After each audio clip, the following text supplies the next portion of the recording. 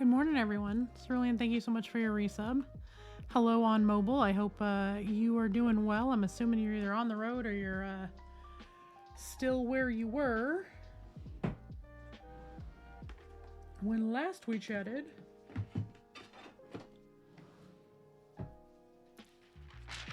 Frank, good morning. Thank you for the work lurk. I am looking forward to seeing you tonight.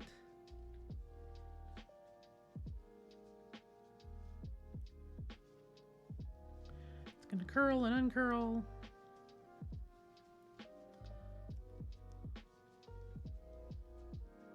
It's going to pick up all of Seeger's hair that has gotten onto my fucking wet palette in the last 24 hours. How, I don't know. Just literally air dog fur.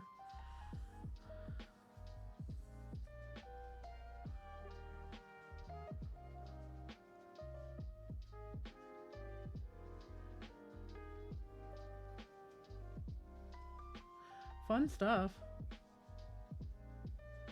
Morning, Blackjack. Welcome in.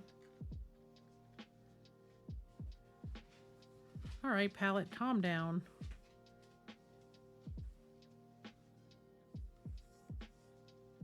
Sit down. I don't know where my palette weights are. I know I will find them while I am cleaning, but I don't know where my palette weights are. Hi, DC. If I get a shout out for DC, please. I'd appreciate it. Blue Rose should be back tonight. Last night we had a last minute cancellation. We had 2 people out, and with a new player coming in, it would have been real weird to just have 2 of us playing. So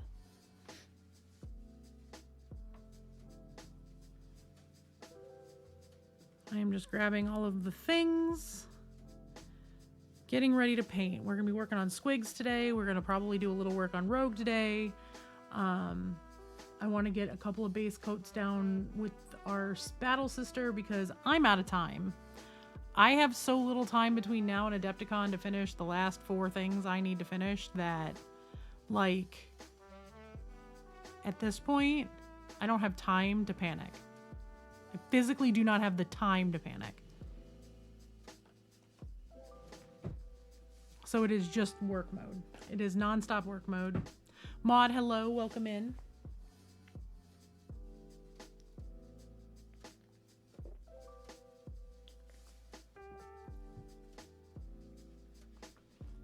All right, let me grab my headset and a glove, and we're just going to jump right in and get started.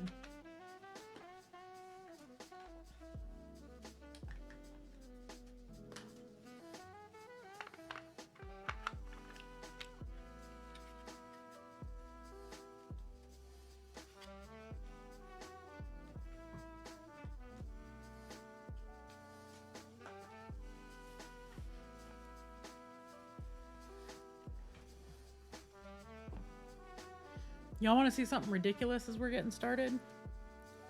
So I finally went in and repaired all of this. I actually found 2 more sets of mushrooms that had broken loose, as well as a bunch of grass that broke. So I had to go in and improvise a little bit. So I need to go over all of this with just a little bit of primer and then get these mushrooms and stuff caught up to the other ones. And then we'll go in and start with like the Turbodork and all that stuff. But I used Tamiya putty instead of green stuff. It works a lot better, but you don't have to mix a lot of it, and it makes a ton. I had extra, so I made myself a thumb palette. So I can use these little wells. Now I do need to go in and fill in the gaps at some point when I have extra putty. But I can go in and fill these little wells in with water or mixing solution or like paint or something like that. And it's just big enough that it should fit over a glove.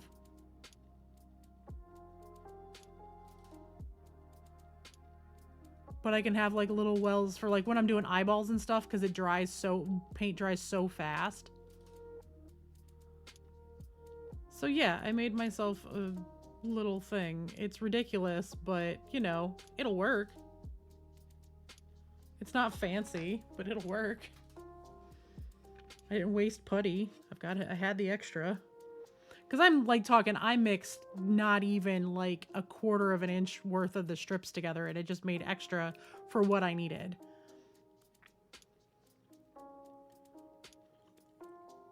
See, also I have no more nails. I broke 2 of them. I filed them even, and then I broke a third really low, and I'm like, you know what? They're all getting cut. My nails got to the length where they start breaking. I still have a slice on my hand. I'm sorry if it's gross. Nothing I can do about it. The dog got me pretty good. All right, Squigs. Look at my boys.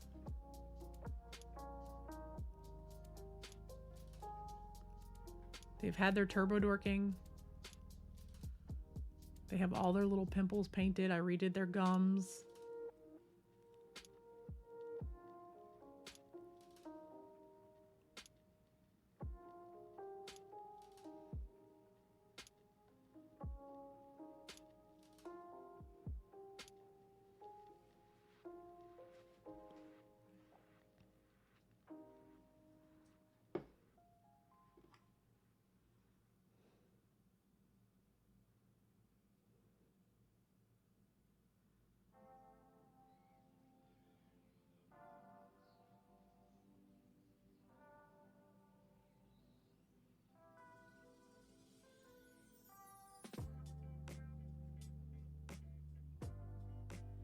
Got to do a little bit more work on his scar right there. That's where I kind of left off, was the scars.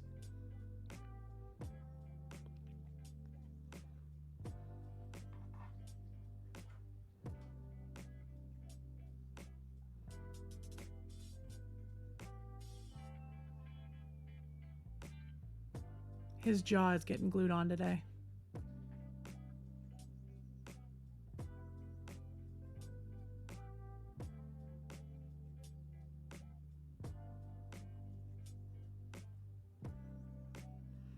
So yeah, I've gotten quite a bit of work done on those. Rogue is repaired. She's getting a little bit of work done getting the putty painted over with some primer. I need to work on that first, is priming the few things that need primer. And then we're going to work on these guys, and we're going to start to pull up the color the rest of the way and get them ready to glue down. JD, good morning. Thank you so much for your resub. I appreciate it.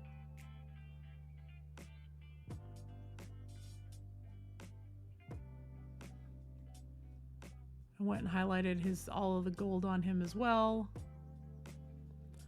So they're getting to be into a really good place. It's just going to take some time to get them the rest of the way there. Unfortunately, like I said, I have other pieces. Our blue boy is glued together. He is ready for all of the major highlighting and then touch-up work and detail work.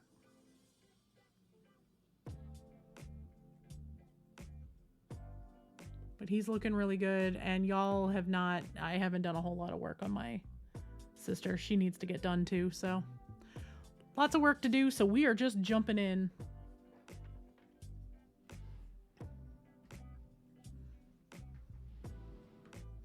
I'm gonna set the lid on my wet palette for now. You can exclamation point merch. All the new merch is up on the store right now. That's going to be there for the next little bit. I don't have time to do any more than what's there. There's several different versions of I'm really awkward and roughly panda sized. Got my Apple Watch working again. I'm very happy about it.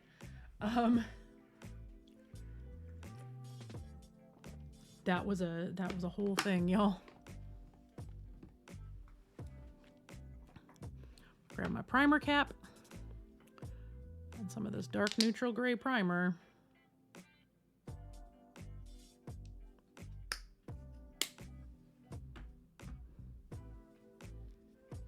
Oh, I need paper towel. Be good, right, if I had a paper towel for wiping my brushes off? Grab a couple. I'm apologizing in advance if my dogs go a little bonkers today.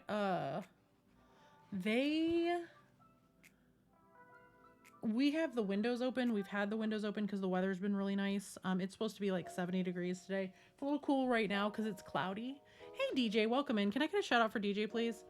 The windows have been open. It's been really, really nice. It's a little cool right now, but it's been really windy, and the birds outside are going a little bonkers. And then someone in the neighborhood has a loose cat that decided our backyard was a really good place to go for a walk.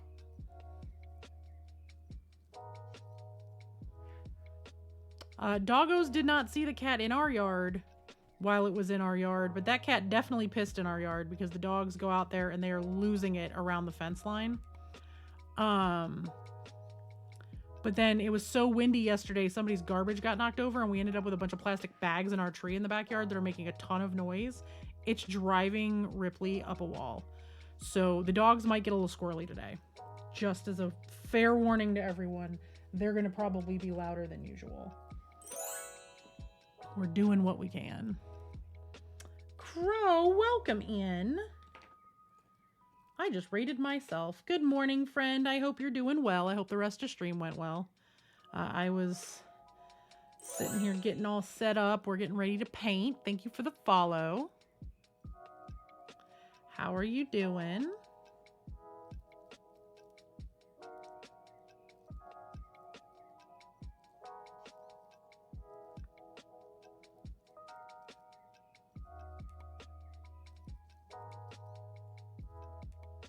I need to clean this brush real quick.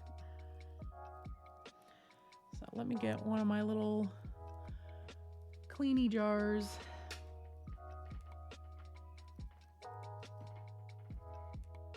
Or just a little water cup, a cup will work. Not that cup though. No, there's one.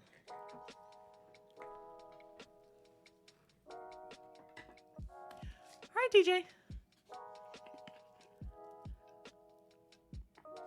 Crow, we'll get you a shout out in just a second. We just did one. Of course, you know how Twitch's shout outs work now, so they take a moment.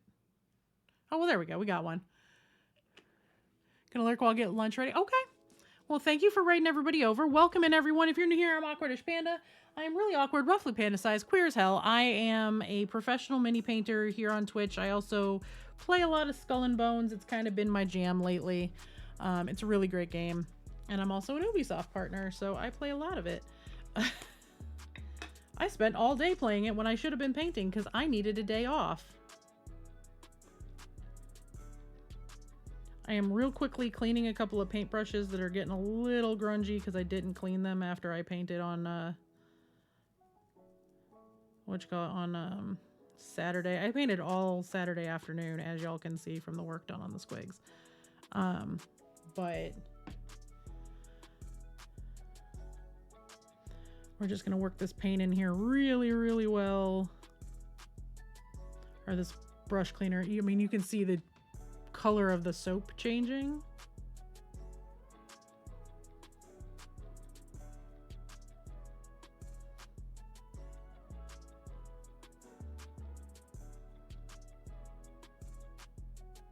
This brush was kind of gross.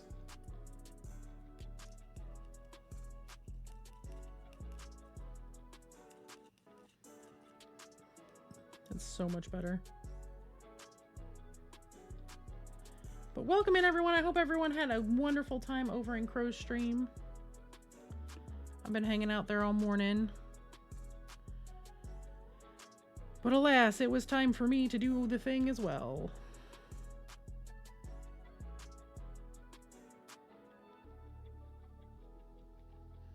Right now I'm just cleaning out my most used brushes for the projects that I'm working on because I have a lot of hours into these paintbrushes and I don't take care of them as well as I should. I will be the first to admit that I am not excellent about my brush care.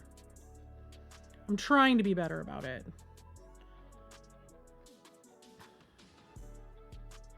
Like any tool, brushes, the better you take care of them, the longer they will last.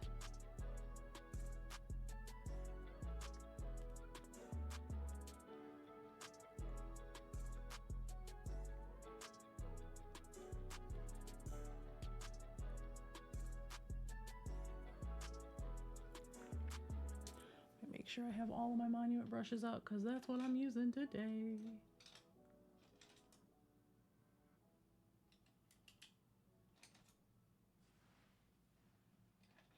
There's my 2. I've got my 4, my double aught, my 10X, and my 2. Where is my 1? Where's my numero uno brush? That is the question on everyone's mind. Brushy fat pants, where the fuck did you go, dude? Oh, you fell behind my shit. That's where you went.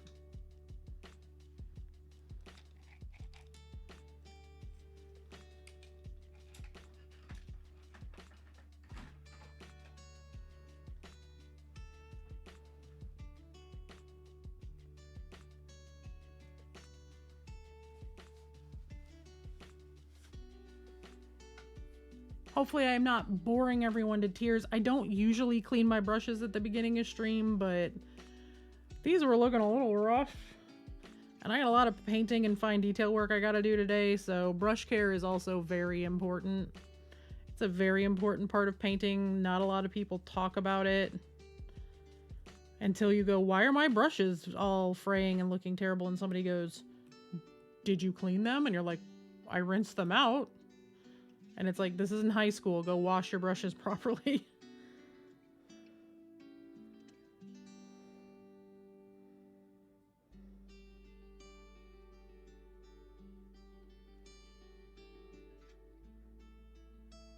Or college for that matter, because I'll tell you right now, I was a fine arts major for a very long time. Ain't nobody ever said one thing about stuff like washing paintbrushes with anything more than water.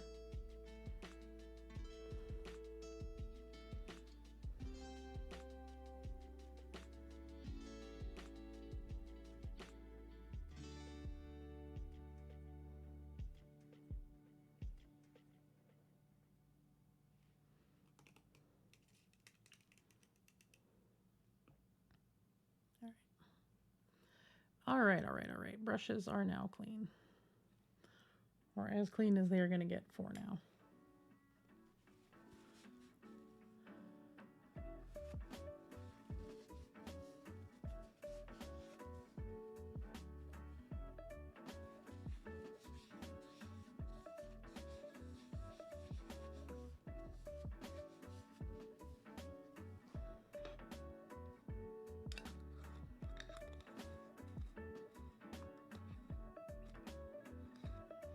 My brush cleaner is Jen's Drunken Brush Goop from Monument Hobbies.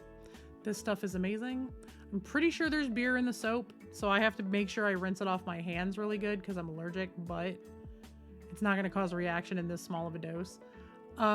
This stuff is amazing. It's an excellent brush cleaner and conditioner, and it reshapes the brushes. It's all handmade here in the US, packaged here in the US, in Arizona. It's great. It's wonderful. They're a great company. I'm going to take this little cup of water and dump it into my paint water reservoir because I don't want to mix it with my regular paint water because of the fact there's brush cleaner in there and it's designed to get rid of paint, and we don't want to put that on our models. It's a risk we don't want to take. But how's everyone doing? How was everyone's weekend? I do have the doggos laying around, but there will be no doggo cam today because there is no dog bed in my office right now because I'm cleaning my office. I'm reorganizing and decluttering a bunch of stuff. I was talking about this a little bit in Crow's stream. I literally packaged up all of my yarn that is not actively being used for projects in the last like 3 to 5 months and put it away so I can use my office to store stuff for mini painting. I also decluttered a bunch of my paint. Like, I don't have any paint left in the house that isn't Army Painter stuff boxed up to use with the kid. My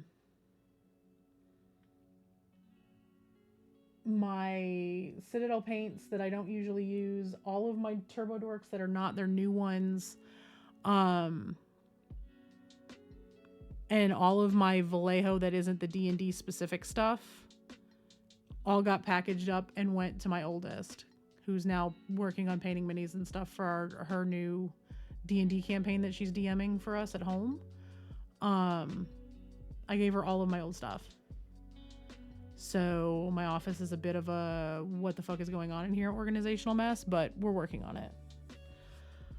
But that's where we are. Let me go ahead and get started. Like I said, we need to get some primer down on some things, so that's kind of step one for today. I need to get a little bit more primer on the seal that I fixed, because there's a bit of the stuff's, you know, coming through. Yeah, and it feels really good to have it starting to get cleaned up. It's just a very long process, especially when I'm in the middle of trying to get ready for Adepticon. So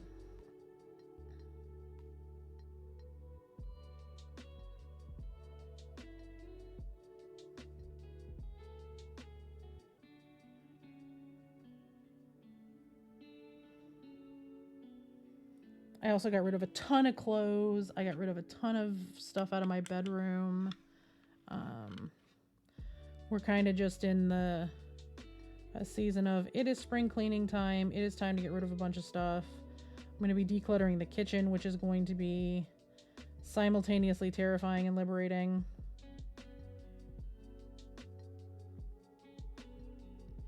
Why is this lifting instead of laying down? I am confusion. That's a dog hair is what that is, but that's beside the point.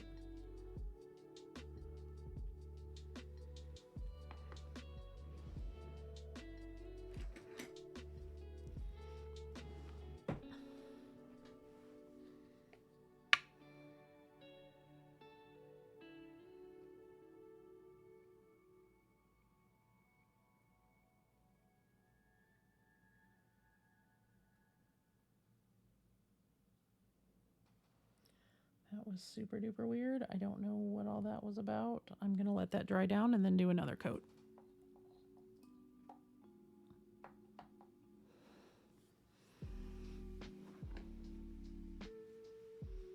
Oh, thank you, game.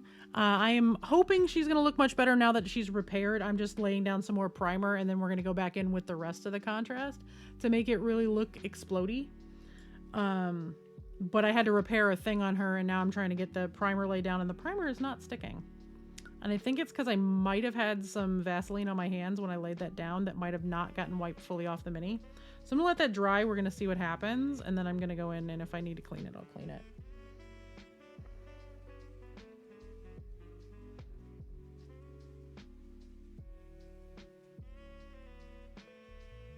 See, also, I broke this base the other day, and now I've had to repair it. So that is what we're doing right now, is we're laying down primer so I can go in and repair all the damage that I did. When I say I broke it, I knocked something into something else, and my office being a cluttered mess, this got hit in the process, launched itself off my desk, and landed upside down.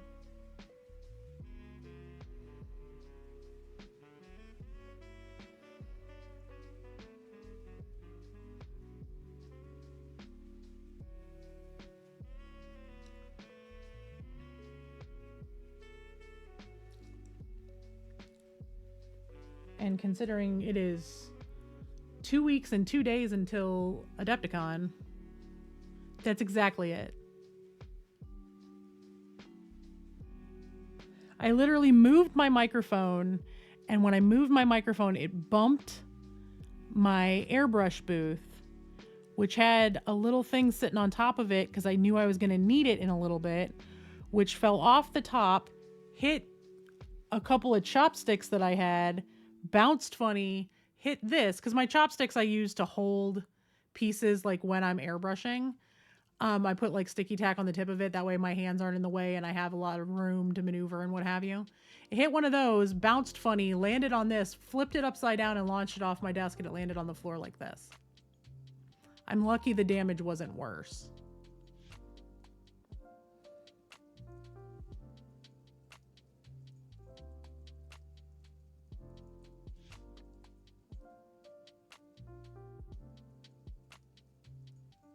But it broke a bunch of blades of grass. It broke a bunch of mushrooms off. It broke the tree in 2 pieces, which I luckily was able to find and glue back together, and you don't really see that there was damage. There's a little bit of a gloss on here from the super glue, but I'll be able to go in and fix that. So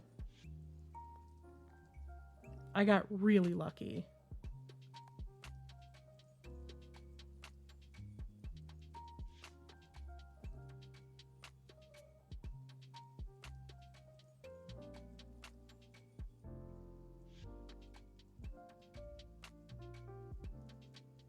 Now, granted, if I would have needed to repair this to a point that I wasn't going to be able to do so, these would have gotten their own small 25mm bases and I would have been done with it. That would have been the backup. So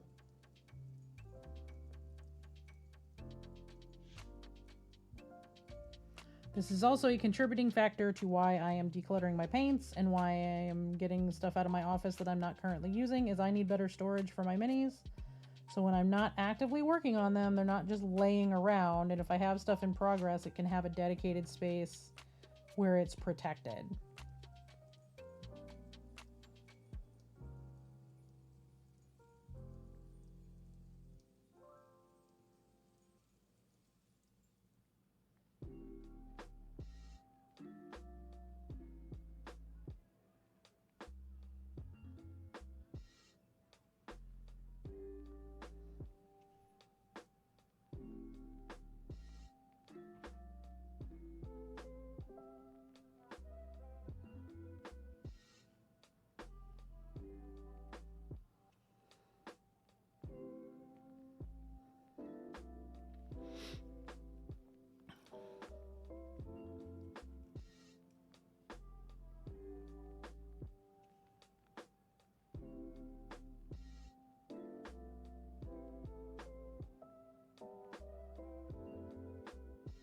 Oh no.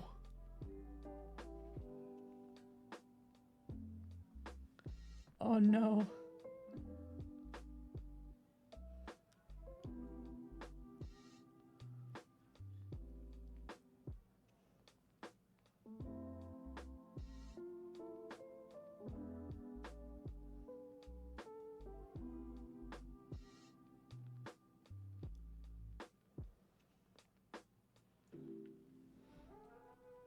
I believe you.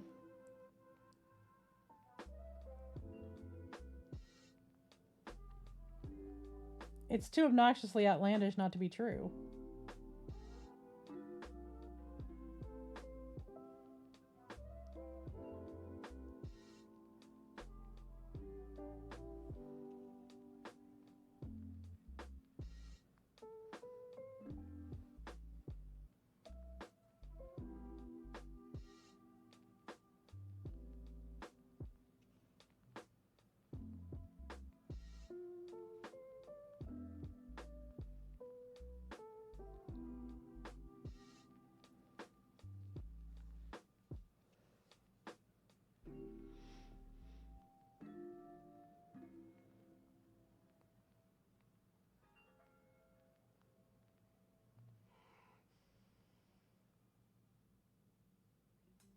Wow. That's a mood. My stepmother was a pathological liar. Told everybody I was, and it's like, okay.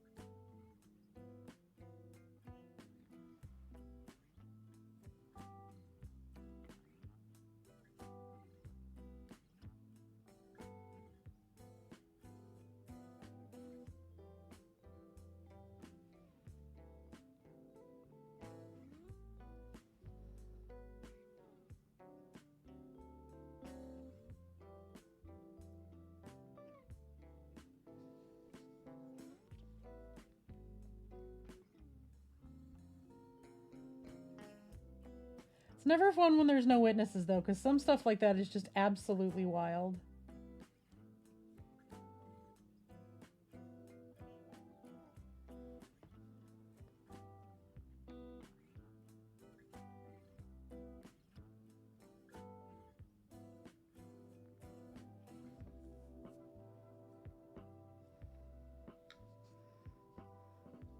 Though simultaneously, sometimes you don't want people to see those things. I took a line drive volleyball to the face in front of like 300 people. From my own child.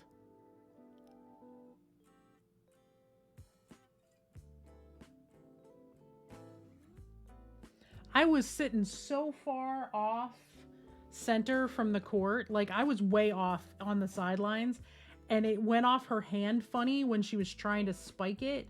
And it went literally right through like 4 girls' arms on the opposing team. No, I was definitely like volleyball mom on the sidelines. And it went right down the line, which is where she was supposed to put it, but it arced funny because it went off like the side of her hand here instead of right off of her palm. And it went sideways, and all these girls were trying to stop it and get to it. And then all of a sudden everybody backs off because they realize it's going out of bounds, and whack, right in the bridge of my glasses in front of 300 people. Including her mother. Her mother was at this tournament. So it was me and her dad, her mom and her stepdad, all at the tournament.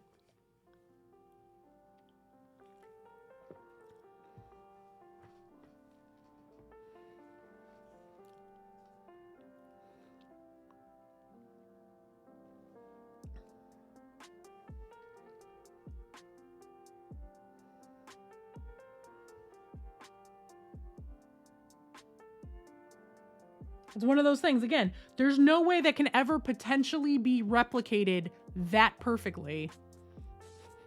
Only mine was one you really don't want everyone to see.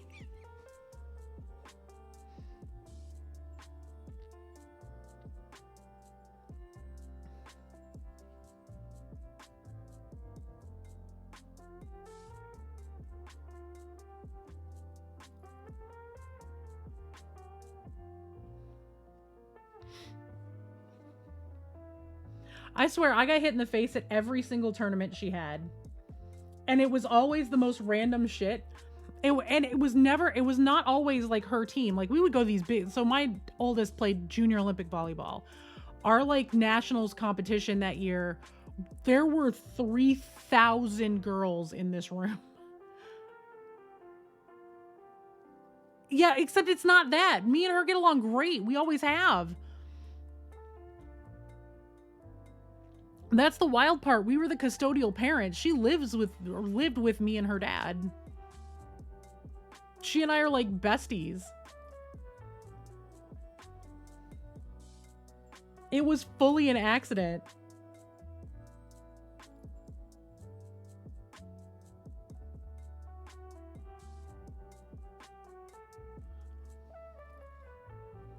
Basically.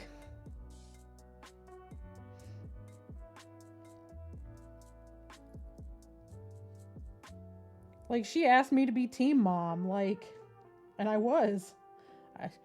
I regret that. I regret that choice a lot, but that's beside the point. I did it for her. I was stepmom, right? I ended up being team mom to 13, 16-year-old girls who all got placed on the bottom rung of the junior Olympic ladder.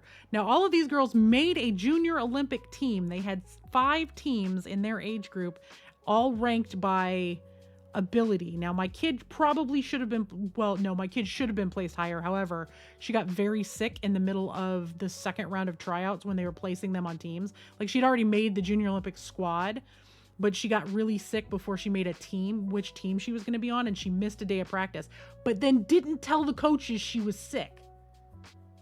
She didn't go tell them, you know, I was puking and I had to go to the hospital. She just showed up at practice the next day. Like, we had to take her to urgent care to make sure she didn't have, like, the flu. And then when she picked up practice, like, I think it was actually 2 days later, instead of telling the coaches what was going on, she just continued with the tryout. And I'm like, you didn't tell them? She's like, no, why would it matter? I was like, it matters because they could have run you through the drills they did and been like, that's a reasonable excuse. But that's beside the point. So I end up on as team mom for these girls. And when I tell you, there was one mom on this team that I almost murdered in front of people because she had the balls to sit down at dinner with a bunch of us and then sit across from my husband and I and cross her arms and look me dead in the face and be like, coach says I have the best kid on the team.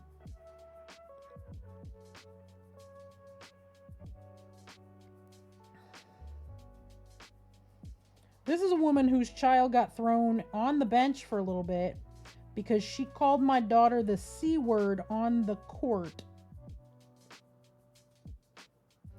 because they both dove for the same ball and my kid got to it first.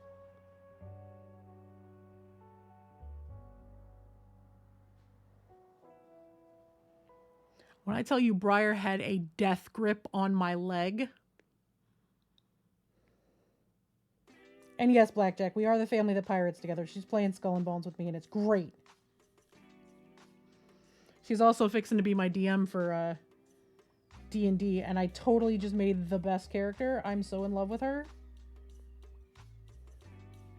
I'm playing a Water Genasi Storm Sorcerer.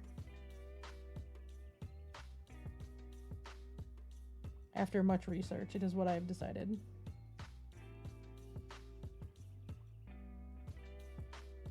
I really want to play a warlock, but I've kind of quasi-talked to a couple of people about potentially joining a show later this year, and I'm going to play a warlock in that, and I don't want to be a warlock on stream and off stream. I want to have a little variety.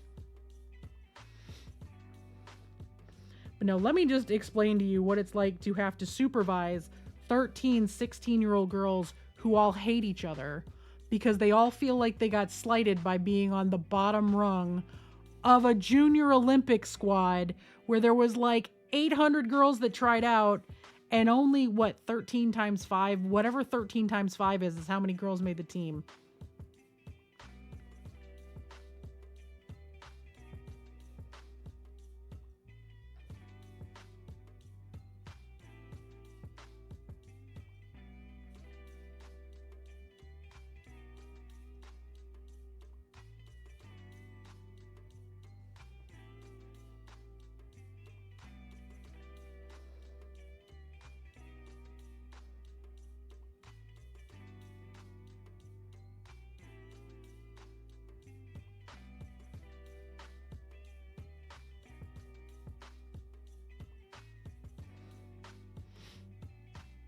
Probably. That sounds about right. It's like 60 or 65 girls between the teams. That sounds about right. Out of the several hundred that tried out.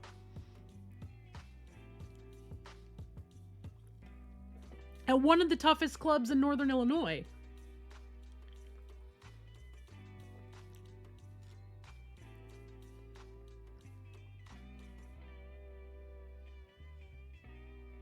So they all should have been, sweet, we made the team. Okay, we didn't make the best team. Well, you know what? Why don't we just play together and be the best team anyway? Why don't we kick the best team's ass? Which they beat the top 2 teams in their club in tournaments that season. Both of the top 2 teams they beat in various tournaments. When they played together well, they were really, really good.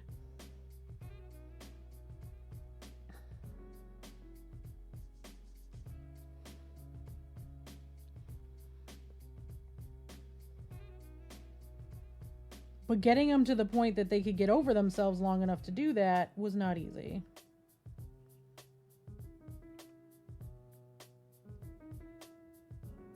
I'm like truly hating myself for having to do this. But here we are. I broke it, so now I gotta fix it.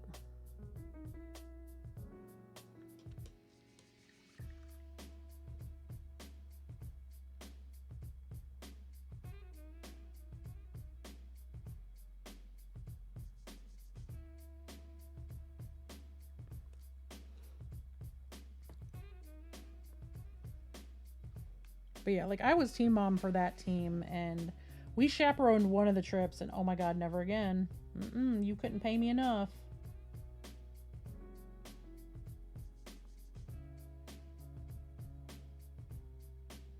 Like I'm sitting here going by the book for what they tell you to do for chaperoning in terms of like meal planning and how much money each girl should commit to and blah, blah, blah, blah, blah. And then I've got parents being like, that's too much money. And it's like, that's what this club recommends. If you have better ideas, you're welcome to chaperone.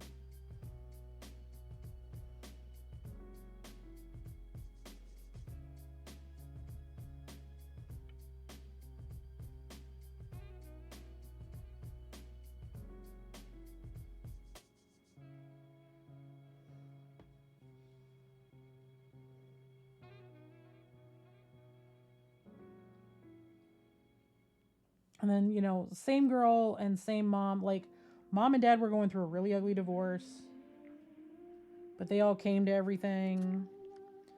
But, you know, mom was a nightmare. She was just a terrible person.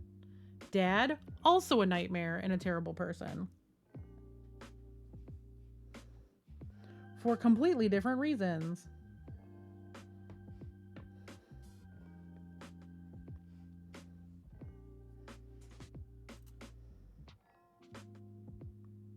Like, let me explain to you how daughter got a text from dad at one of the tournaments that was meant for dad's girlfriend.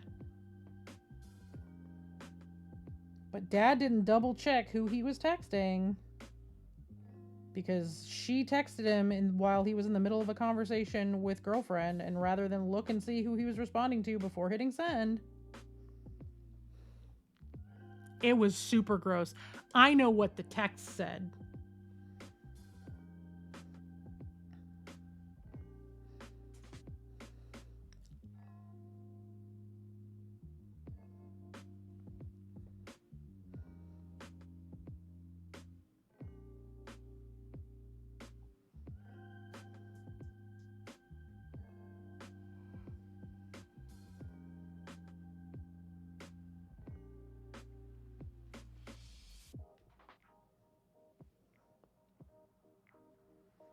And I promise you, it's grosser than you think.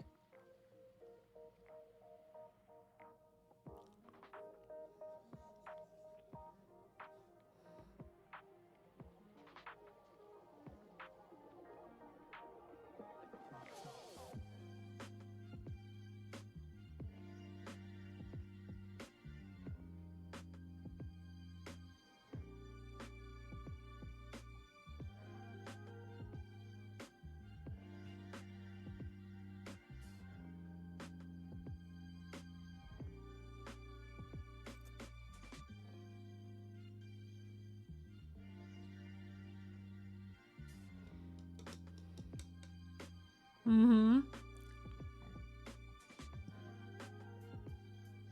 100% the same vibe.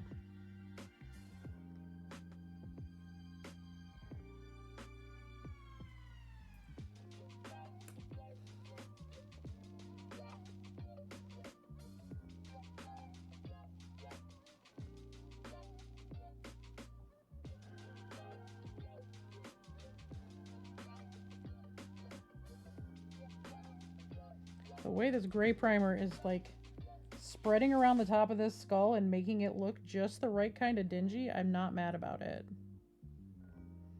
However, I wanted to do the dinge on my own.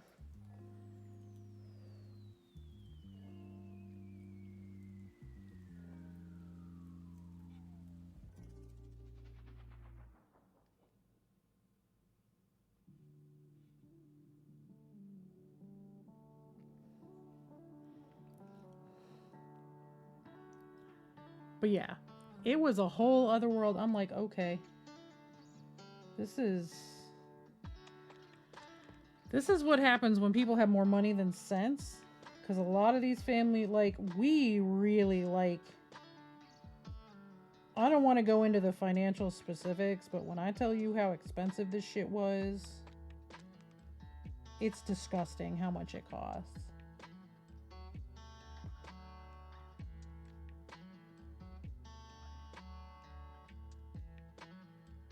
But like, if you have a kid that plays JO volleyball and they stick with JO volleyball, they're getting a scholarship somewhere.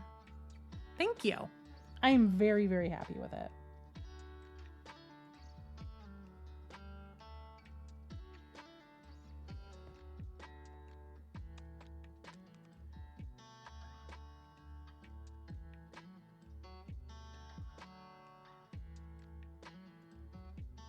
I am just trying to get all of this Tamiya putty, which is the only thing I'm ever going to use from now on, because screw green stuff.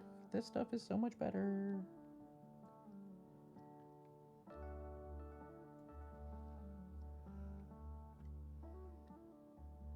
Okay.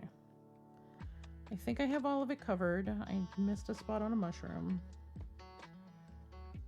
I missed the inside of this mushroom over here.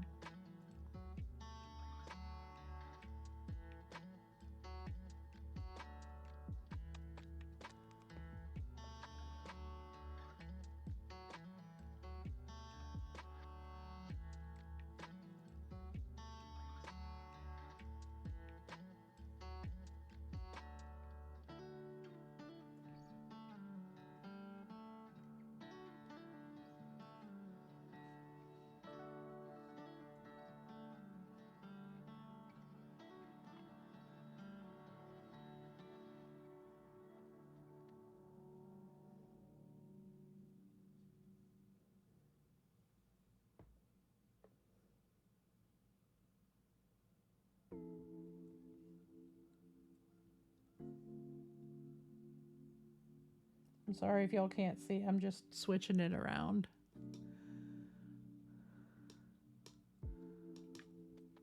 All right. We are going to need to let the primer dry on this. Once the primer is all the way dry, we will come back and we will touch up all of these mushrooms, get the ones painted that are just freshly primed.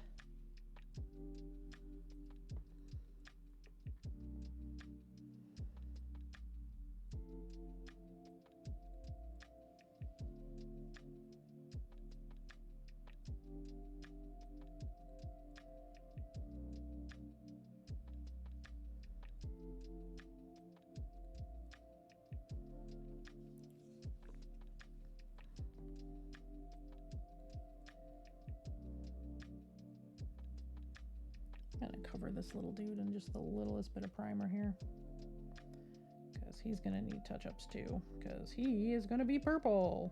Why? Because that's a baby squig.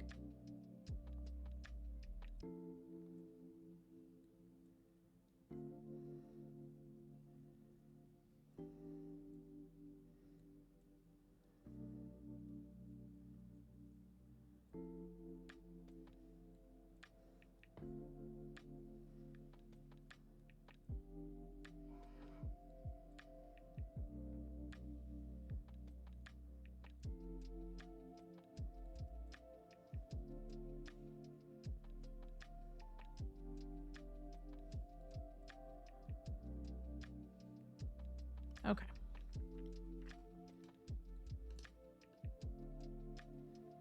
We are going to leave that alone now. I'm going to grab Rogue again, fix Rogue.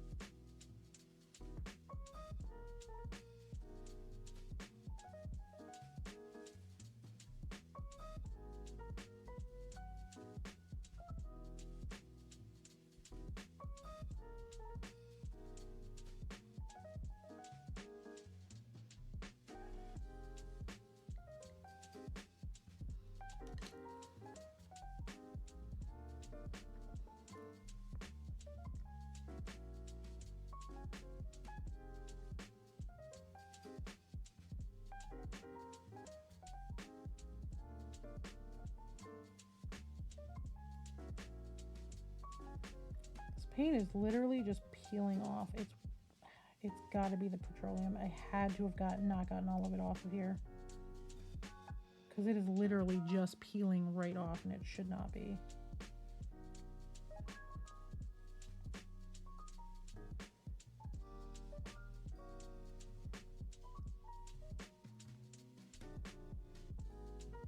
That's frustrating as fuck. All right, well.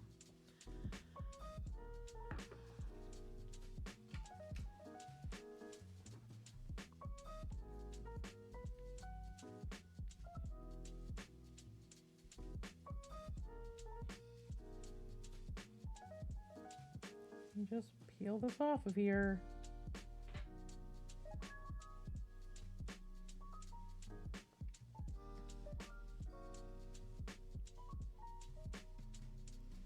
because it's not going to stick, and if it's not going to stick, it's not going to look good. So I am just going to brush off the primer.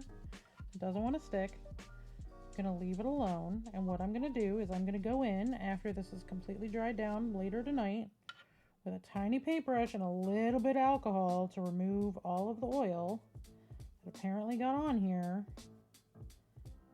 from my fingers, because I had a little bit of it on my hands so that I could knead the putty without it sticking to me.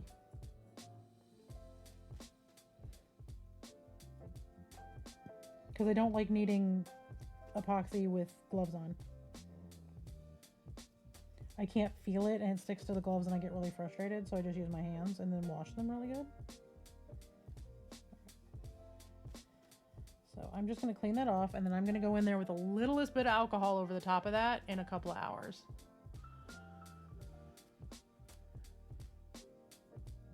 Hey babe, welcome in. How is work?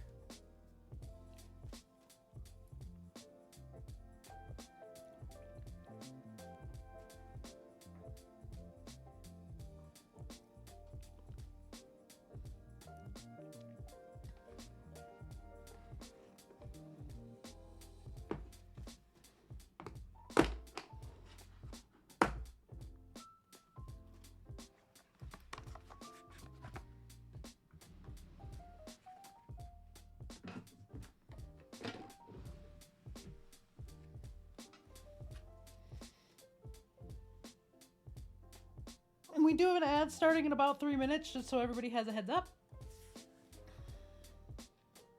Ew, I'm sorry. Well, at least you know the dogs will love you extra hard later today.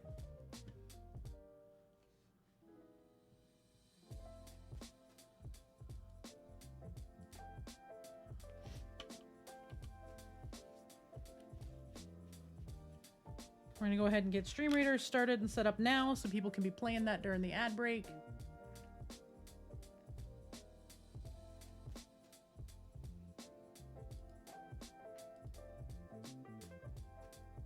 There we go.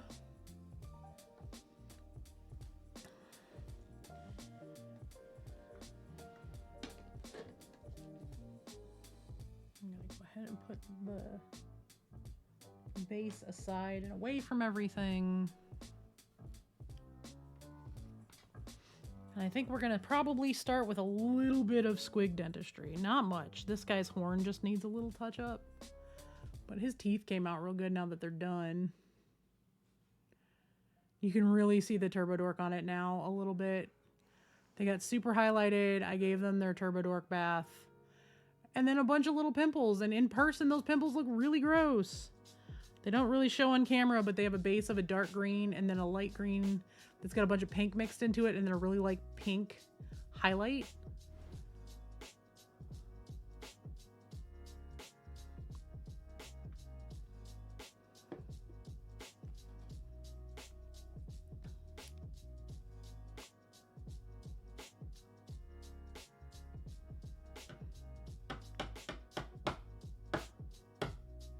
Trying to burp the bottle.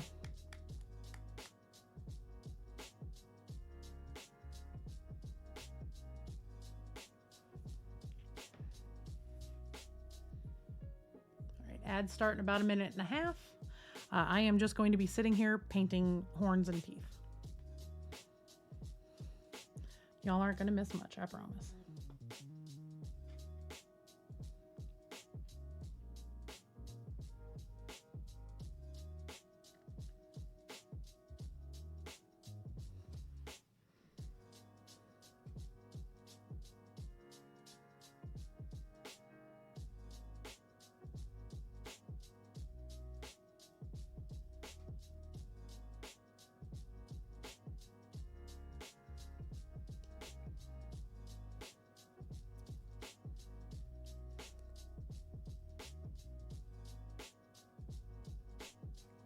Bristle that's sticking out kind of funny, so we're gonna clip that off real quick.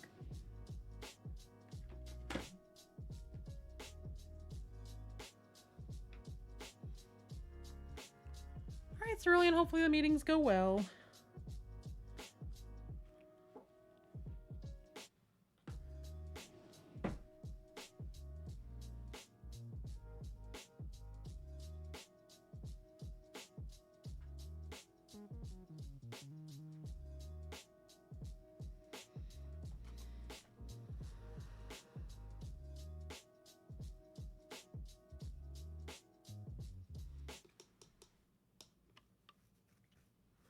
So how was everyone's weekend? What did everybody get up to? I know that Cerulean is down at her new house.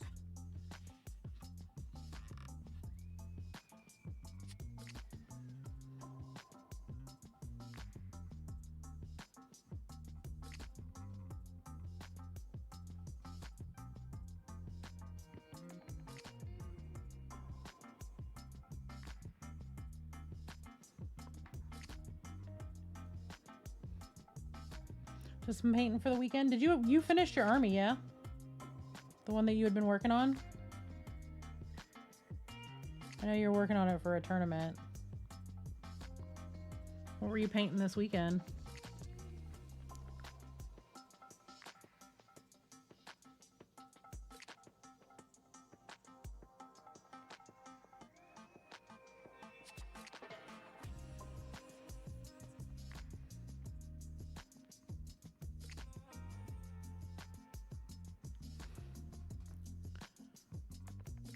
Ads are now running. They will be done in just a few minutes. Shush, dog. Ripley's doing a fuss, and I don't really know why.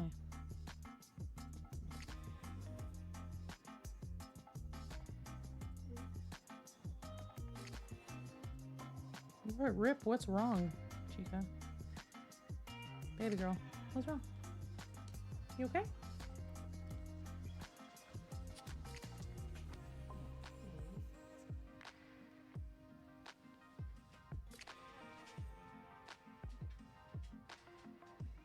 No big stretches. Go lay down, Stretchy.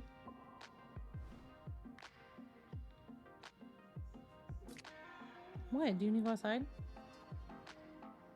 You were just out. I think Doggo needs to go out, so I'm going to get up for a second and go put them out. So I'm going to toss on the BRB while ads are running. I'll be right back. Silly doggos. Come on, dogs. Let's go.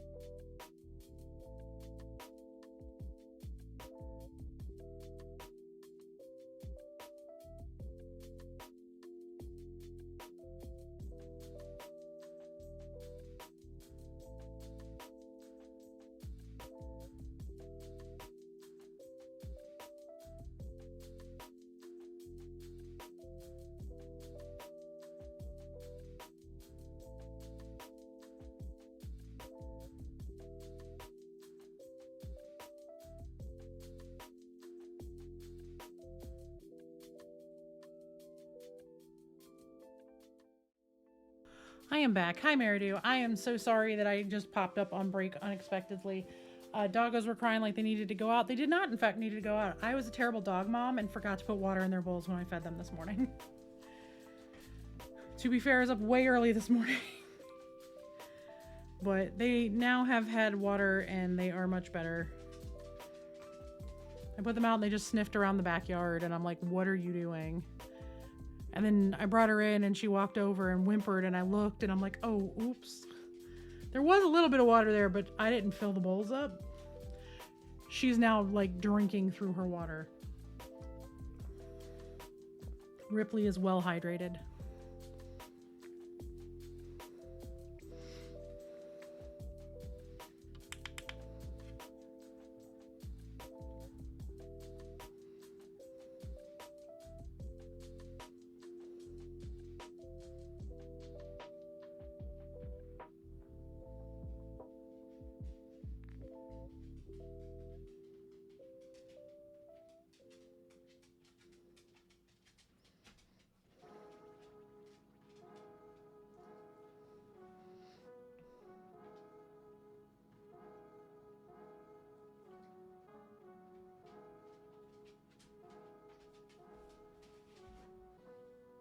Oh, I know. I was bad. It's fine. You'll live, dog.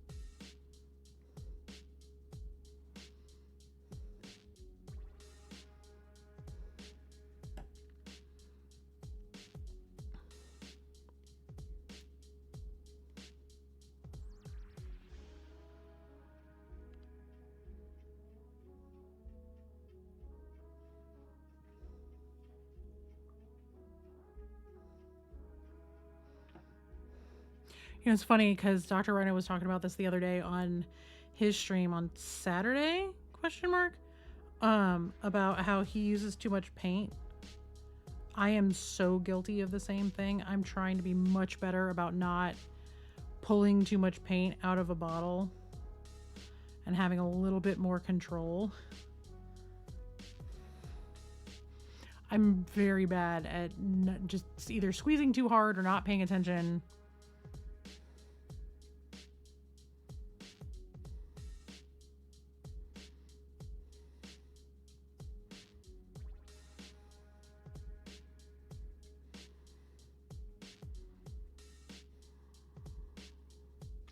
What I'm doing right now is I am starting to mix a green that is the base for all the like pustules and grossness. Because then what I do is I take it and I mix it with a little bit of this baby pink. And I get a pink that has a very weirdly green base.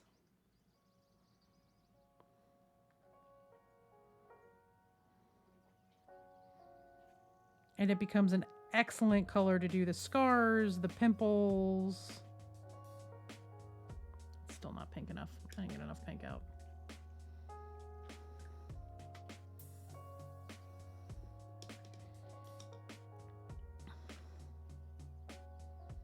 Welcome in, Maridu. How was your weekend? How are you doing? DJ, I don't know if you heard me or not, but of course ads, because of ads popped, but what are you working on painting wise? I'm nosy.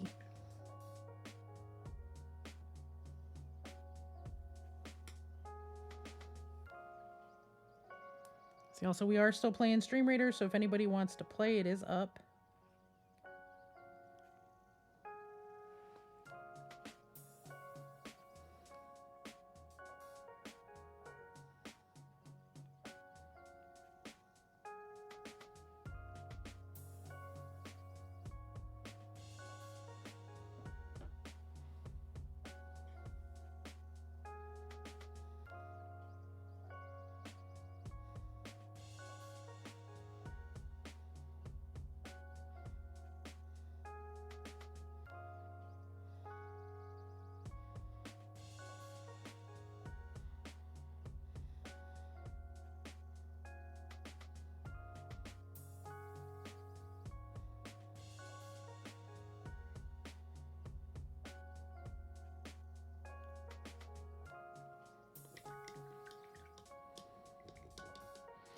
Got some stitching done this weekend. What were you stitching up, Meridu? Are you trying to pretend everything is normal? Ah, gotcha. No worries, kitty cat.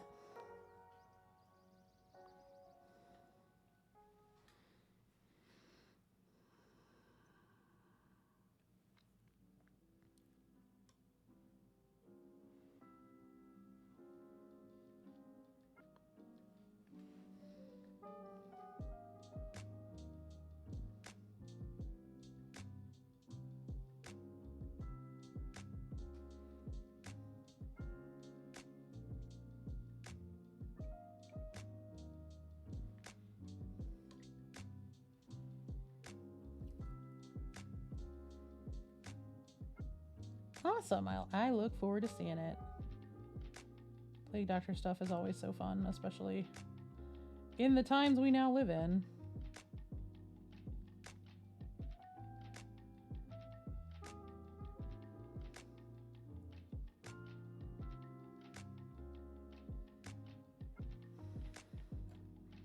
These colors keep wanting to pull so hard into the middle or to the sides of this.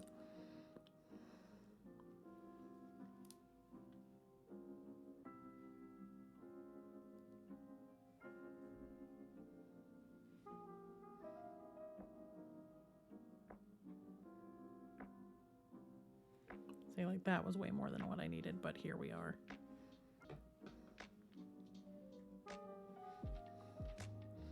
So what I'll do is I'll take some of this pink and some of this pink and mix them together. Oh, Ripper, stop.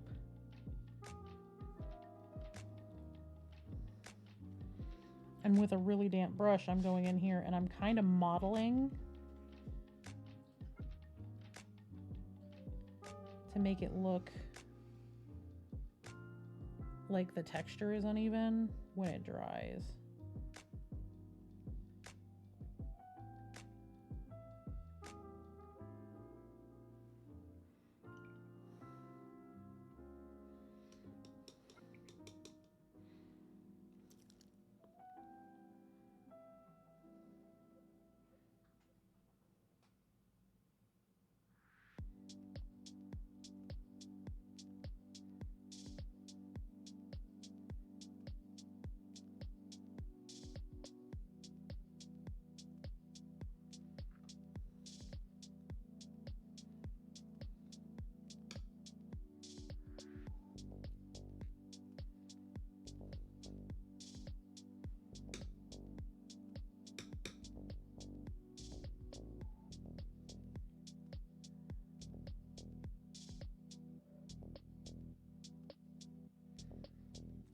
And then what I'm going to do is I'm going to take this guy and I'm going to lay him on his side just like that.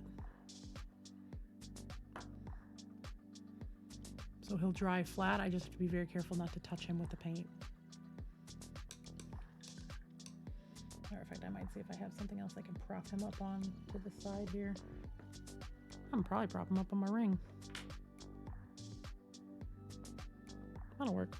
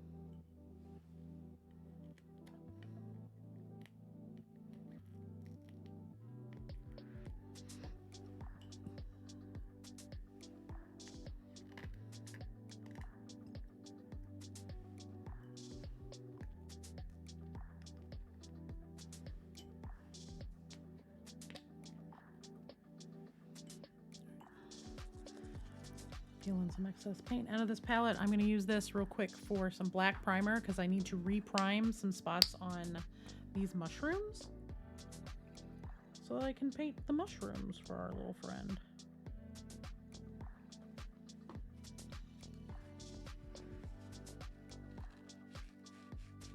Good luck, Maridu. Hope cat wrangling goes well. I fully understand.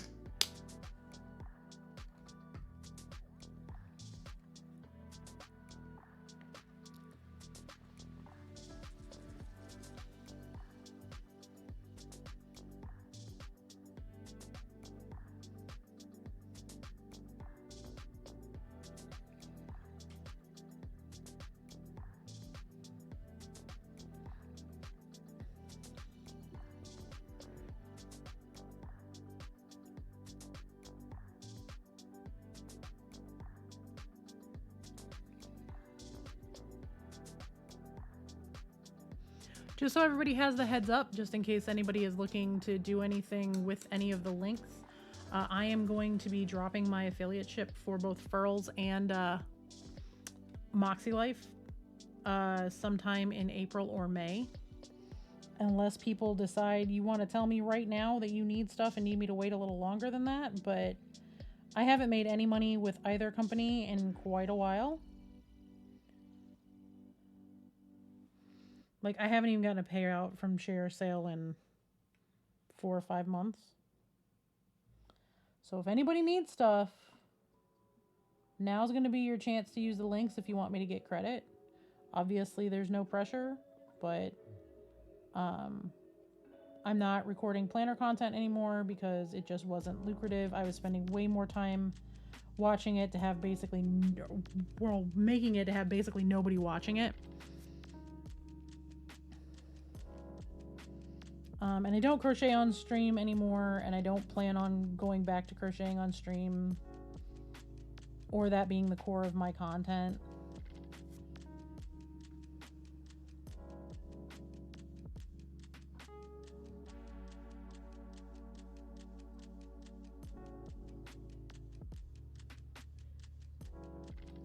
My planner stuff basically became much like crochet for me, where it became work instead of something that I really enjoyed. So now I don't even want to look at my planner stuff, and I have a lot of guilt around it. So I'm dropping the affiliate ships that no longer serve me.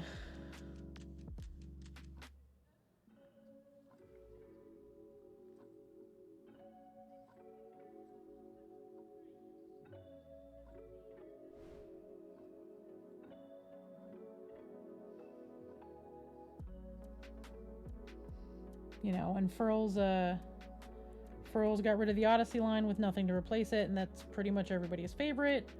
You know,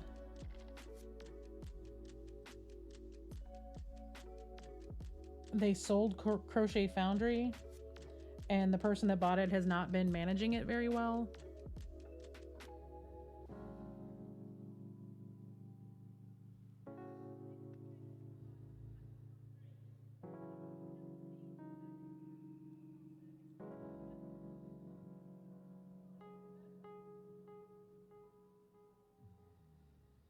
There's been a whole lot of like, oops, we sent out an email we shouldn't have. And it's like, okay. They're still pushing stuff for affiliates to sell. And it's like, this is all stuff that's been out for a really long time and people have bought it.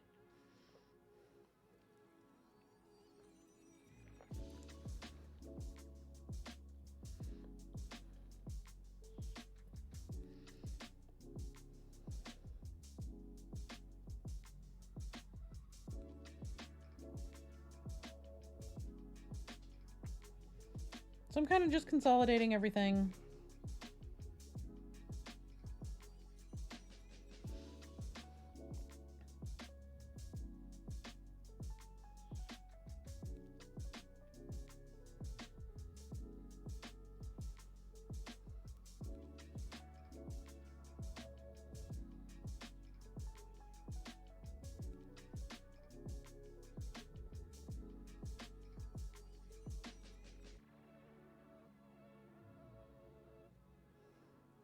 Seeger is snoring like a demon under my desk again.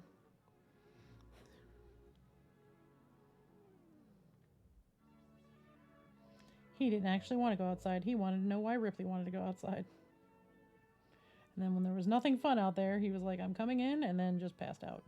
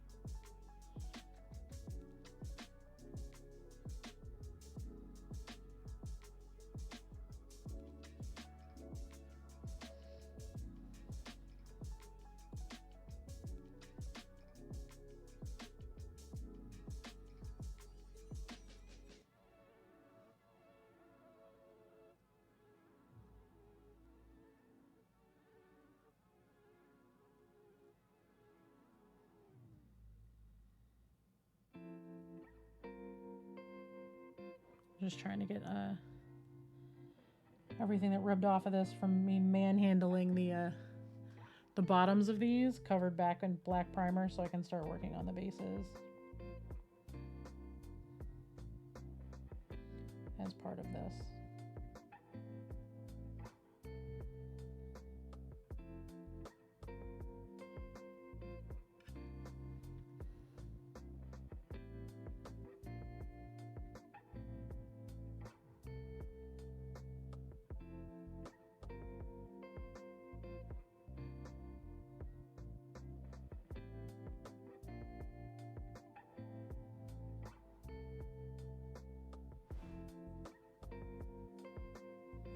I'm not too concerned about the bottom because that's all going to get covered in putty when it gets glued down, but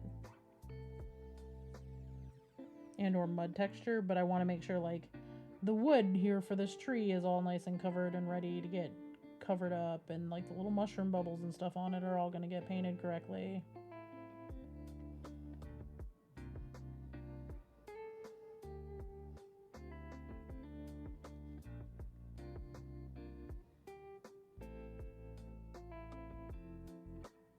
It's one of those, the time has come for next steps.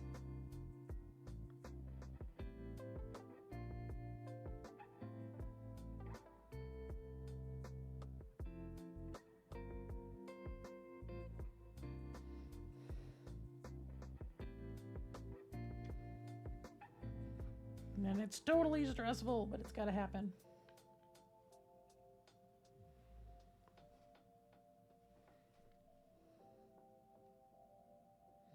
I definitely do not have time to mess around anymore. I've got to get stuff done, so now is the ADHDer's favorite time for me. If you have ADHD, you know what I'm talking about. I have a deadline that is now scary close.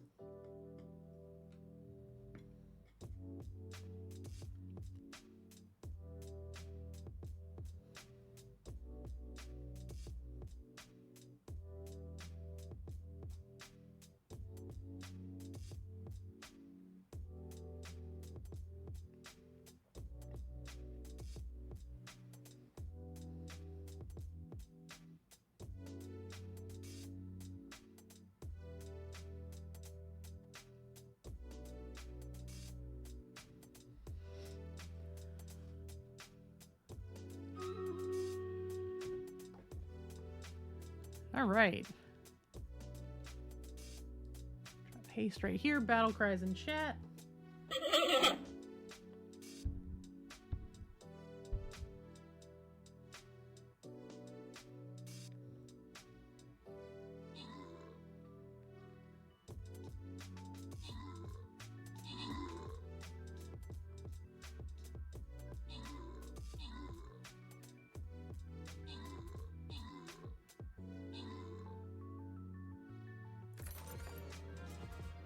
Well done, everyone.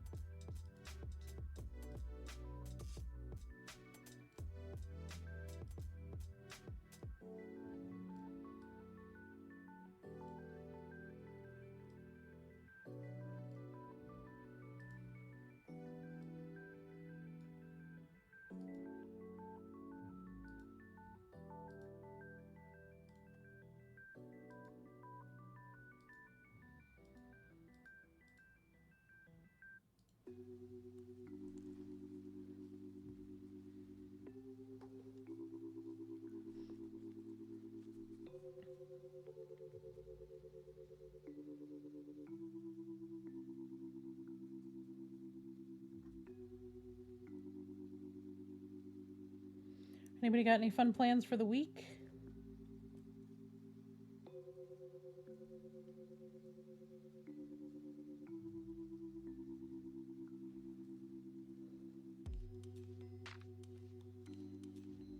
Oh, who's going to Nova? Nova tickets went on sale on Friday.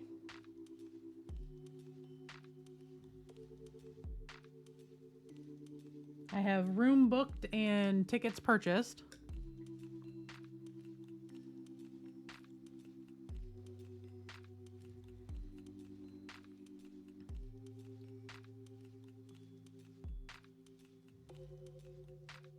Hey, CrazyCon, welcome in. I hope I said your name correctly. If not, feel free to correct me.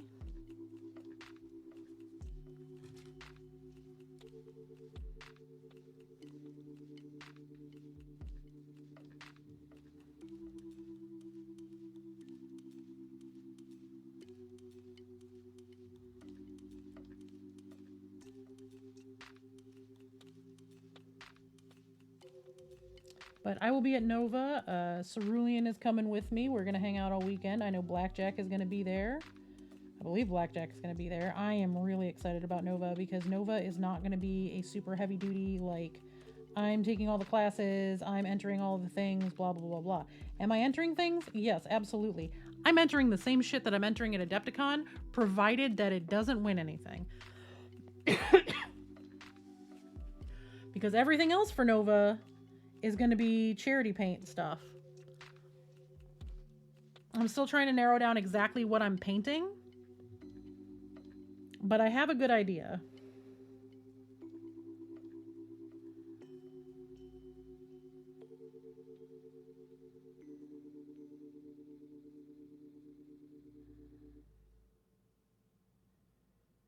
And I think it's going to be a Femme Chaos Marine display piece.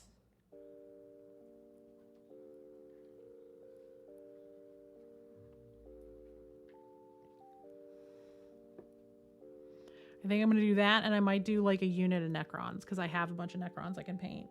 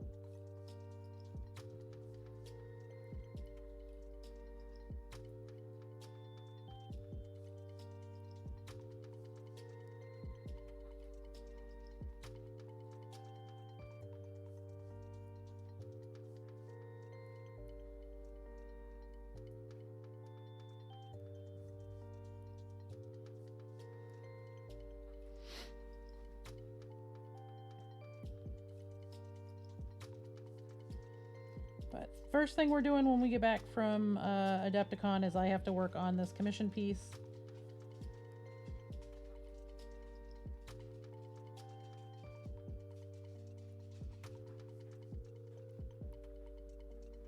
And once that commission piece is done, then it'll be working on the charity piece for Nova. And then once that's done, we'll be working on whatever comes next.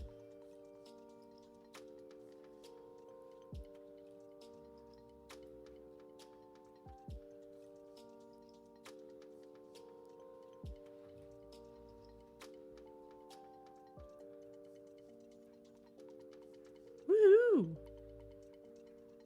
Sounds like a whole lot of fun altogether.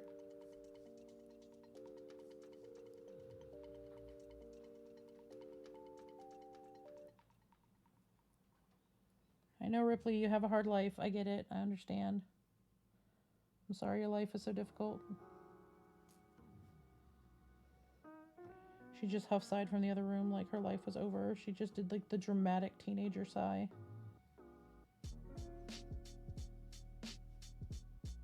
She's too old to be a dramatic teenager, but she's trying.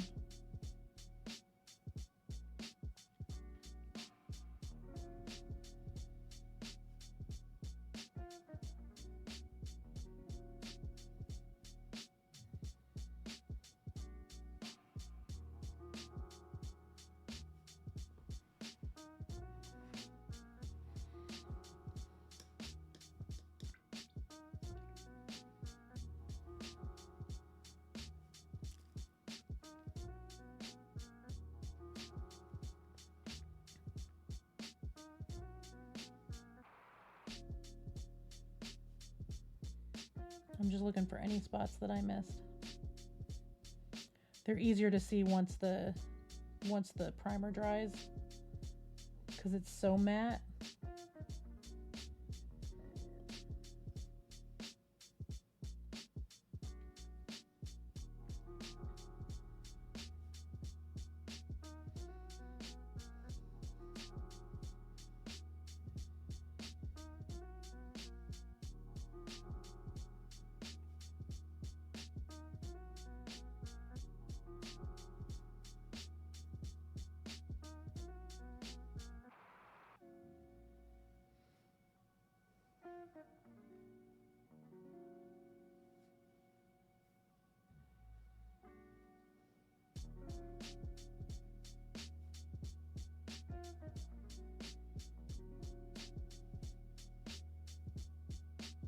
Checking the tips of all of these claws because they've all got to get painted too.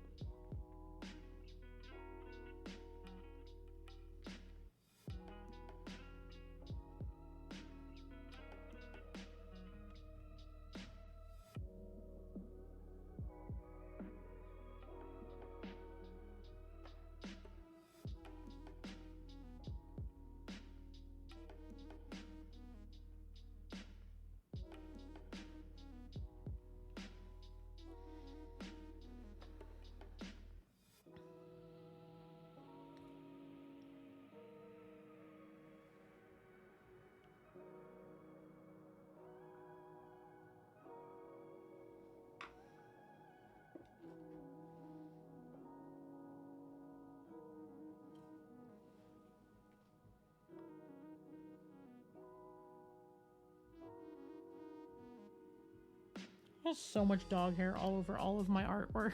It's wild.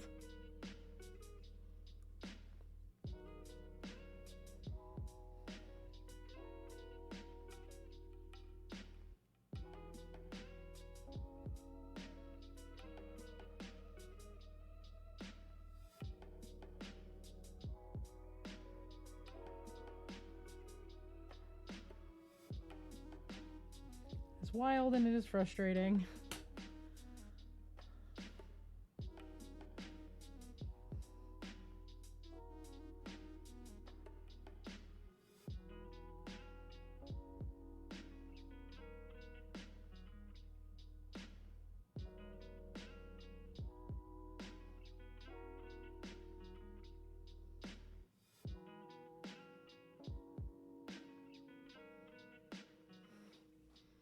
Mm-hmm.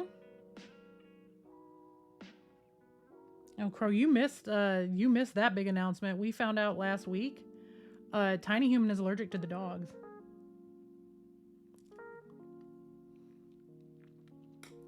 So that's a new thing that we're navigating.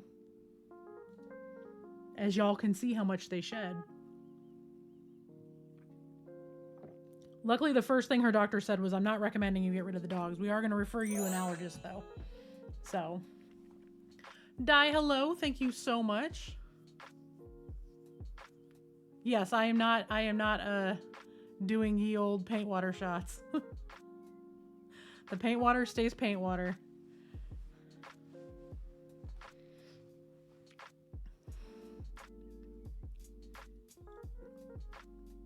I'll make a shot out of something that looks like paint water. And you could pretend, but I ain't drinking the paint water. How you doing, Di? I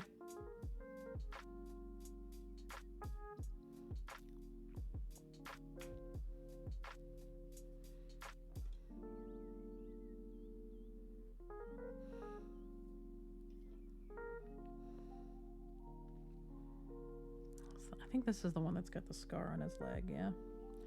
I gotta go in with one of my teeny tiny brushes.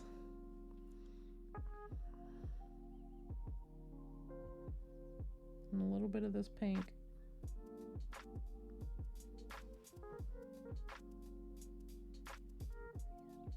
We're working on highlighting the scars on his legs a little bit.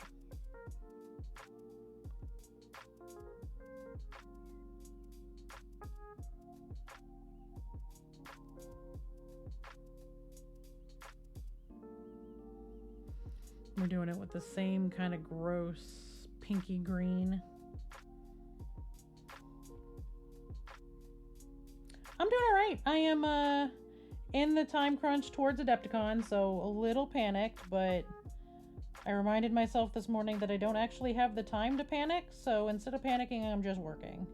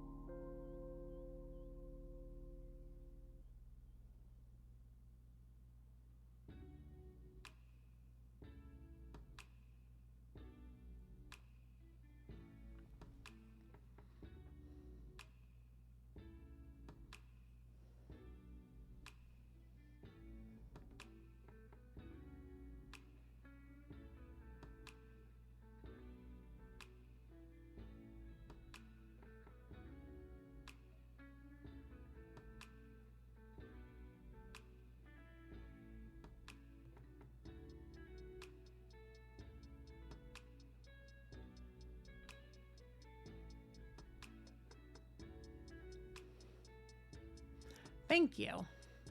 We got 15 days and 23 hours. Only got 4 projects to finish. That's no big deal, right, y'all?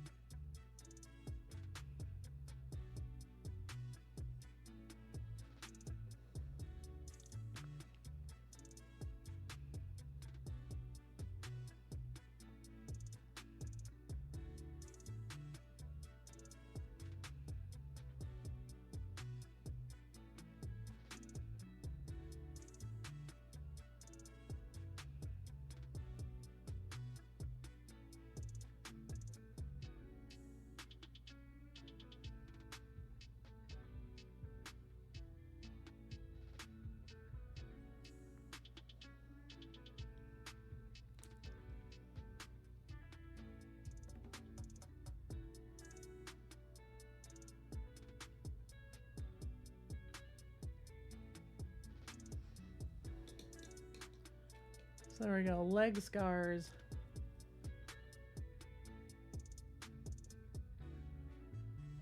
Really doesn't want to focus on the leg scars, but they're there.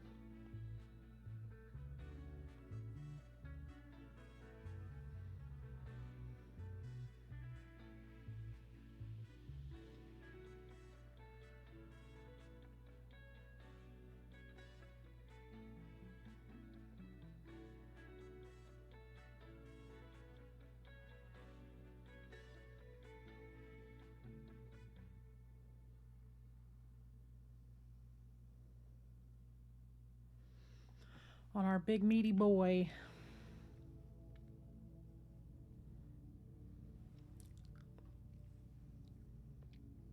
Oh, you know what? I missed one over here.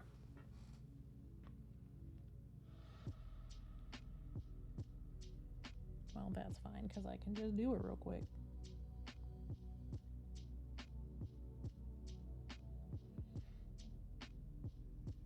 Basically filling it in with this really, really gross green color.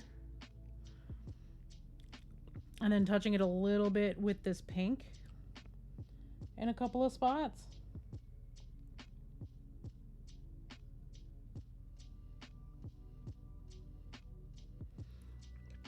And then I get all the paint out of my brush. And I take a slightly damp brush and I just rub the inside of this scar with the wet brush, and it models that pink and that green together. It's almost like a little tie-dye effect without it being like tie-dye. So you get a little of each color that's uneven. And then I go in with this pink that we did, the super, super light pink green color, where it's like a pinky tan with just the littlest hit of green to it. And I go over the outside of the scar with that. Hi, Diana. Good morning. Welcome in. Hi, Raiders.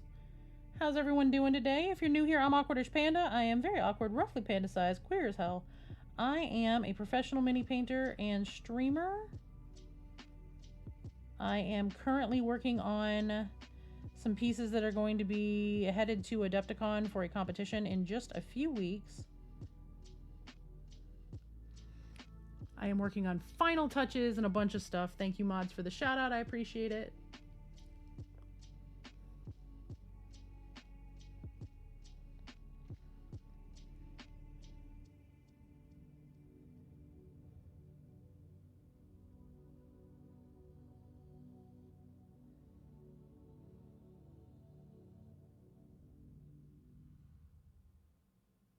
If I get quiet for a moment, I apologize. I'm currently working on drawing very, very tiny lines.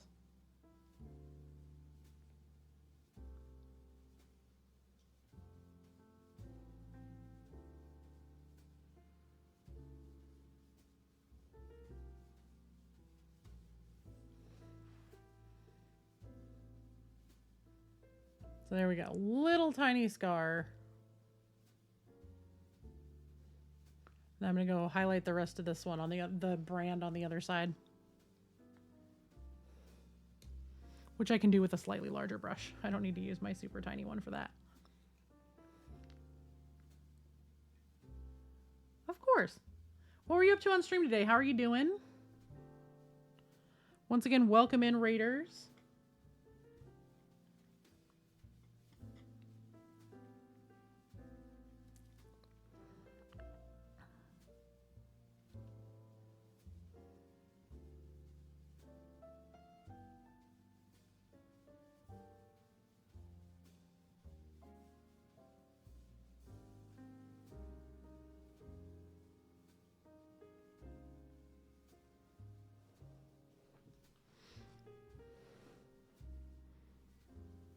Nice. Normally I would open a Monday morning with some piracy, but I have so much painting to do that I am just focused on this because I did a lot of piracy with my partner yesterday. Briar and I played games all day. It was just a lazy day. I got up really late, and then it was so late that I couldn't take my meds, and I'm like, I'm not trying to focus on painting unmedicated, so I'm just going to play game all day and relax. Because I know I'm painting all day today, and then I've got a show tonight, and then painting all day tomorrow.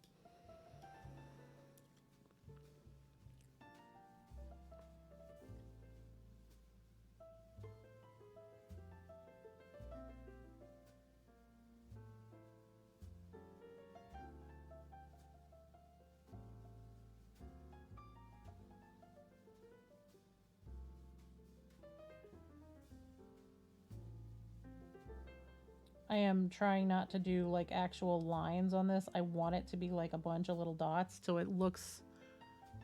Yeah, 15 days.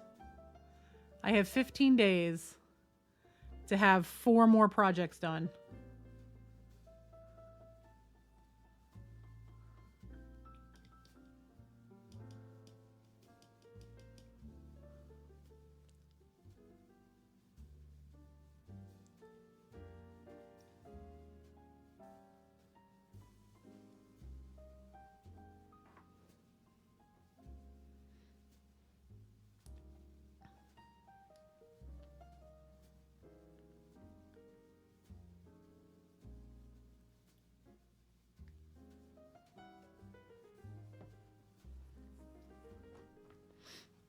All right, we're painting toe claws. We're painting claws now, y'all.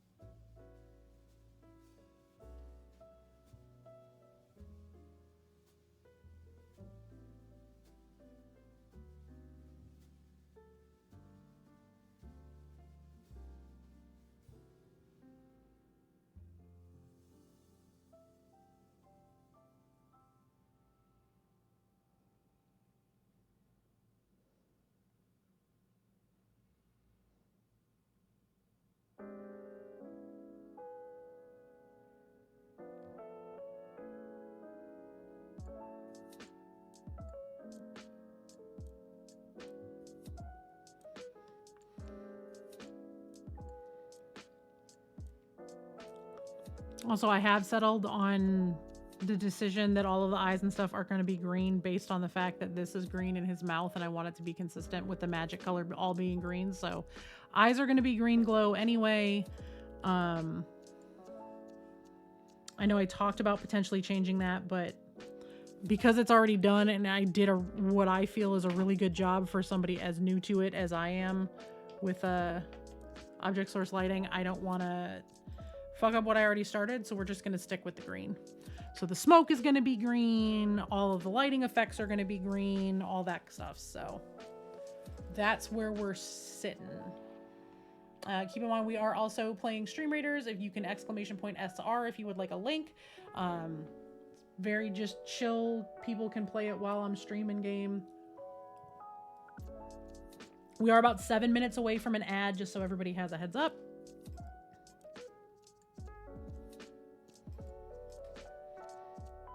Maybe it's !Raiders. I thought I had it set for both.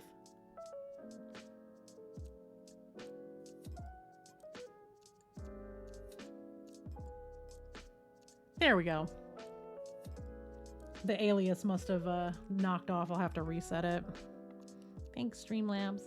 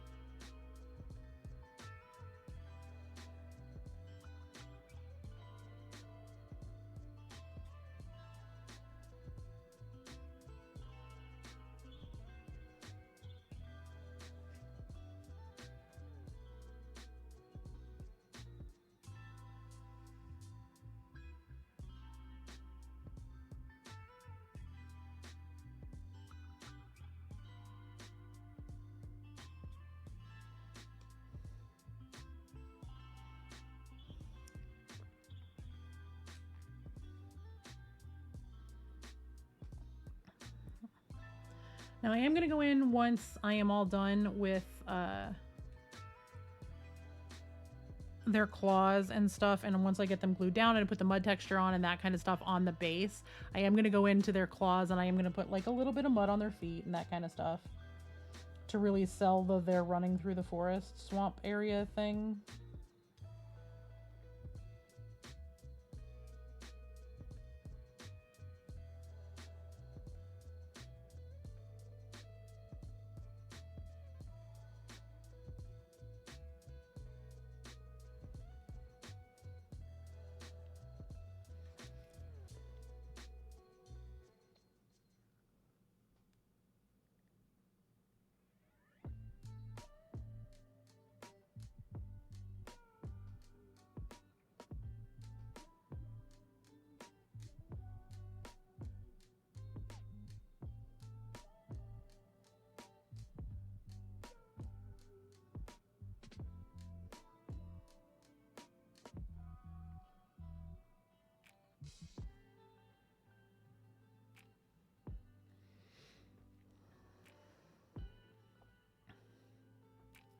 But I love my little Space Danger puppies.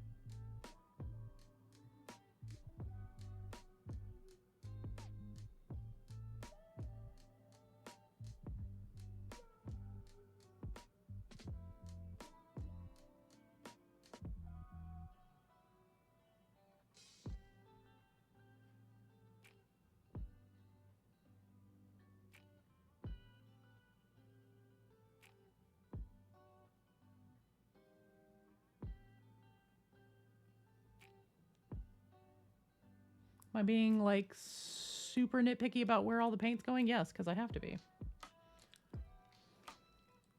Ad starts in 2.5 minutes, just so everybody's got the heads up. Y'all ain't gonna miss much. I'm literally just gonna be sitting here painting. If a question gets asked while we're doing ads, I will wait until they are done to answer it. Or if need be, I'll answer it a second time.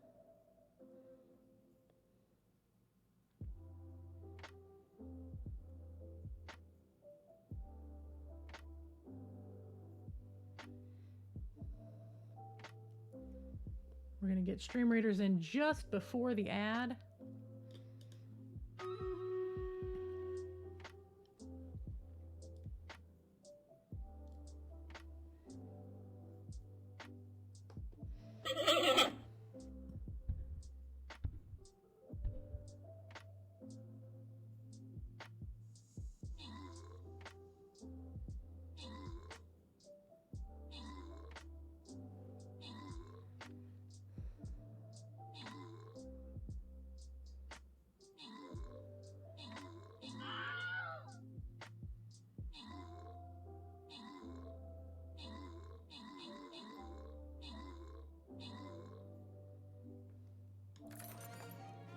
All right, well done, everyone.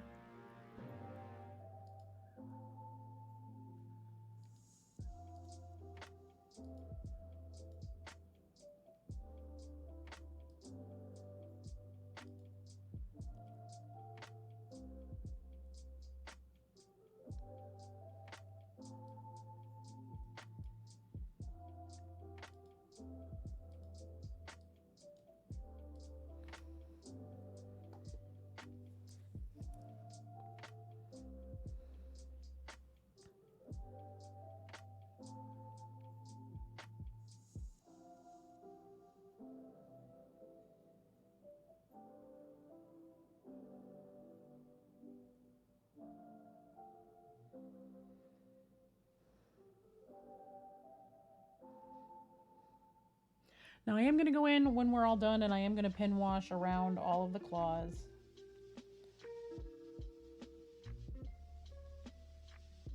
To clean up lines and help them stand out a bunch.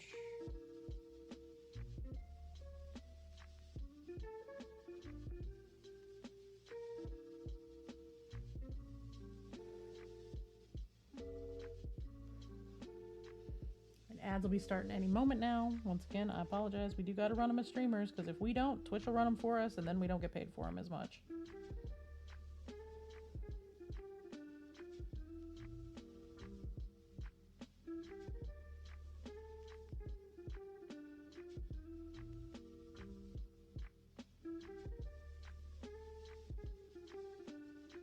All right. Call that one done for the moment.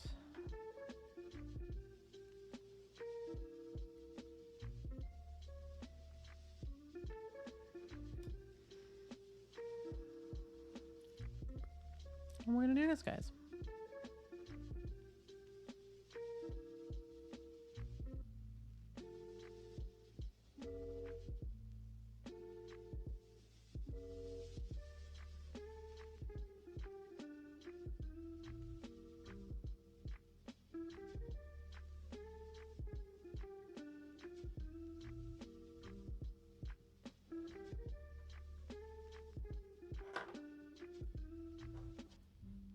Do not break him because my finger gets caught on him.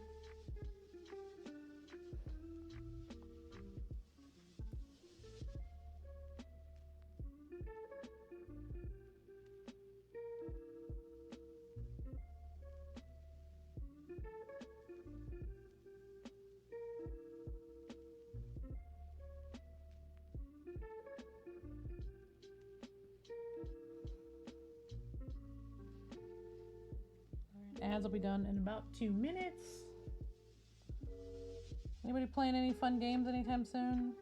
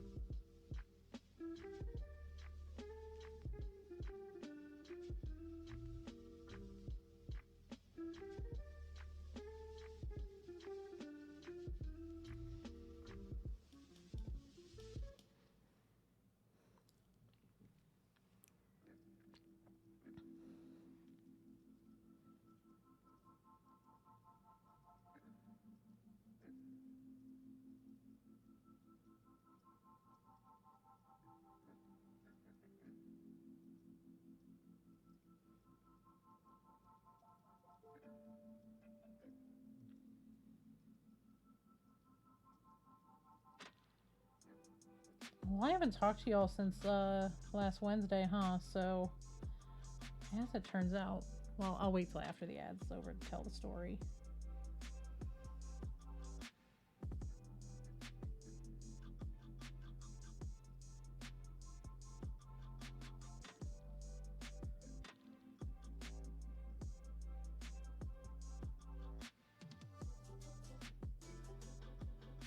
Welcome back from the ads. I was fixing to tell a story, y'all. I wasn't looking up and didn't realize the ads were still running. I know last week we raided into Monument Hobbies with the hopes that Jason might be doing a giveaway or something. He ended up doing just a gigantic discount code on the go bag so everybody could get in on it. Who could afford to get them, obviously. But he made them much more affordable through the first launch weekend. As after that stream, I don't know if they want to be named or not, so I'm going to not. I'm going to err on the side of not.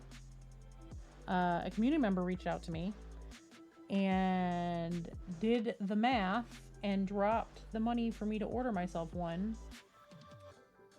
into PayPal for me. So I have one of the new small Evo bags coming. Well, the Neos. I have a new Neo bag coming with the mini holder and the pocket on the side.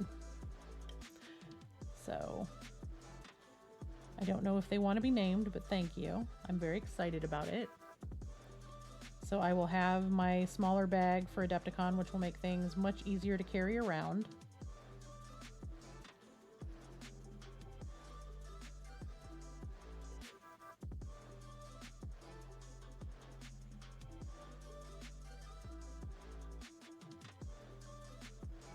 I am incredibly grateful.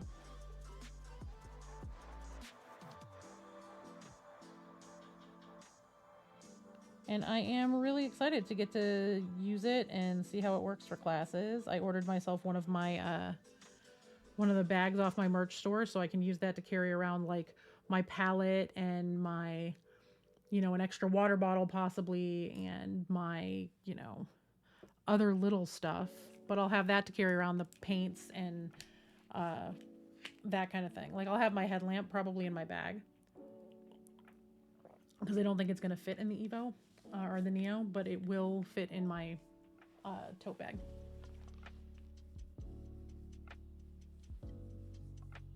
Nope, that is fair. I mean, you saw how I wrapped mine. I had mine in like 3 layers of bubble wrap with friggin' cording around it that I had cast protection spells on. Like, I did not fuck around with my minis for packs, and I drove them across the country.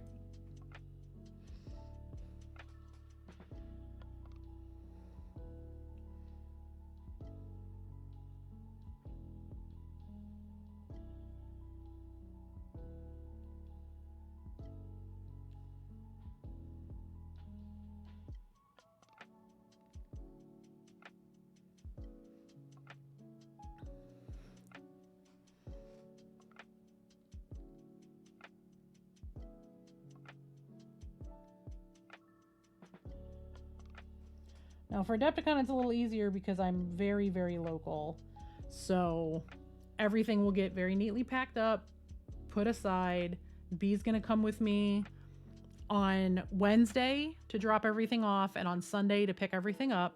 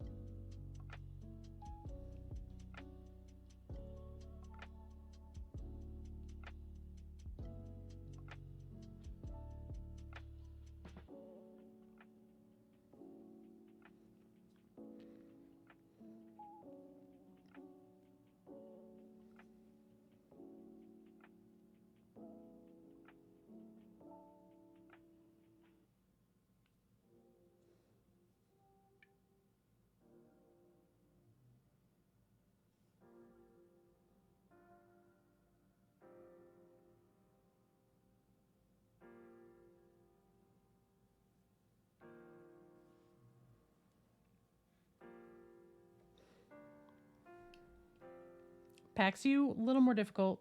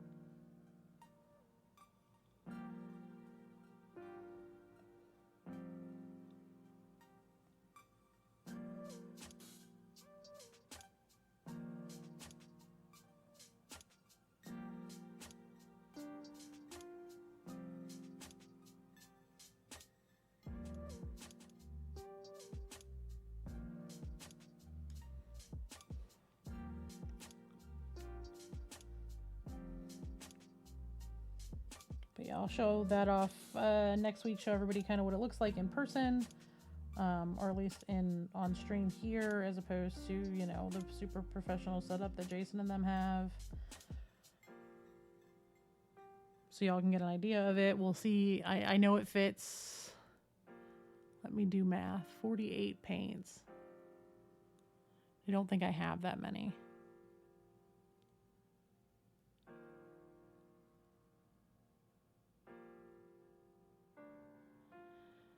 8 times 3 is 24, 25, 26, 27, 28, 29, 30, 31, 32, 33, 34, 35, 36, 37. I probably, with my Turbodorks that I'm bringing with me, I will fill that thing with paint. Fine by me.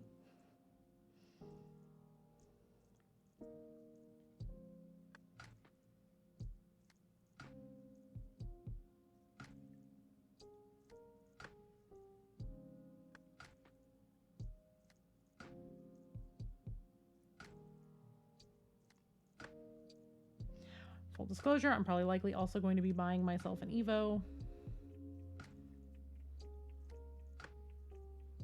And I will have my big wargaming case with the rest of my stuff in it.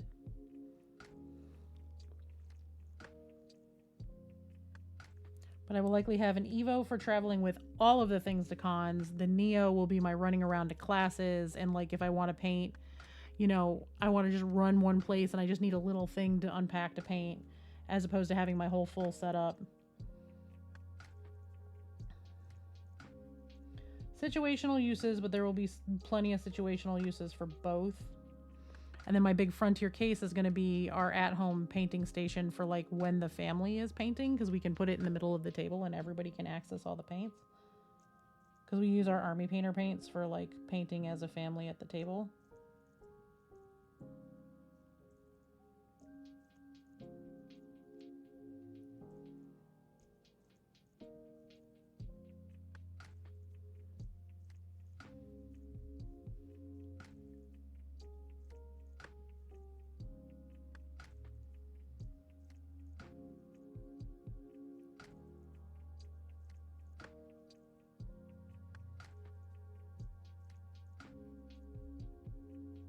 See, also I can use it as a traveling altar.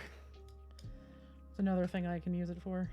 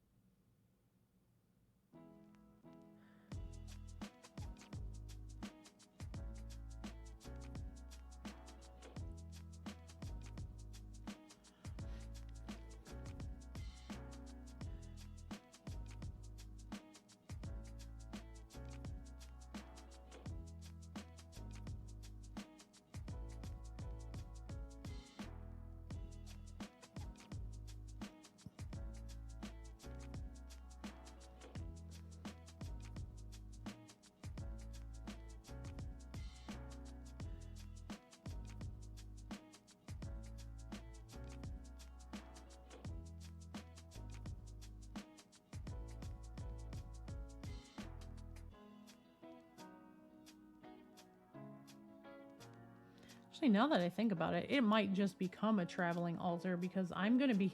So, as we were talking about, small human is allergic to the dogs. Easiest way to fix that is to get rid of the dogs. That's never going to happen. But she does need to be isolated from the dogs, so I think what we're going to be doing...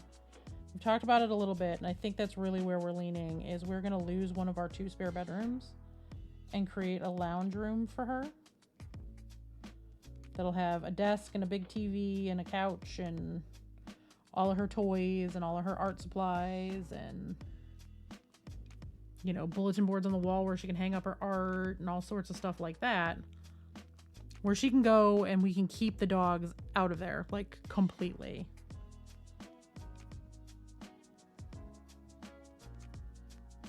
Because she is hitting that age of not wanting to hang out with the parents as much.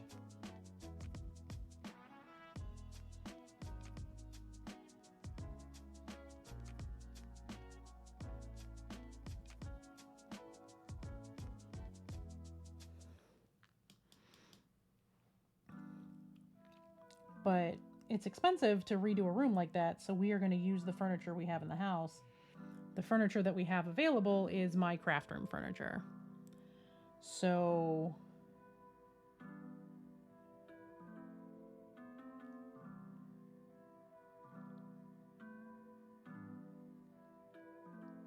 I got a little bit of this cream color on his foot. I'm trying to wipe it off. I really don't want to have to repaint his foot. I really don't want to have to repaint his foot.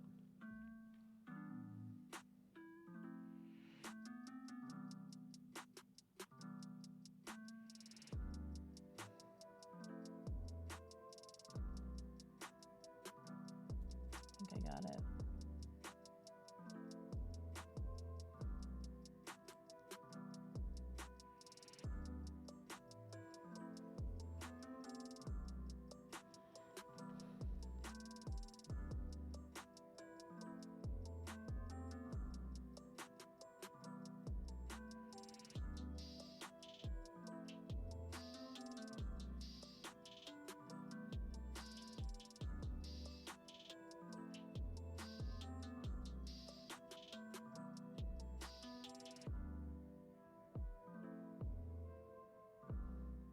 So that might actually be the best use for it, because I'm not going to have like a working space. Like I have my regular altar set up like for whatever, but I don't have like a working space in that room if I lose my desk.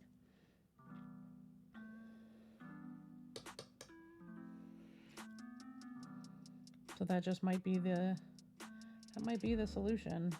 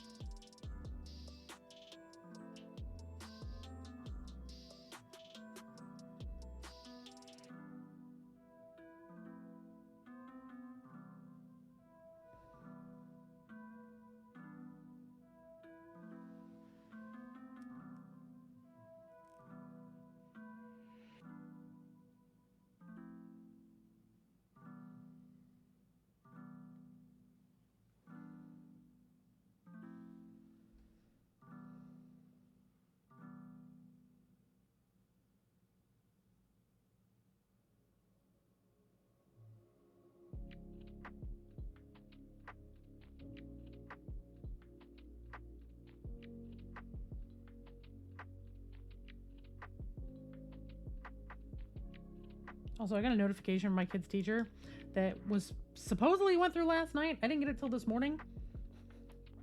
My kid's report card came home on Friday and she didn't give it to us.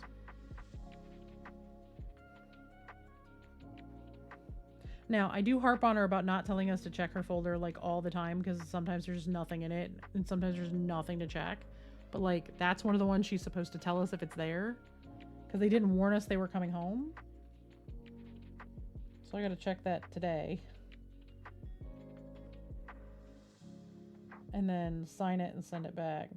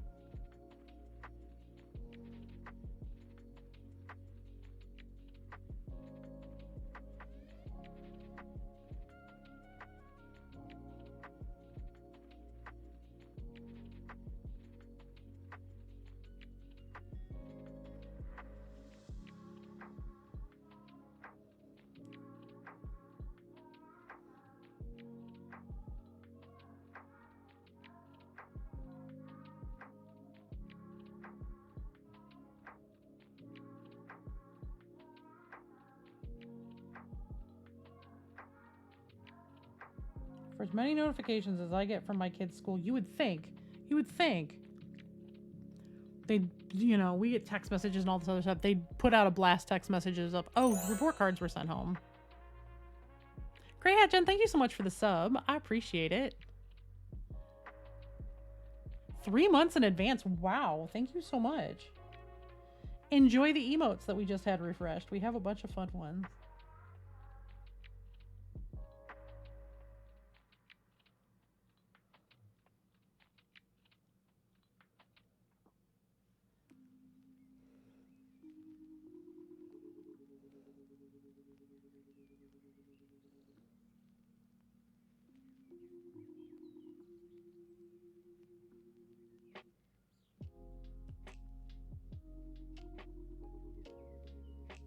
Of course, right after the commission spot was full and I got all my new emotes, then Twitch told everybody, hey, we're giving you more emote slots. My emote artist literally just went on a 4-year hiatus.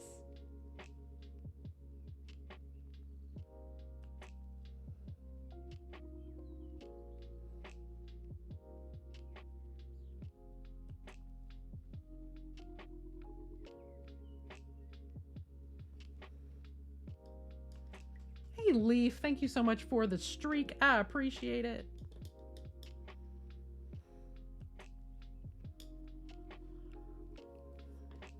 I gotta switch my headlamp around. My lamp is dying. It's been a little over 2 hours. It's done pretty well, all things considered. For those of you who don't know what I'm talking about, these are the lamps for my headset. My magnifying headset. They actually pop off of here so they can be recharged, so I can have 2 going at once. So I usually keep 1 charged while 1 is running, and by the time 1 is charged, the other one is usually, or by the time 1 dies, the other one is charged, as long as I keep at least 1 plugged in.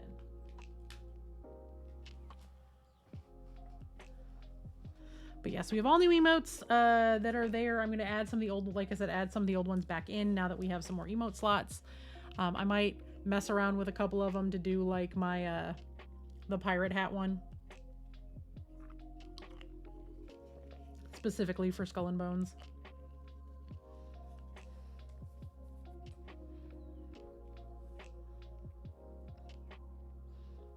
Okay, I think that's all of their claws. That will need to dry for a little bit.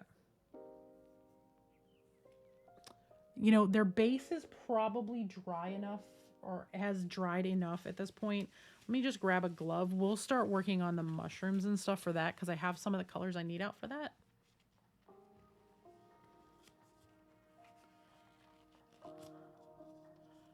Oh, cool. Anything in particular stand out?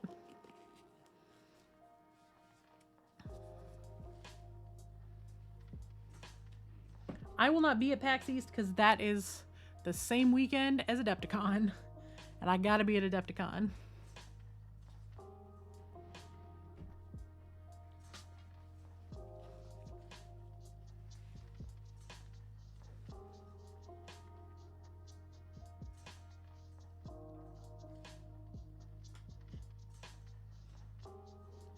Yeah, Adepticon's the big one, so that is in 15 days. I have 4 projects left to finish. All of them are kind of in the home stretch. 3 of them are a must finish. 1 of them is I hope to finish.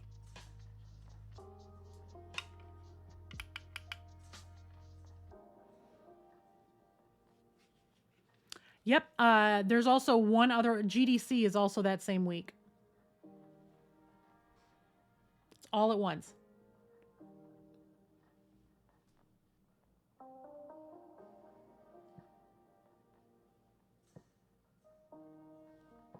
As someone who is a professional streamer and mini painter and TTRPG person, having all 3 of those be at the same time is really, really frustrating, because I cannot be at all 3. But I have to go to the one that's going to be business-wise make the most sense, and since mini painting is the bulk of what I do on stream and where I make the most money, I gotta go to Adepticon. Because even placing in any of those competitions gets more eyes on stream, gets me more commissions, and ups my price. I can ask more when I've got stuff sitting there, like I was a runner-up at PAX U. I won best composition at Dread in August. If I win anything at Adepticon, it's other things that I can tack on to justify the cost of what I charge for commissions.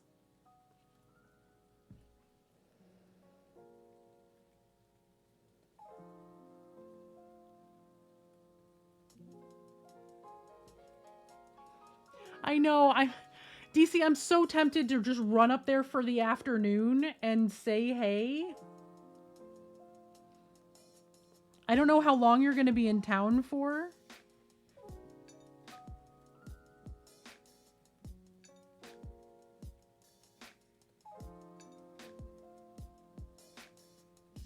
Or if you happen to drive through Schaumburg on the way back. Or on the way in, because GaryCon does start after the beginning of Adepticon. And Adepticon is free to get into. So if you're coming out a day early and want to stop for lunch, let me know.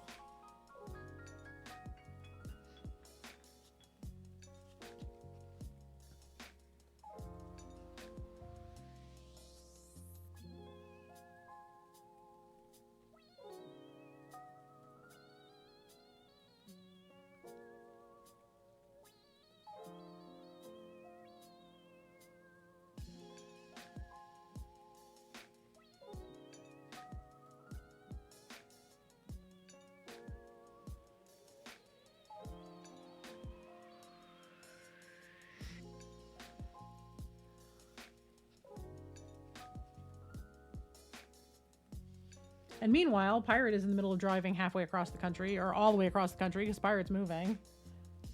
I'm hoping I get to see him when he comes through our area.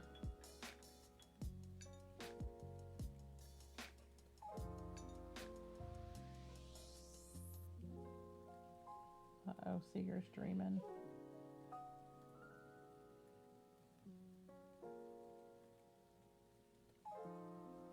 Fair warning, I have a dog that is a trauma dog. If he starts yipping in a certain way, I'm going to have to pause stream and get on the floor and snuggle him awake. Just so everybody knows. His nightmares can get pretty bad. And he has woken up from one and hurt himself before, so...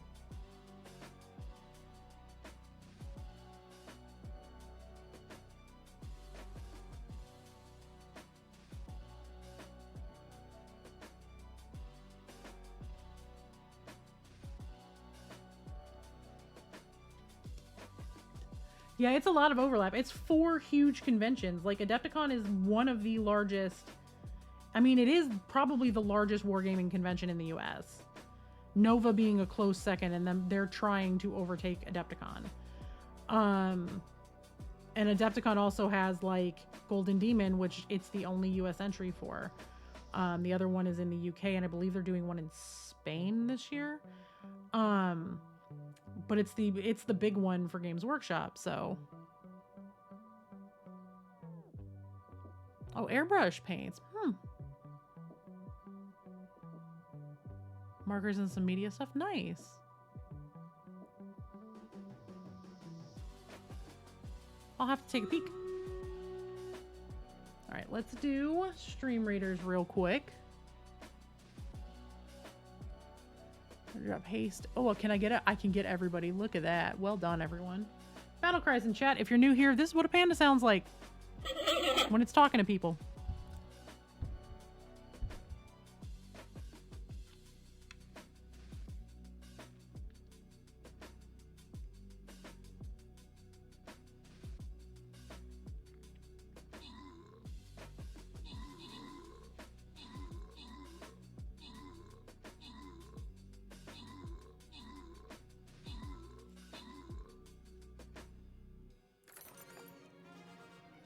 Give me 1 second. I got paint on my brush. I will grab that in just a second.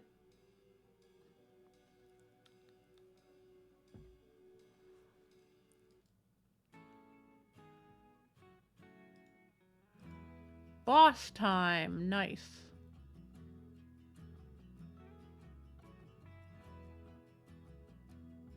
If it'll load.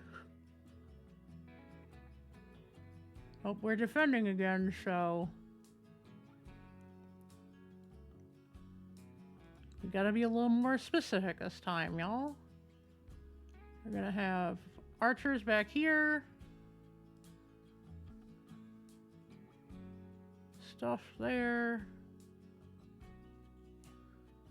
Roguish types, especially bombers, can go out front and go run out and kill stuff. Y'all can be collateral damage.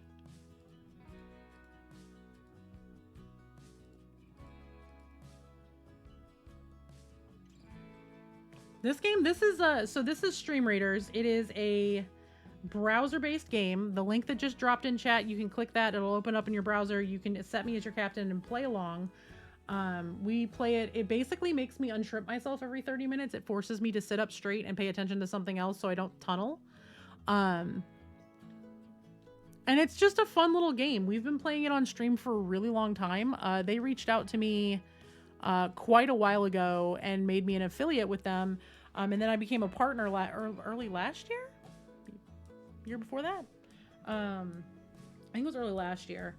And we get like personalized skins for all of our little fighters that we can earn and all sorts of fun stuff.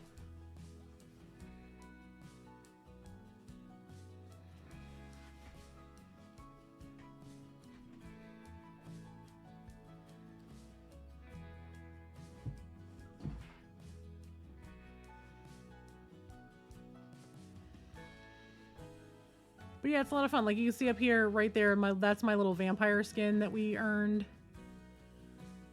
Those are all purchasable. I get a kickback as a partner. I get 50% of whatever sold from my skins and stuff, which is a lot of fun. But yeah, it's a fun little game. A lot of mini painters play it. That's actually, I've found several mini painters via that, honestly. There's a lot of folks who play Stream Raiders on stream. Again, it's a really good reminder to sit up a little bit because most of us shrimp up quite a bit. We're sitting here, you know, sitting on our feet and hunched over in a little ball, focused just on painting. But it's nice. It's a nice little reminder to, hey, take a breath, take a break, sit up. Hi, baby. Did you wake yourself up? Hi, sweetheart. Are you okay? Oh, are you gonna go lay on the couch? Okay. Bye, then. Oh, big stretches. Go ahead, lay down, baby. I know the house smells good because the windows are all open. Lots of smells for a doggo. The boy just got up from his nap and walked over to the couch and did big stretches and then curled up in a little void ball. They're both very angry that I don't have the dog bed in my office right now. It's literally in the middle of my living room floor and they're both salty about it. And it's just like, you know, y'all, part of this decluttering is vacuuming up all of your hair because the small human is allergic to it and it gets everywhere.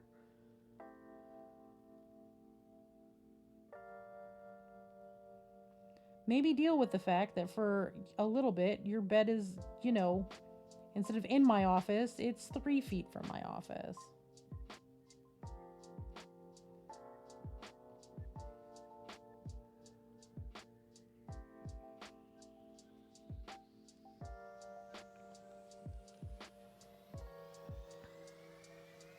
But yeah, Stream Raiders is a lot of fun. You start out with like one little warrior unit and then you can, you get more as you go. And you level them up, and there's bunches of skins and prizes and stuff that you can win in-game that you don't have to pay for. It is a completely free game to play. You never have to give them money for anything unless it's something you want to purchase. Anything that is purchasable for the most part is cosmetic only. That doesn't give you any like advantages if you buy into a whole bunch of the game. Their season pass is about the only thing that can give you an advantage, only just because you get extra scrolls and stuff to level your units. But other than that, there's really not a lot of stuff to buy in. And it's such a low stakes game that most people don't. They just buy streams or buy skins from streamers they like.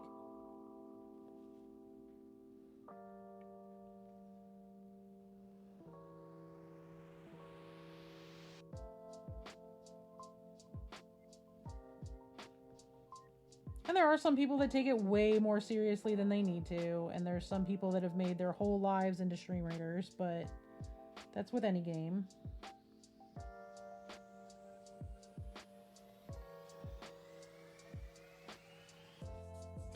That sounds delightful. Yeah, it's been really nice here the last couple of days. My next break, which will be in about 20-ish minutes, I'm probably going to get up and move around a little bit. I didn't eat breakfast this morning, so I do need to get myself a snack. And before any of you fuss at me, I'm literally just not hungry. I ate a bunch for dinner last night because I hadn't eaten because I was nauseous. And I was still a little full this morning. I'm going to have a snack.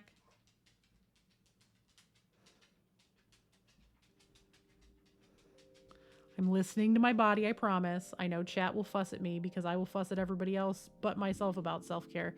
Ripley and Mariah, can I help you? Ma'am. She just woke up from her chair, walked in here. She heard the B word and thinks that she's about to go in the yard that is not the front.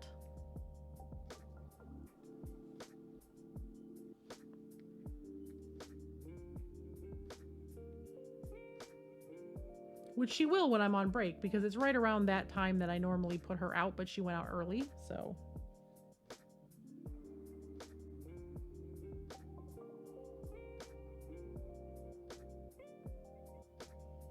But she just walked in here and harumphed into the dog bed under the desk.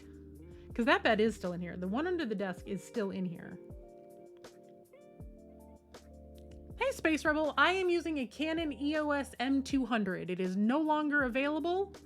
There are lenses available for it, but they ran out of, so Canon ran out of, I believe, one of the chips that they use for this specific camera.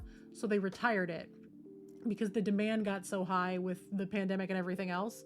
But Canon has a lot of really good small DSLRs that you can use for filming minis. It's really nice. It's got an excellent, like, it's zoomed all the way in right now. Well, no, that's all the way in. So we can get pretty close, pretty good definition. Like, if I pick up my squigs that I'm working on so y'all can see them. This one's my favorite, so we'll just grab him. It focuses really well. It gets detail pretty well. The one thing it does struggle with is stuff like chromatic paint. So this is a color shift paint on the outside of the squig. But most DSLRs in video format are going to not be able to pick that up. That is something that you usually get in the actual photographs. But it's a good little camera. There's a couple of Sonys that are comparable that people use, but I really like my Canon.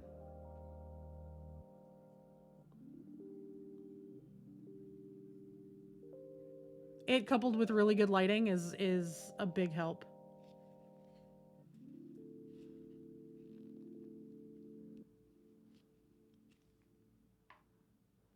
See, also, if you're looking to get into, I don't know if you're like looking to get into streaming or YouTubing or anything like that, and you're looking for something to use for your minis, if you have one of the newer iPhones, anything made in the last 3 or 4 years, the camera works just as well as most DSLRs do for filming, if it's just video. If it's photography, you do better with a DSLR, but the cameras on the iPhones are pretty good.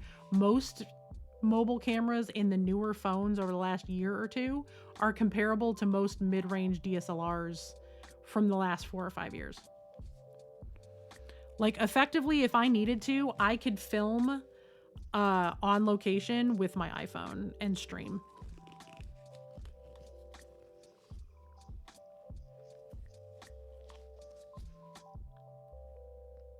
Hope that helps.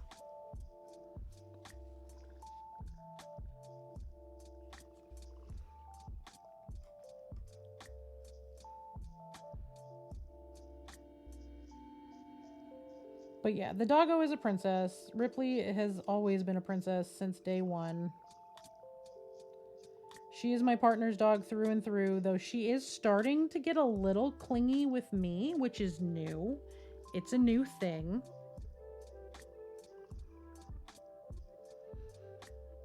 I was snuggled up with Bee the other night. And she hopped up in. So Seeger was allowed to hop up in the bed, and he laid across my legs for a little bit. But then Ripley hopped up in the bed. And when I tell you this dog never, ever, ever, ever, ever just randomly gives kisses, she tried to lick my teeth. I was like, man, the fuck?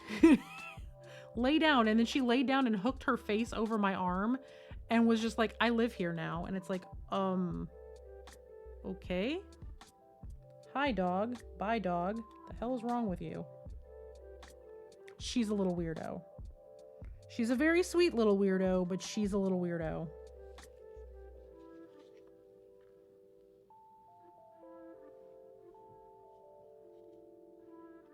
Nope, she's not the trauma dog. She's just a weirdo. The trauma dog is Seeger. He is my dog. Nope, he heard his name. Hi, baby. Did I wait? Oh, I woke you up and you realized that your sister wasn't in your chair anymore, so you went to the chair? Got it. Gumbus. What a good boy he is. He is our little trauma dog. We adopted him when he was 4 months old. And if you go, well, 4 months old, trauma? Yes. He was found on a farm in Iowa in a crate that was for a very tiny dog, like tiny dog, and he was a 40-pound puppy. Hey, DJ, thank you so much for your watch streak. I appreciate it.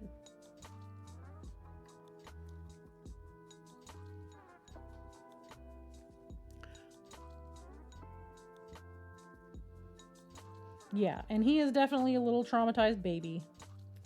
And I do mean baby. He is a true, actual baby. He's also an asshole.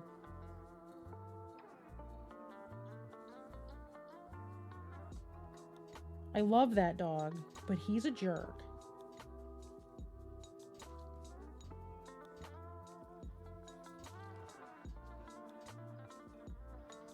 Ripley is the most untraumatized dog in the history of dogs. She's just a giant freaking baby that thinks everything is a friend and doesn't recognize the fact that she's over 100 pounds.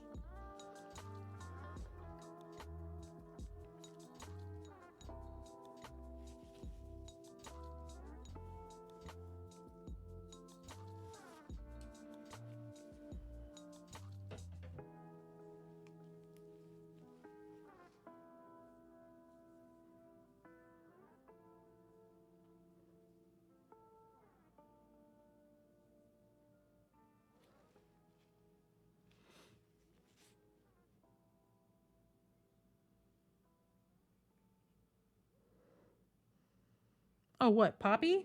I'm going to call her Poppy until you give me another name. Because I feel like it fits her.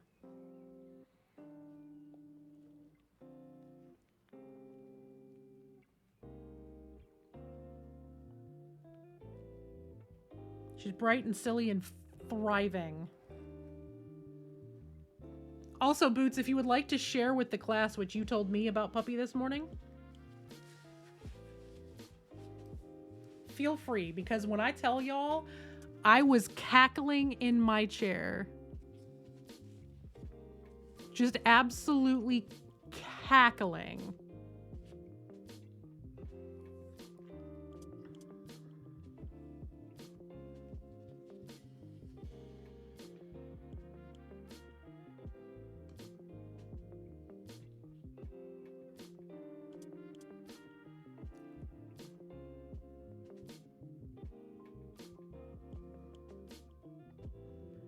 She spent the morning going through the yard digging up rocks.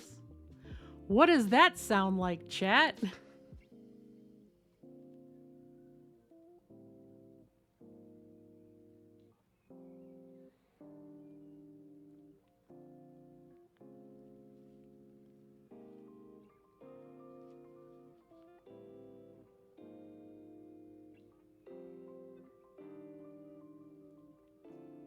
For reference, and for those of you who are new here, since I don't know how many people are in chat that were around when we got Ripley, when we first got Ripley, her favorite game was dig up all the rocks in the backyard and bring them to Mama as presents.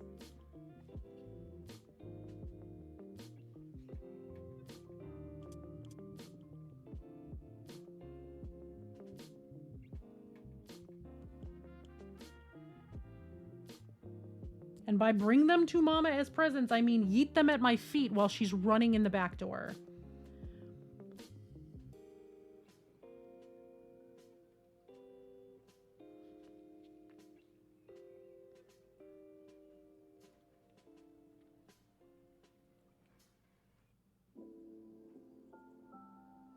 See, also, this is a dog who has found out that in the back corner of our yard, so I think it's like the northeast corner of our yard, whatever it is, in the back corner of our yard, this dog found a boulder. And for the last 2.5 years, Ripley has been trying to dig up this boulder because she feels like I need the boulder. She literally has been plucking every blade of grass with her teeth a little bit at a time for 2.5 years. She has got this much. Please note, this is an exemplar wet palette. They're big. She's got this much of a whole boulder cleaned off in the backyard.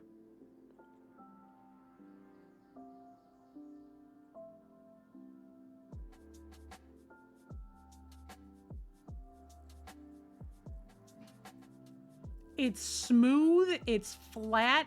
There's gotta be more like out before it curves down because of the shape of it. She's cleared off this much space.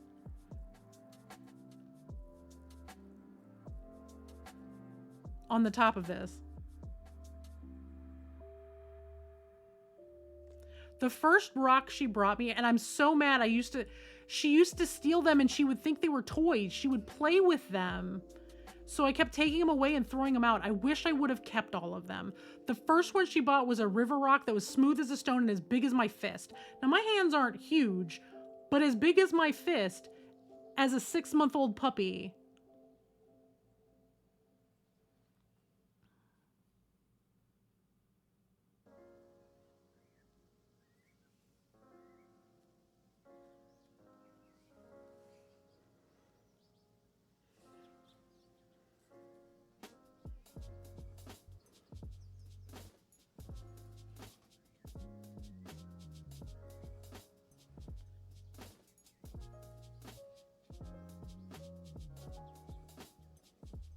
So Boots DMs me this morning and goes, the puppy is digging up rocks, and I lost it. Like doubled over, cackling, lost it. Because, Lord.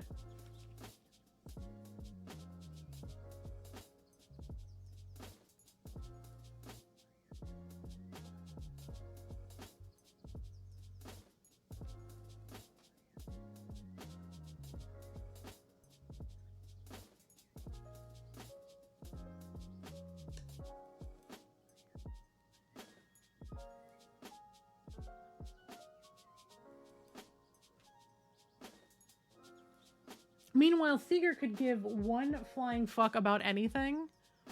The only thing he cares about is if there's something in the backyard he can eat. Namely a bird, a cat, the hawk he wanted to go play with.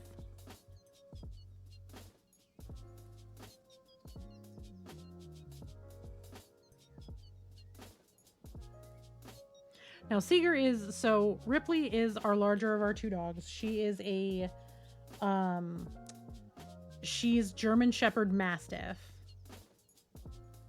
Seeger is our 85-pound Bernese Mountain Dog German Shorthair Pointer mix. He's a bird dog. He favors the pointer side way more than the Bernese side. The only way you know that he's Bernese is because he's got a real blocky head that blended with the pointer makes him look more like a lab than a pointer. But it's definitely pointer. But he is a bird dog and he wants to kill every bird in the world ASAP.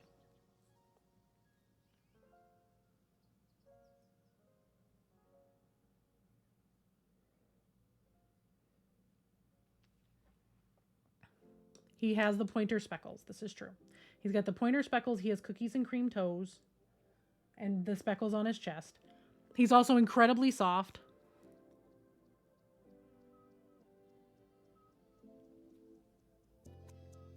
And if you know anything about pointers, you know that they are the softest dogs on the planet. So he's got all the markers of a pointer, but we know for a fact that his mom was Bernese. No one knew what the dad was, and it's like, that's a pointer. But thanks.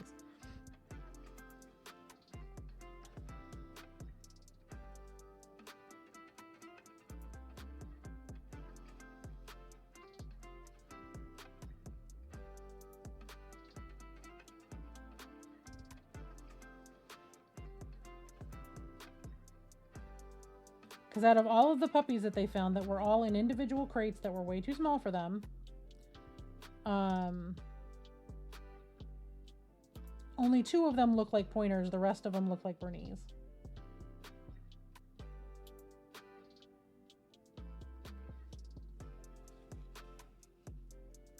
But he was the only one that was not spoken for at the shelter, which is like, because we originally were looking at his brother because I wanted a Bernese. I wanted a great big block-headed dog.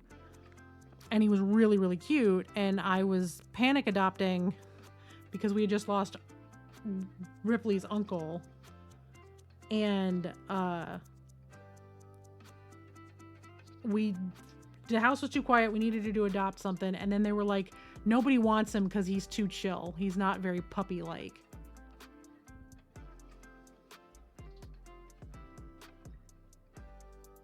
I have never adopted a dog faster.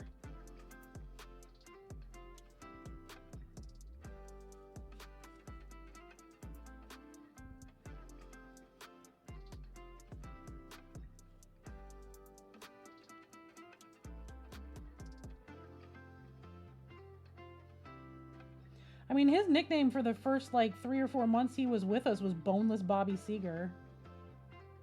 He had no bones. He literally turned into a melty little puddle and just wanted to lay on people in a puddle. He had no bones.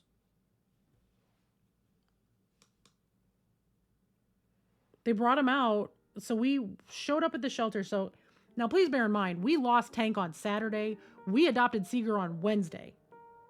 Thursday? Wednesday or Thursday.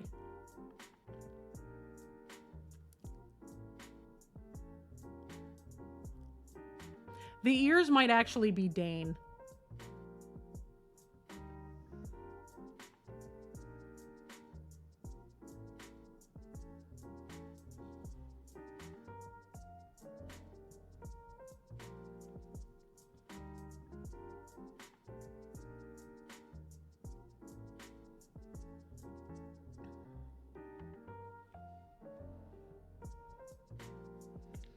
But, you know, we're talking to them and they're like, we have one of the puppies left. Nobody seems to want him. And I'm like, all right, well, we're making an appointment to come meet him. We're bringing our other dog, blah, blah, blah, blah.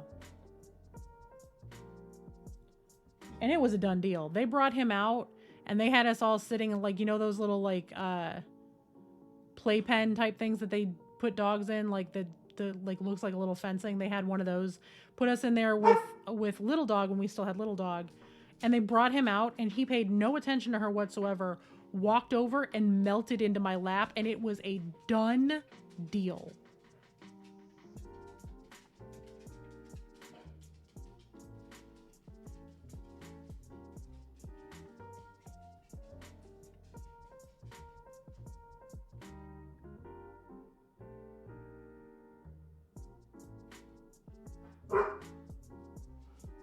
It took me forever to bond with him. I struggled really hard with it. It was just, this is a dog that needs a person and I'm going to be its person.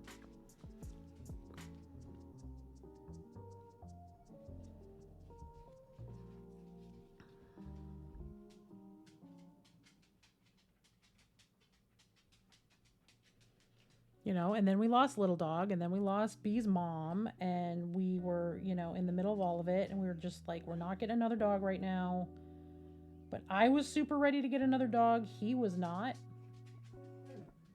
because we did rush with Seeger, and obviously we all know the story with Seeger. He was really sick and we didn't know about it and all this other stuff. Hi, are you okay? I know I'm talking about you. Would you like to talk to chat? Everyone's gonna have to look at my dirty office to do it, but I'll move my camera so you can say hi to everybody. How about that? We'll turn on the face cam for just a minute and everybody can look at my big old garbage bag that I'm cleaning stuff out with. Y'all ignore the mess in my office, please. I'm begging you. Please perceive the boy.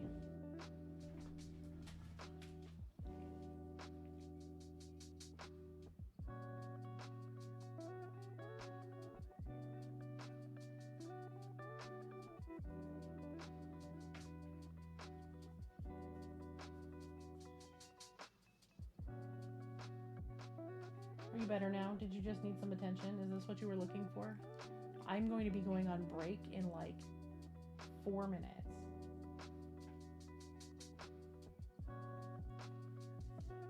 Let's see if he does the thing.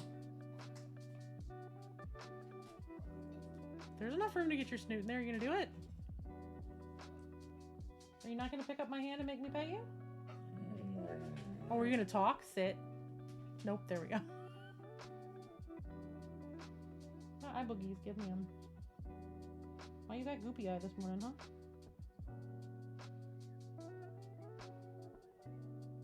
What'd you get in your eyeball, dog?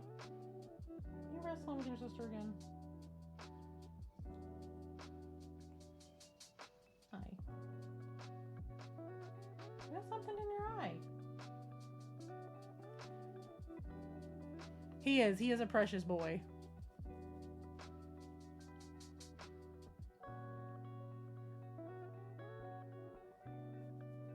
He's very shiny, as you can see. That's the pointer. Is you can see how shiny he is. Can you sit, please? Sit. Good boy. Get you a dog that looks at you the way this dog looks at. He has always looked at me like this. Good ear massages, yeah. Do good ear rubs. Yeah, I love you too. Why are you so upset?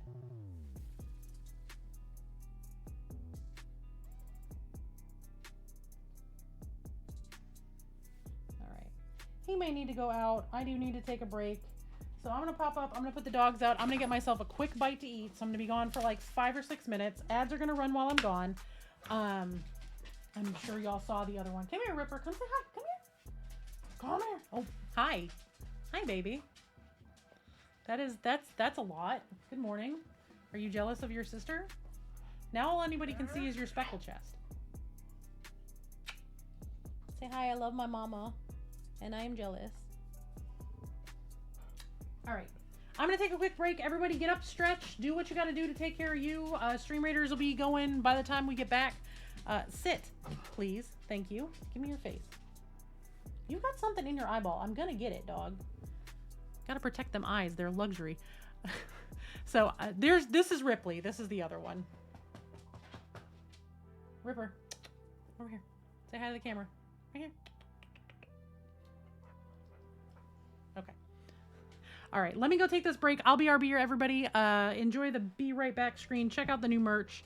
I'll be back in like 5 minutes. And in the meantime, go take your meds if you haven't taken your meds. Get up, stretch, get water, go to the restroom. Do what you have to do. Like, please take care of yourselves.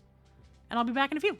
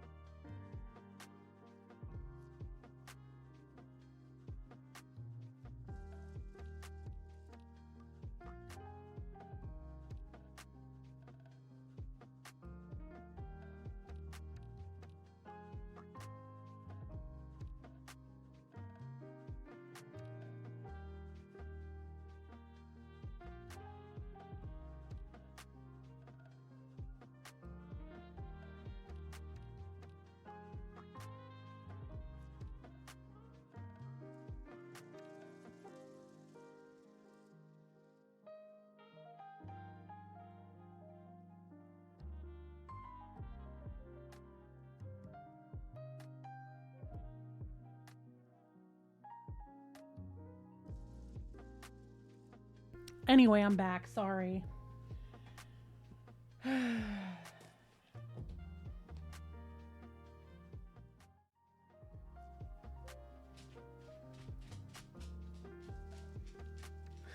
Awesome. I'm glad they are doing well.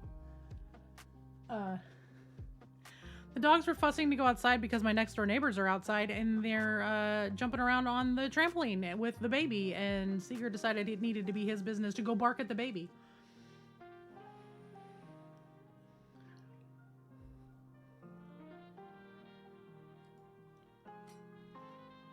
I did mention that he is a jerk.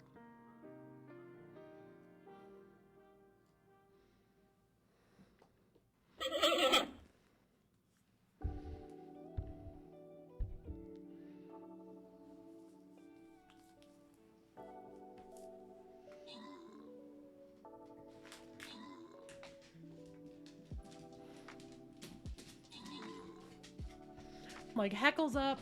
Hey, Spilled Paint Pot, welcome in. Luckily I put him on his leash or that fence would have come down. Ripley tried to jump the fence.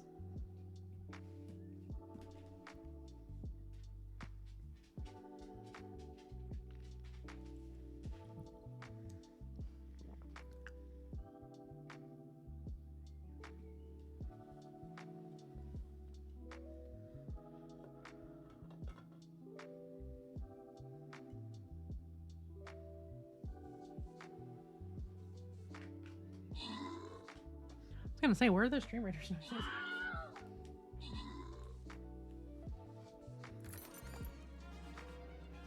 All right, well done, everyone.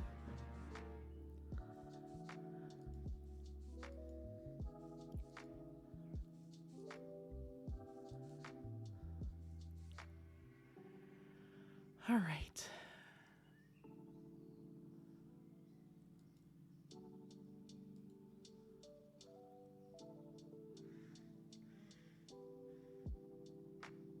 I just cracked the windows open again too, so because the temperature's finally at a decent enough level. It's about the same temperature outside that it is inside, so I just opened the windows to air everything out some more.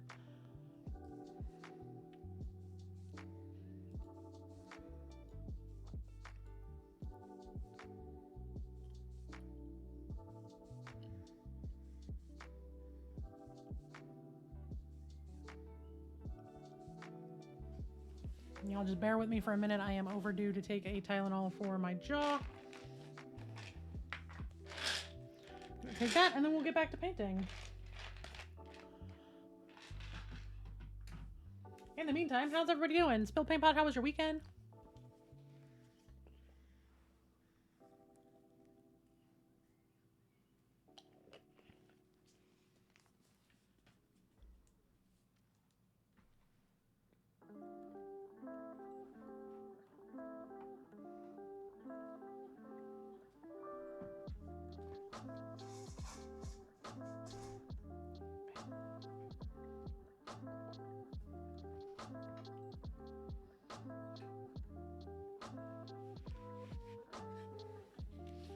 Headset back on, put my glove back on, and get back to work.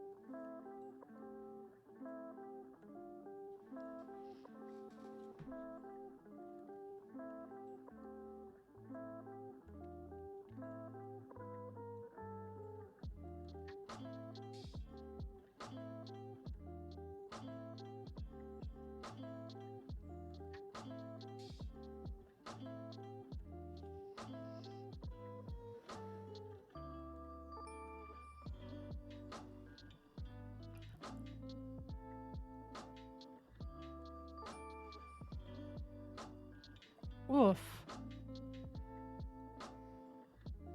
Well, I hope you never have to do it again either.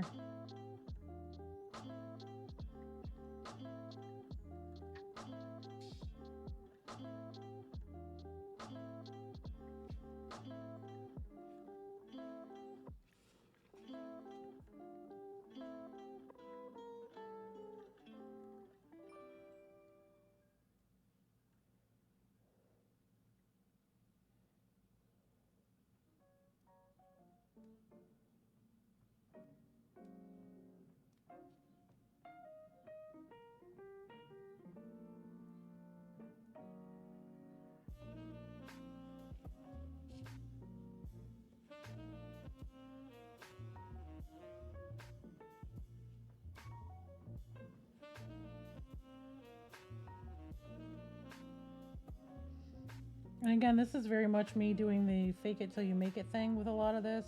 Just trying to touch up spots where I know, because I'm going to be putting a very thin coat of mud texture down around a lot of this.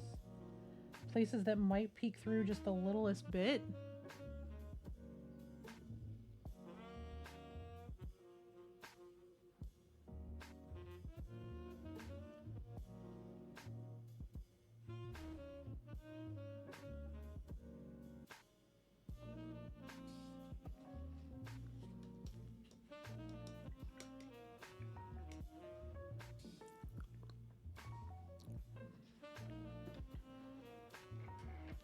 Grabbing a little bit of this primer while there's still just a drop of it wet because I missed a spot of broken grass.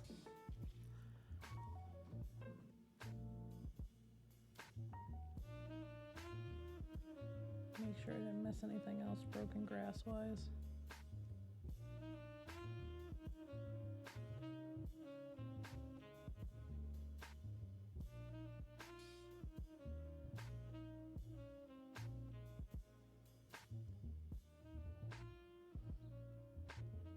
All of these broke. Oh my god.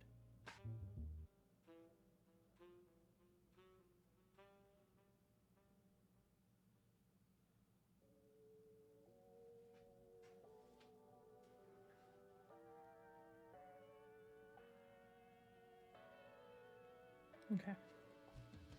Cool. Now I can get my dark orange out. We can do all of the tops of the mushrooms are the ones that are needing that. And I can go over it with the brighter orange. And then we can start doing all of the other stuff that we have to do with this base now that I'm repairing it, because I didn't have enough to do already.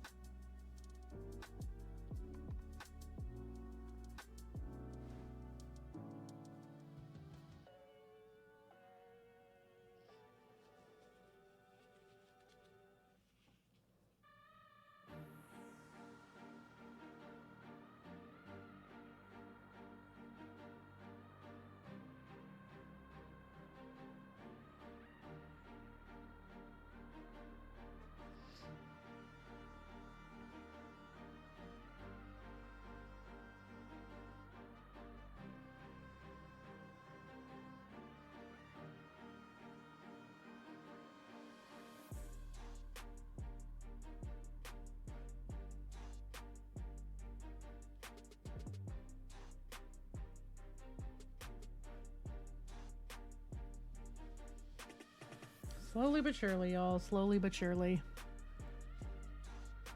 And I'll be working on painting tonight right up until I got to get ready for Tears. Tears starts at 7:30 Central.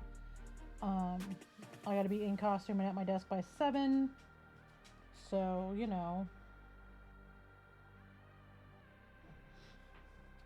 Hey, Van. Welcome in. How are you doing?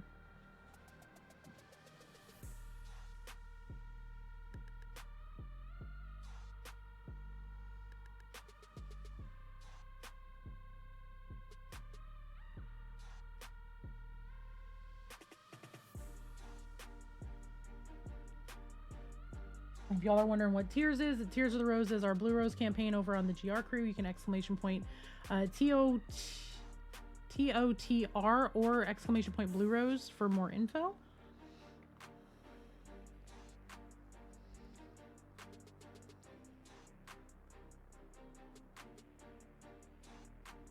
We are live Monday nights. We'll do 3 Mondays on, 1 Monday off. Over on the GR crew, starting at 7:30 Central, 8:30 Eastern. We have a new cast member joining us tonight.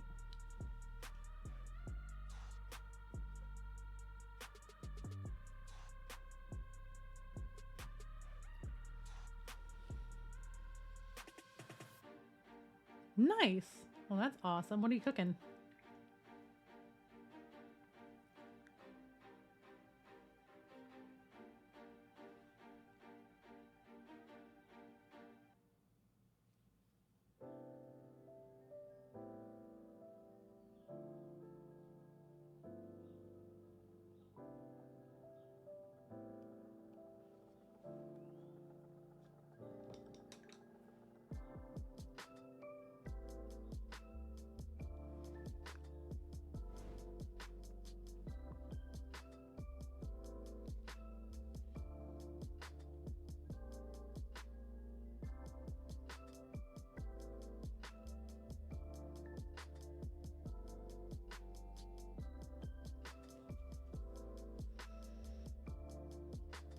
Oh, nice.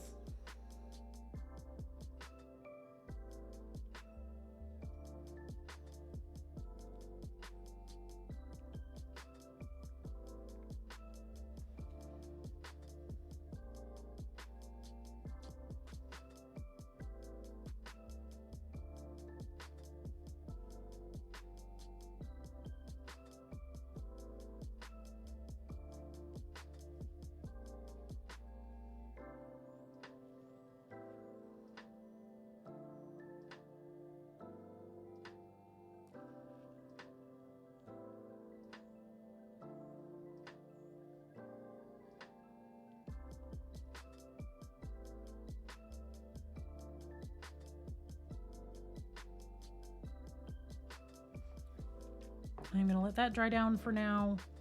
I'm going to get my squig boy that's got the mushrooms on his lance.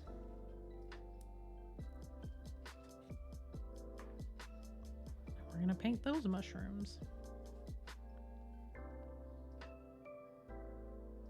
Smaller brush.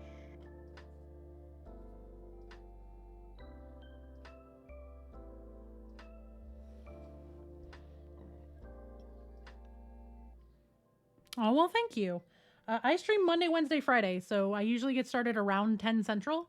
Sometimes we'll throw in a couple of extra days in there if there's nobody on that I either mod for or that, you know, good friends I don't want to overlap. Sometimes I'll go early and we'll play like some Skull and Bones in the morning while I'm waiting for my meds to kick in.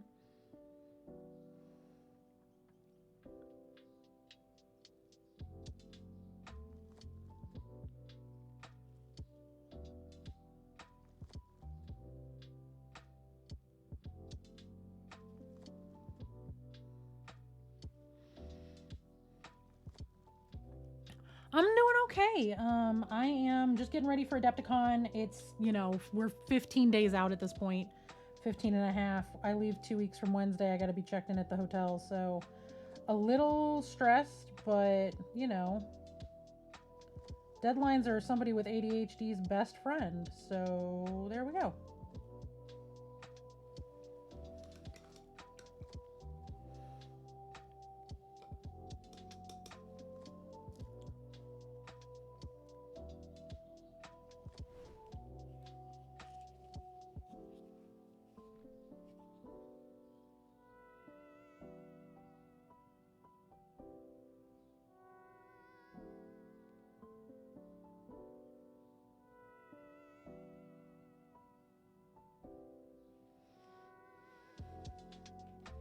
Yes.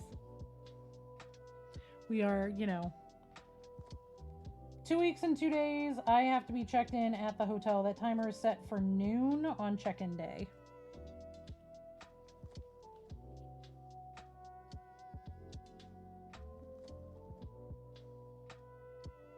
Now, I will say, in theory,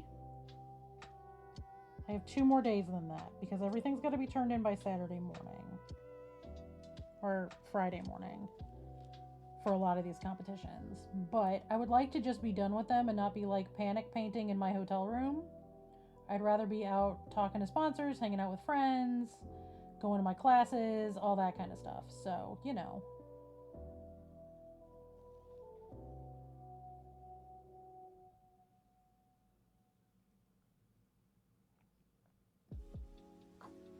I have one piece that is for sure due like Wednesday night / Thursday morning. The rest of them, I have a couple extra days if I want them. But I'm trying not to. Yes.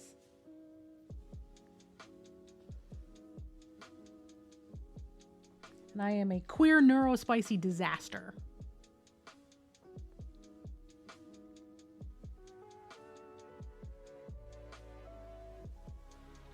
But Briar seems to like me, so I guess I'll do all right.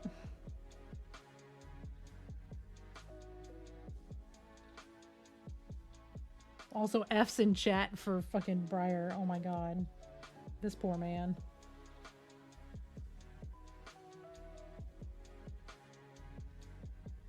B is playing with mice today at work.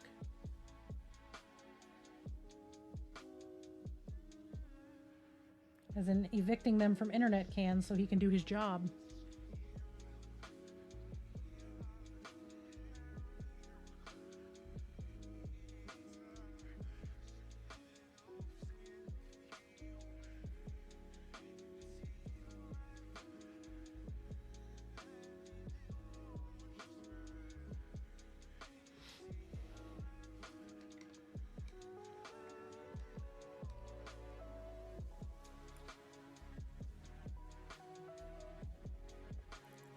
suppose I don't need to keep my glove on when I'm not touching the actual mini anymore. So I don't get, you know, what Zambies refers to as swamp ass hands, because your hands sweat inside the gloves and it's no fun.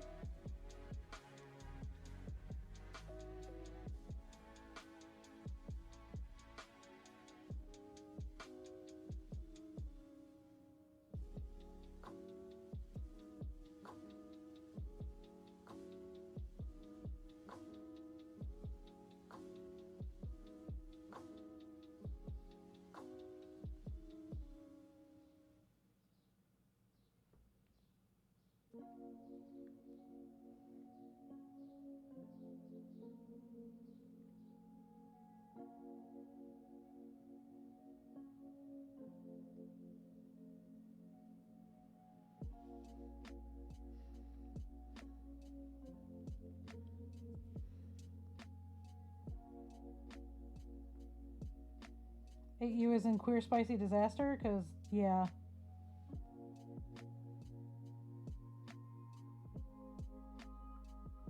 Hit me.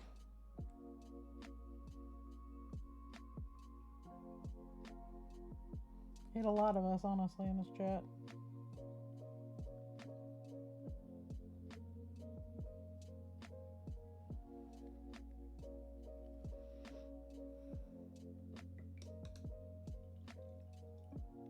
What, B? His name's actually not Brian. So his screen name is Briar.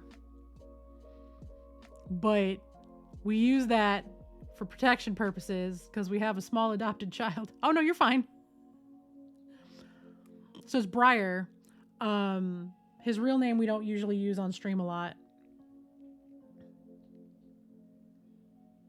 For the sake of, you know, we do have a small child. People on the internet are garbage.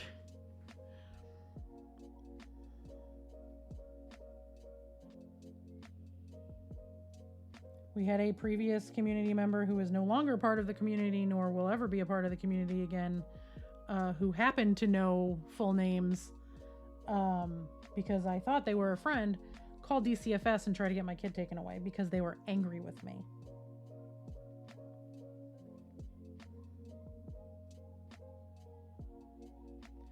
So Princess is Princess and B is B. And once in a while I will slip up and use real names. Most people that are regulars in chat know them. But they're regulars in chat, not the people that are going to do that. Whatever.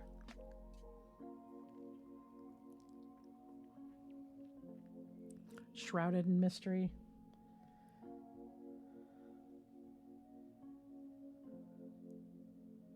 Sir, there is nothing mysterious about you. You are a simple dude in the best way.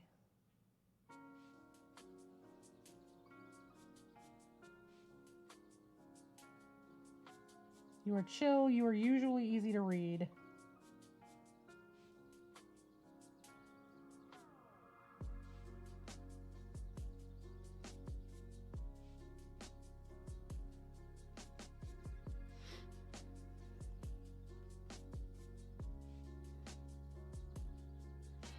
Fwog or Borb? Danger space puppies.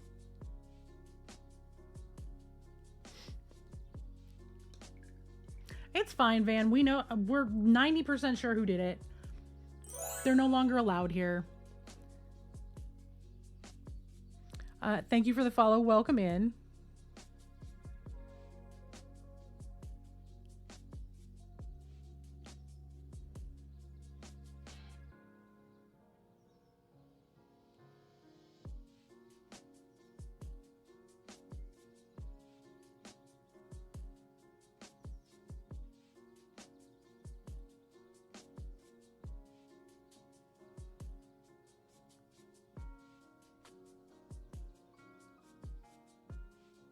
Briar's anything but an enigma. And I appreciate that about him. The way he's like, when we were first dating, which we can kind of talk about this because our 14-year anniversary of just being together is next week. Now, we'd known each other for about a year before that. and we had started like chit-chatting a little bit around Valentine's Day, but we actually met in person and became an item in mid-March. We don't remember the exact day, so we just know it was mid-March, so we just set it as March 15th. We don't care if it's the Ides of March and it's unlucky. It's who we are as people. And he's like, you know, I'm really boring, right? Like, he knows the life that I'm living. He knows, like, you know, he knows who I am as a person back then and the shit that I got up to and, like, who I was hanging out with. Like, he knew a lot about my life. And he was just like, whatever, it's cool. Bless him. He's like, but I'm really boring. And I'm like, I need boring. Boring is what I've been looking for my whole fucking life. Please be boring. And 14 years later, and 10 years of marriage, the 10-year anniversary being spent trauma bonding. Also, y'all, look at this nonsense that I made myself out of leftover modeling putty when I was fixing the base for this.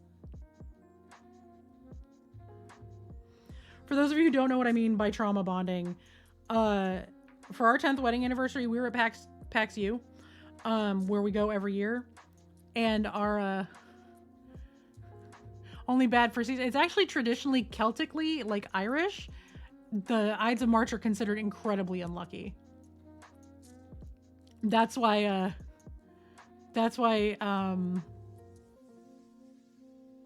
Shakespeare put it in Caesar and like put it in. It's a whole thing.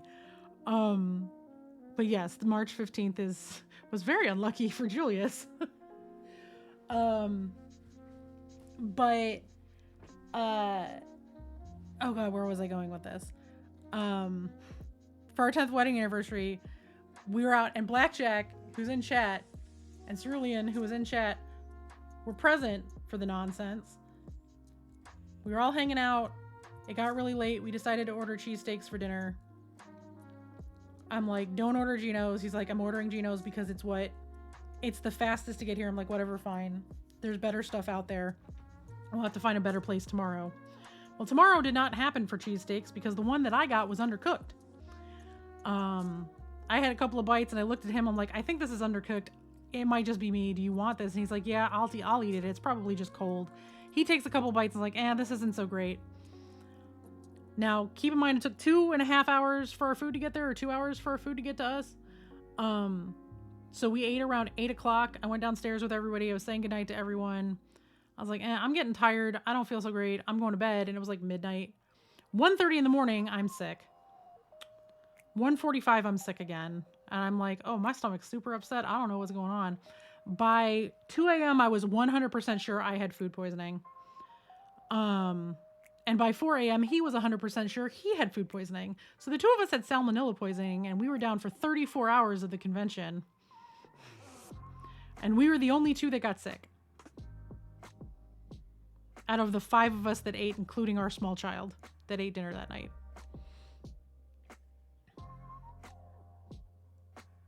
So we trauma bonded in a hotel room for 34 hours because, hoo boy, were we sick. But yeah, Caesar definitely got the worst of it. So, you know.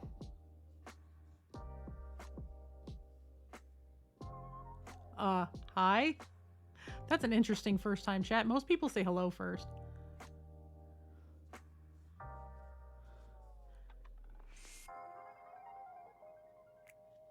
Paint is almost dry. I don't want to touch it with the brighter orange until I'm 100% sure, but it's getting there. I gotta do the mushroom caps on these mushrooms. I think unlike my other squig, I think I'm gonna do these ones the same orange to just keep with the theme.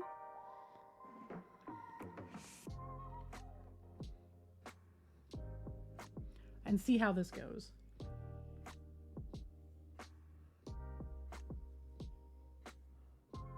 I don't know. I know a couple of people that I would wish that kind of food poisoning upon, but only a couple. Hey, Patch, welcome in. Can I get a shout out for Patrick, please? Patchy, how are you doing today?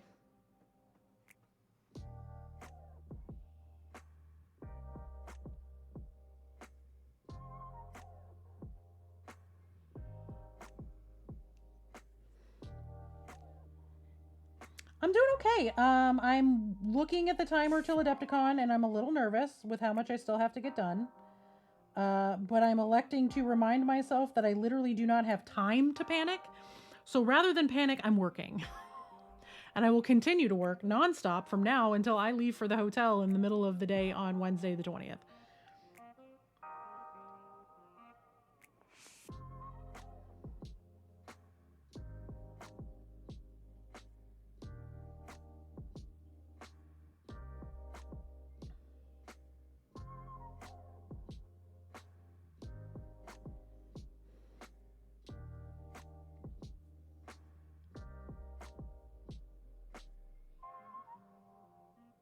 I suppose it depends on the type of food poisoning, but I have 2 specific people. Well, 3 specific people that I would wish food poisoning on. My first stepmother, and y'all know why. My ex-fiance, and y'all know why.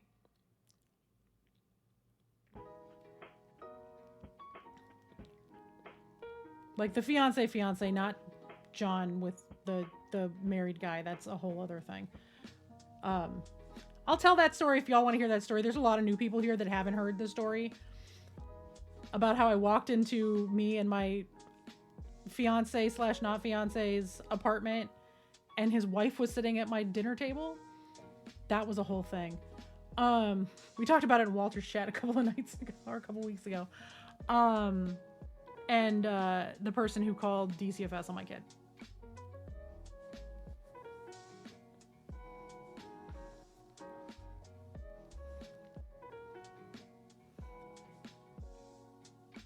No, okay, apparently y'all haven't heard this story. Okay. Before y'all get up in arms, I was dating a guy who was a very, very wealthy attorney.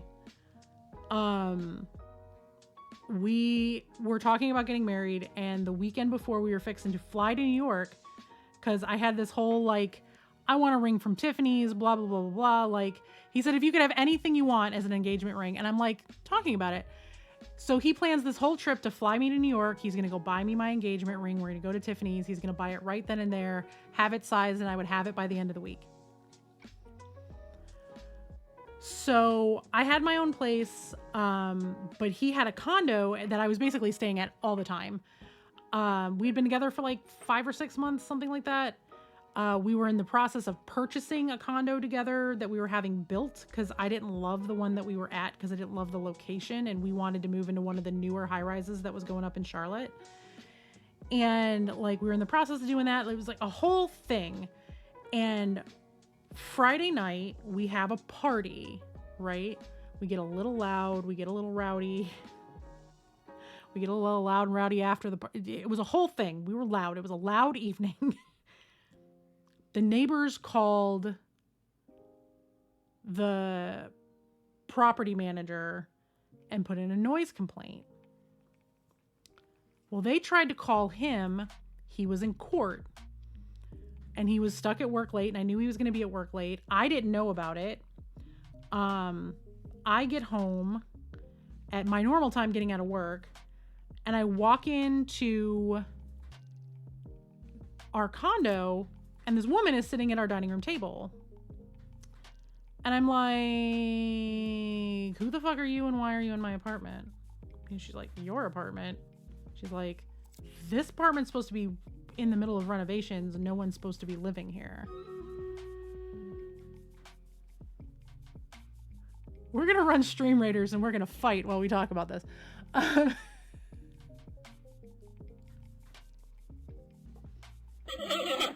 Because I know full well that there are probably people not watching the stream that are playing, and I don't want to leave people hanging. Anyway, so I'm like, the hell are you talking about? It's supposed to be being renovated. My fiance and I have been living here for like 3 months.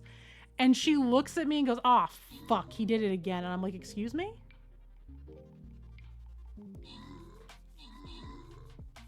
And she proceeds to sit me down and tell me the sob story of their relationship.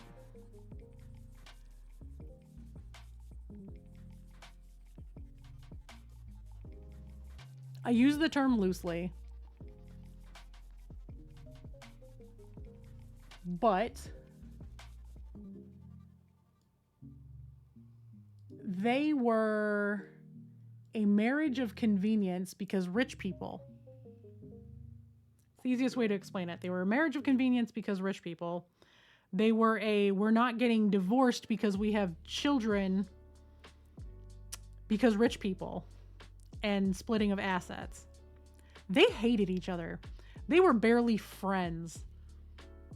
But she got pregnant in college. And rather than ruin reputations and everything else, they got married. He finished his degree to pay for her to finish her degree. And they decided to lead separate lives, like completely separate lives. She had a boyfriend. He had a girlfriend. They never talked about it with the kids. Both of them would take time away. Both of them lived in town. You know, their kids were old enough that they could take care of themselves. They had a professional nanny. All sorts of stuff. They had an arrangement. Hey, Tony.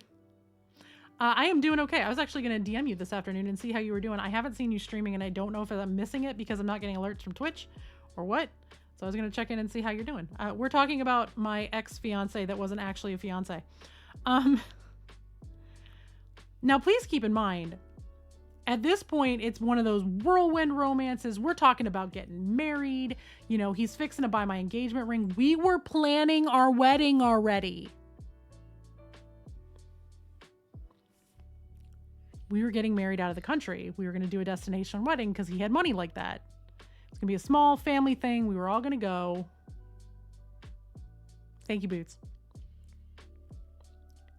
He was the one who came up with the idea of the destination wedding. Y'all, he was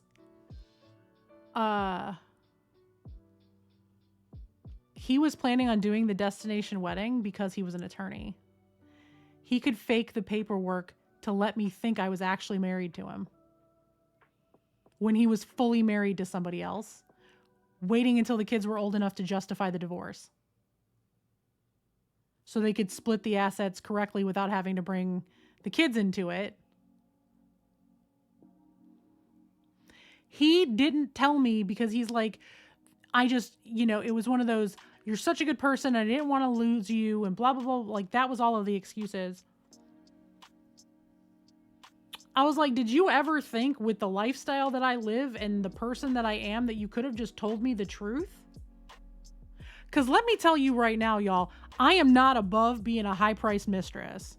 Had this man told me from jump, I really like you, I'm super attracted to you, I need to tell you right now, I am married to somebody I am not in love with. She is not in love with me. We have an arrangement where we lead separate lives outside of it and we co-parent our kids. And we're waiting until the kids are old enough to be in college so we don't need to deal with child support and division of assets because our family money is just weird. I was like, you never thought you could just tell me the truth? Because you know what I would have said? I'd have been like, get her in person. I want to have coffee with her. And while I want to have coffee with her, and this is before Photoshop was as good as it is now, this was many, many moons ago, I want wedding pictures because I want to know she's the person that you're married to. And then I want to have a chat with her in person so I know for a fact that this is a legitimate thing. And I'm like, and I would have stayed with you forever.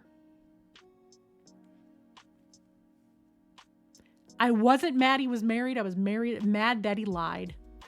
Because when I tell you that the oh shit that came out of his mouth when he walked in the door and saw the two of us having tea.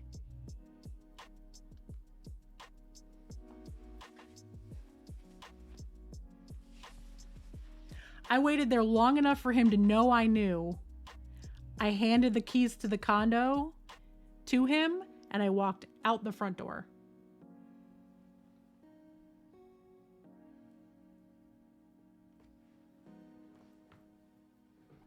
I never spoke to him again. The way I threw out thousands of dollars in roses. He was sending like hundreds of roses a day to my place, and they were going directly in the garbage.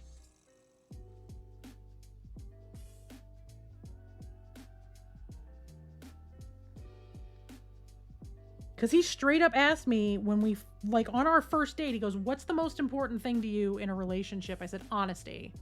Because I'm tired of people lying to me over nothing.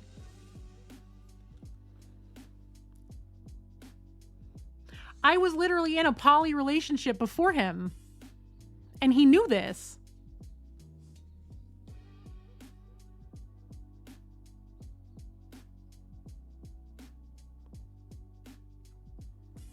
Gotcha, Tony. No, I fully understand. But if you're going to be on tonight, I will be lurking. I do have my show tonight, so I, hopefully will be able to lurk. Provided my computer is behaving itself and Chrome isn't trying to die. And if I don't have my show tonight, if something happens and it gets canceled, I'll be there. So, and I'm looking forward to seeing you. I get to see you in just a couple weeks for Adepticon. I'm very excited for the paint and pass stuff. But look at my boys.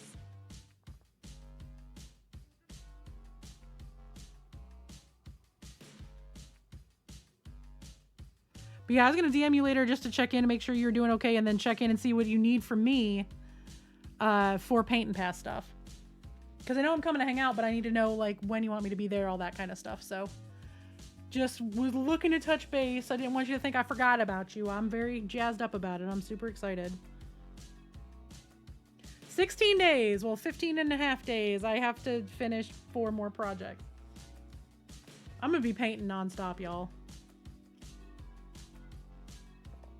Yeah, Van, that's practice and a lot of really, really good teachers for color theory and one panda that likes bright colors. But I love my boys. I love them so much. They're coming along so good. The scars look really good. The teeth cleaned up really nice now that they're done. I've got just a little bit of touch-up work on all of them to be done and then get them glued down to their base. Which is the other thing we've been working on. This is their base. There's gonna be mud texture and water texture and stuff on here. The whole idea is to make them the brightest parts of this. I want them to really, really pop. And I think up against all of it, like they look like 2 completely different color schemes until you put them together and you start to see where I'm going with it. Because then you have all this glowy green that's gonna be all over this piece, so. There's that. Also, Tony, I don't know if you've seen him or not, but I decided I was going to make an actual run at Golden Demon. Not just a tongue-in-cheek, I'm being spicy with my Squigacorns.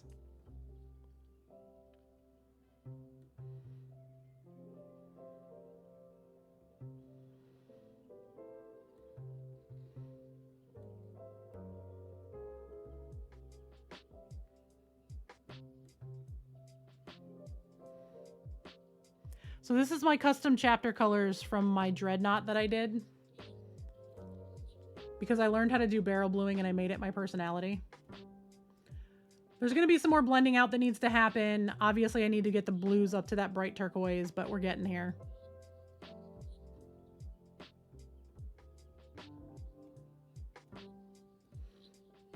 Oh yeah, no, 2024 has been a decade already.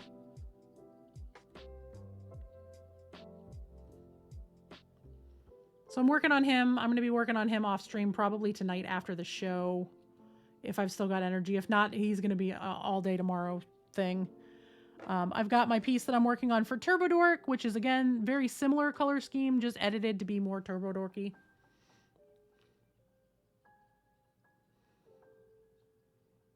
I'm going to be doing lots of highlighting on her over the next couple of days.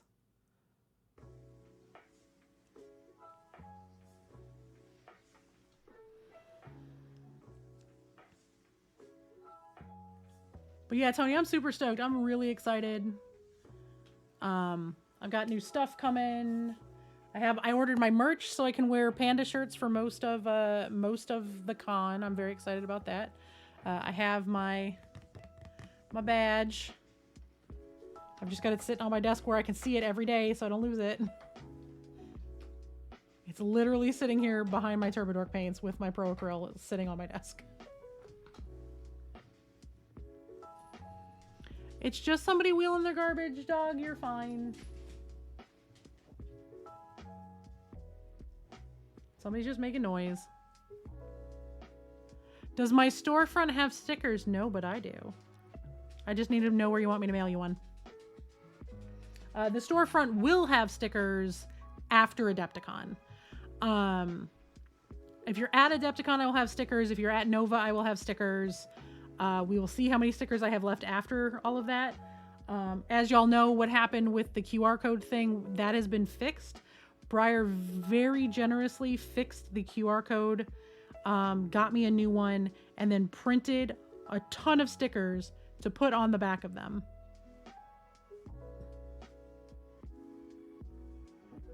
So my QR code works now.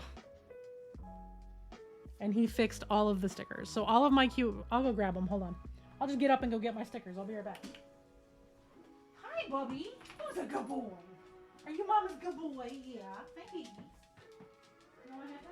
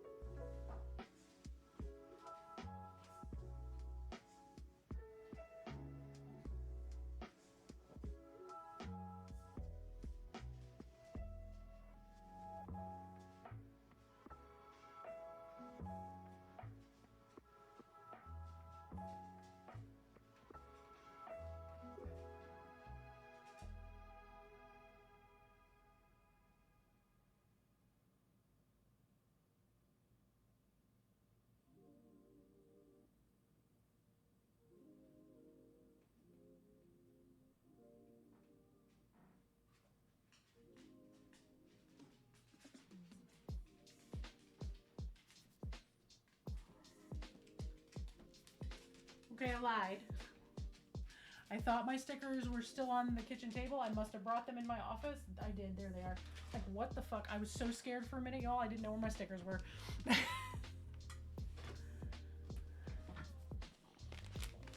Absolutely, Patch. And you can pick between two. I have ones that just say Awkwardish Panda with the new text logo. And then I have my panda sticker.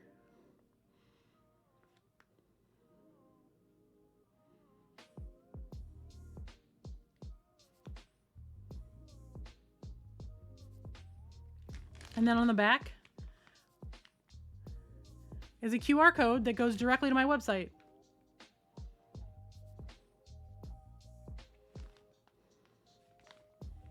Which has all of my socials linked right at the top of the page.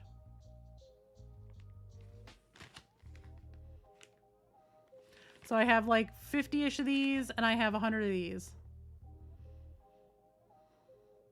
And hopefully there are enough people at Adepticon that are like, give me sticker, give me sticker, give me sticker. And I can come home with no stickers because then that justifies me ordering more. Like this one, I have that one right in the middle of my desk.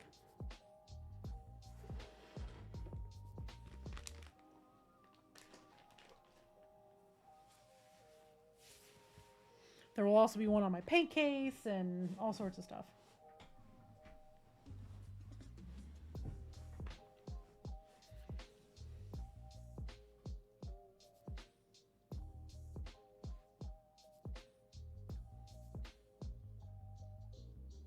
Discovered enamel paints and made that your whole personality? Nice.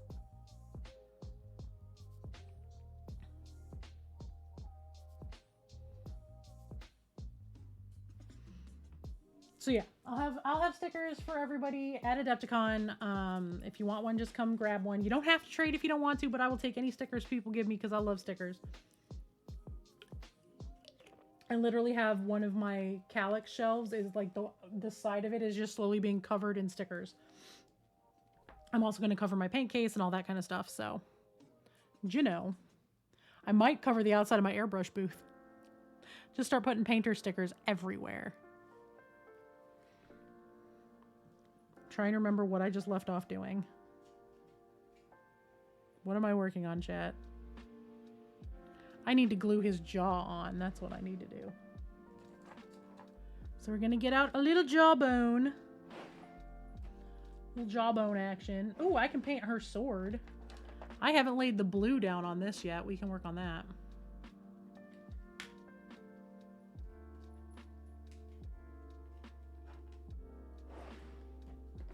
But jawbone first.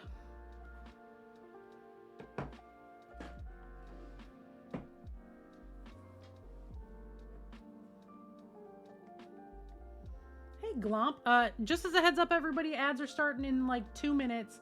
We are working on squigacorns today. I am going to glue this man's jaw on real quick.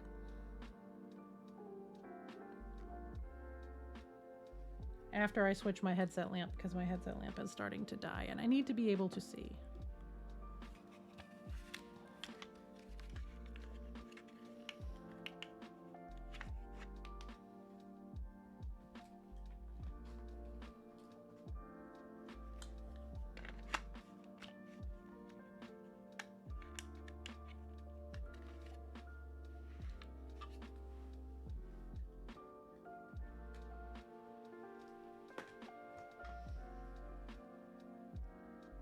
We're working on my squigacorns today. They are one of the closest in terms of what's nearing or at completion. So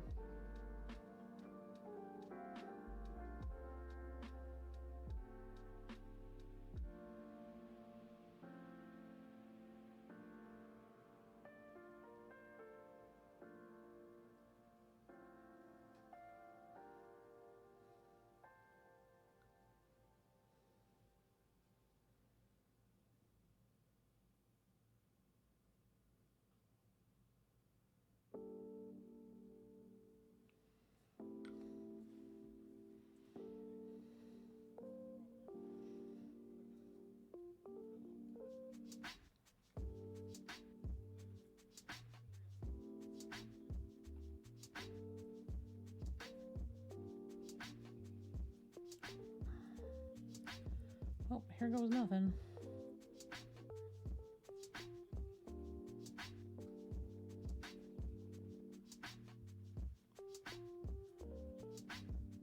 How close do I have everyone to completion? The squigacorns are probably 80%, not counting the water texture and all that stuff, because that's just pour the water texture and let it sit. So they're probably 75-80%.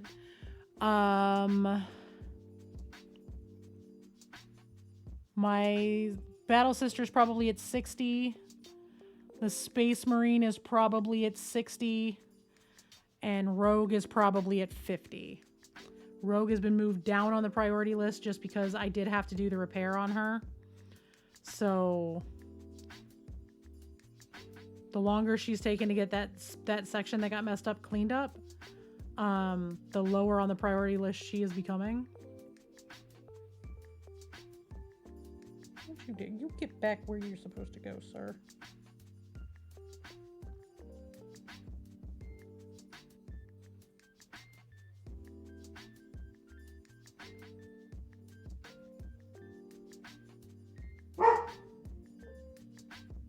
This dog, I swear to God.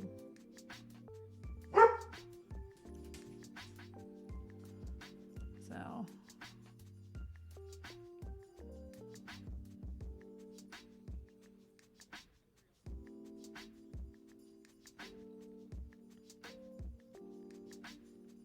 The hope is that that holds. We'll check him in a little bit. He should be fine.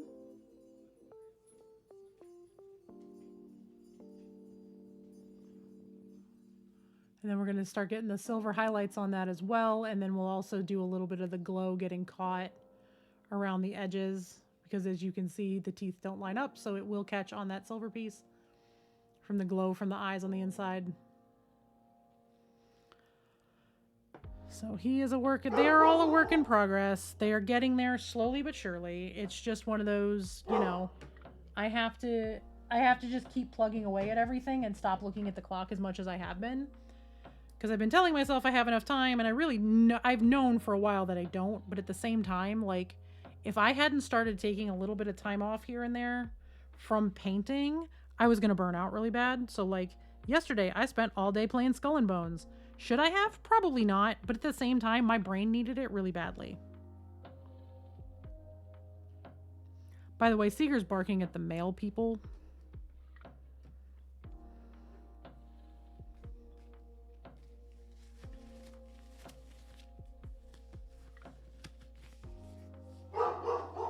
Yeah, everything's at 50% or more at this point. Hey, Rustic, welcome in.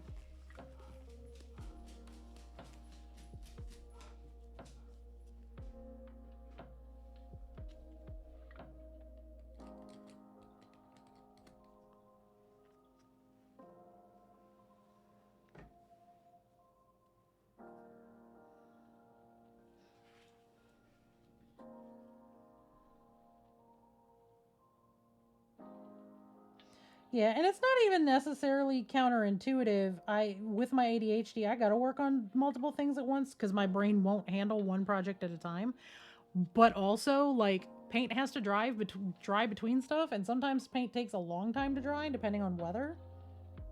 So it's a lot of just like, if I'm working on everything in tandem, I'm A-okay.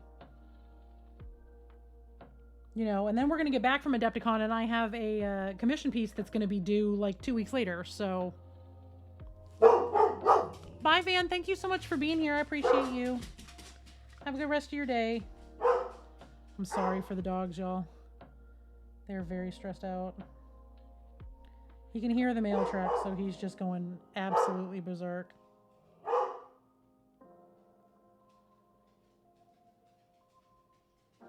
Which I will never understand why he gets so upset about it. Like, the mail truck the guy doesn't normally come to the door. When he does, he's just a drop off and run. He never rings the door, almost never rings the doorbell.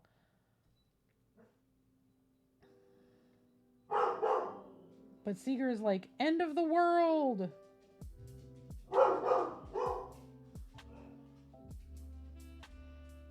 Getting yarn today? Nice.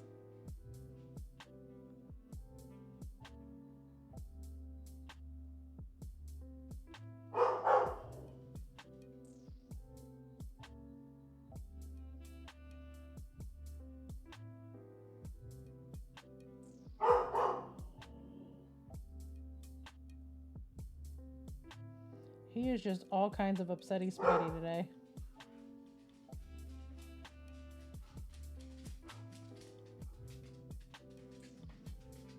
Seeger, my guy, it is not that serious.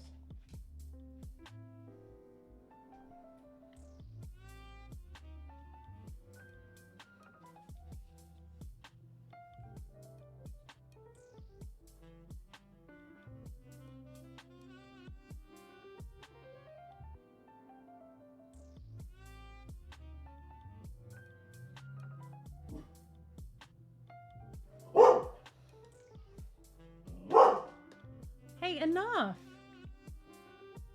Enough. No. Come here. Sit. Good boy. No, sit. Good boy. Deep breaths. Calm down, baby. You're all upset over absolutely nothing. The mailman is not gonna hurt nobody. He ain't gonna hurt nobody. He's a small and gentle being. I've met him many times.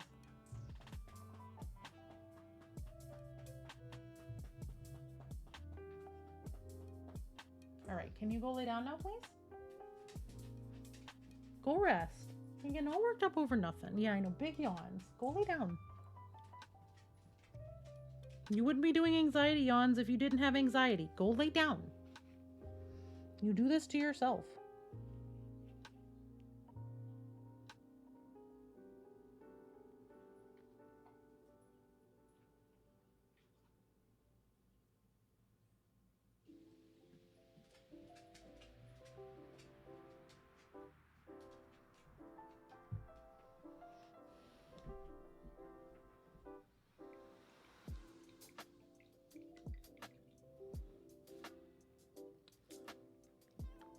For anybody who missed it earlier in stream, I was talking about it.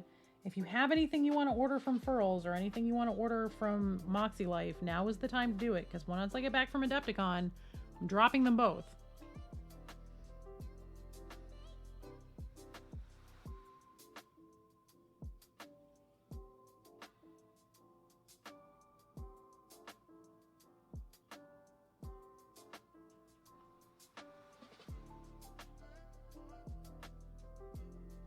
I don't crochet on stream anymore. There's a link you can exclamation point furls. It's not really a code. But they've not come out with anything new to replace the Odyssey hooks. They're pushing a bunch of old stuff at this point. I don't crochet on stream anymore, and I have no plans on going back to it. It's not making me any money. So Furls is a crochet company. They make ergonomic crochet hooks. I used to be a fiber art streamer. That was the core of my content for a very long time until it started feeling like it was a job I had no choice but to do. And it sucked all the joy out of crochet for me, to a point that since I stopped streaming, I have crocheted a total of maybe 3 hours since I stopped streaming crochet. I'm struggling to get back into it because it sucked the joy out of it for me, being that I felt like I had to do it in order for people to show up. Because I did. I had so many lurkers in my chat that were fiber arts only, that if I did anything that was not fiber arts, they wouldn't show up. And then so many more that it specifically had to be crochet. And then I found, last year's Adepticon, and I found out that, hey, guess what? I don't have to paint tabletop ready minis. If I want to paint display minis, there's a place for me in the mini painting community, and it's called Adepticon, and all these big competitions. That's what I should be working on, if that's how I want to paint. And it is how I want to paint, and it's how I like to do things. So I came home from Adepticon, did one last project, which that I'm still a little salty about, but that's beside the point. And then switched over to full-time mini painting, knowing full well I was going to take a numbers and a finance hit. I took more one than I was expecting, but I'm much happier doing this. But Furls is a crochet company. If you like really, really good crochet hooks, that's where to go. They've basically saved my hands after a brain injury, because I couldn't... One of the few things that was a repetitive thing that I could do that didn't require a ton of work on my left side was crocheting, because I'm right-handed. And being able to crochet for long periods of time helped my brain stitch itself back together, so that I didn't lose all of the control over the left side of my body. Their hooks are great for people that crochet a long time. They also sell a bunch of different Lion Brain yarns and their own yarns, and they're a really good company, but everybody in chat who crochets already has almost a full set of hooks from them and is not likely to buy more. At least not anytime soon.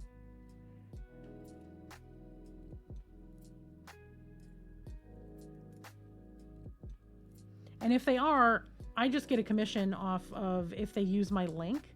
There's no discount codes or anything. They'll get the same discount whether they use my link or not. So I'm gonna leave the affiliateships alone until I get back from Adepticon. I'm looking at sometime in April. Possibly early May, but most likely April, unless people are like, hey, I want to buy a thing, but I can't do it till XYZ date. Because I have a mini painting affiliateship with Monument Hobbies, and that's what I do, and their products are the ones that I use on stream every day. I use TurboDork stuff regularly, and will preach the gospel of TurboDork until I am blue in the face, and I don't even make money off of those. I have an affiliateship with Rogue Energy because I drink a whole lot of their stuff. It's stuff that I'm currently using. I don't crochet on stream anymore. I really try to make a run at doing the planner thing as a secondary channel. Nobody was watching it. I was putting hours and hours and hours of work into my planner every week, and recording and editing and everything else, to a point that it was making me miserable because nobody was consuming the content.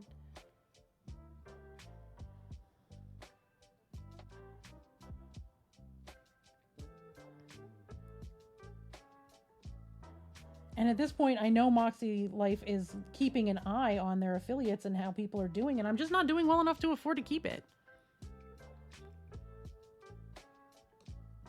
The hooks are great, and crochet is one of those things that it takes some practice. I've taught a couple of classes on it. They're out there.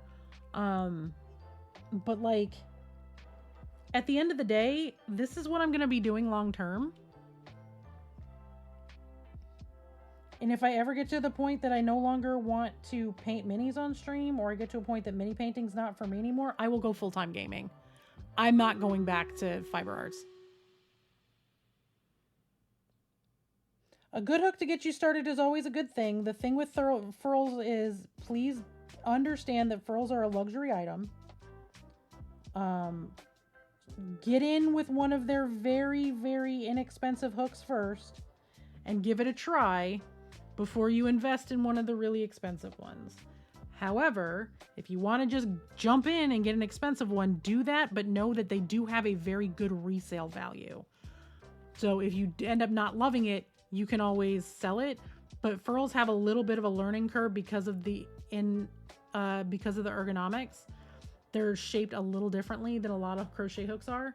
They're wonderful. They're great for your wrists. They help reduce or prevent repetitive stress injuries. You can crochet for a lot longer without hand fatigue.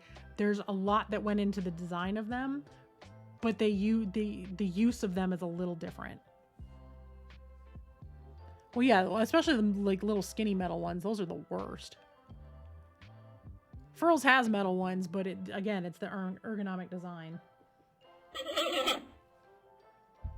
And don't get me wrong, I love them as a company. They have really good customer service. They do a lot for the queer community. They're super open and listen to feedback. They've given me a lot of really good opportunities. I've made a lot of money through them. I don't make money with them anymore because it's not my content anymore.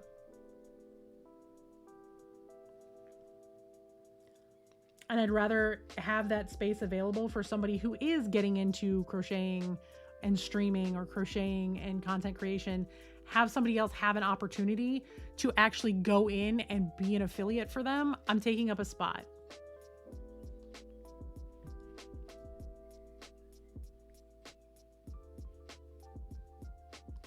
Well, I mean, there's no negative benefit for me other than I'm not making any money with them.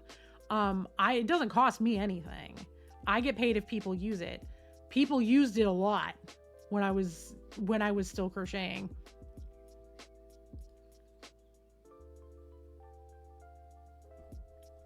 And I still have a lot of people from when I crocheted that have hung around, but all of them already own full sets of hooks.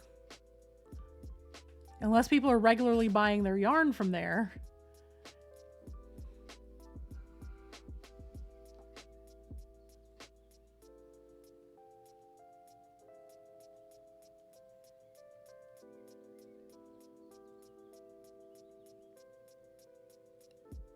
And hint, people aren't. Because I haven't had a payout from ShareASale, who runs both Moxie Life's and Furls stuff. I haven't had a payout from them in like 6 months, maybe longer. I didn't even make enough in planner season to get a payout. I think one person placed a small order.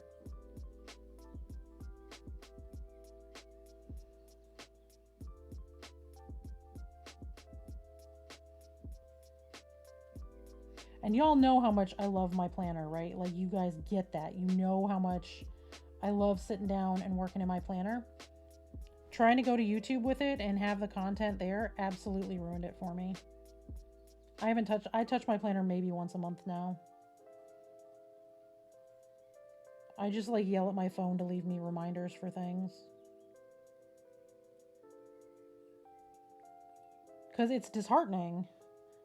Because, like, the money that I was making on the planner stuff and the money that I was making on Furl stuff, that's how I bought more planner stickers to fund the thing. Well, now I don't have the money to fund the thing. And I got bored with it.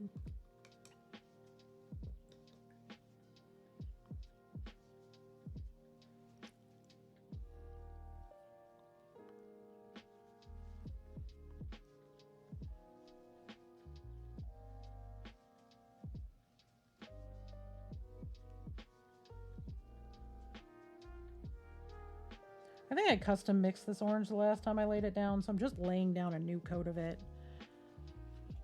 to get everything to kind of an equal brightness, and then I will go back in after this is dry with my new bottle of Miami Sunset, because it's here. I got my Turbo Dork order. I'm excited. How did you drip like that? Okay, that's weird, but okay.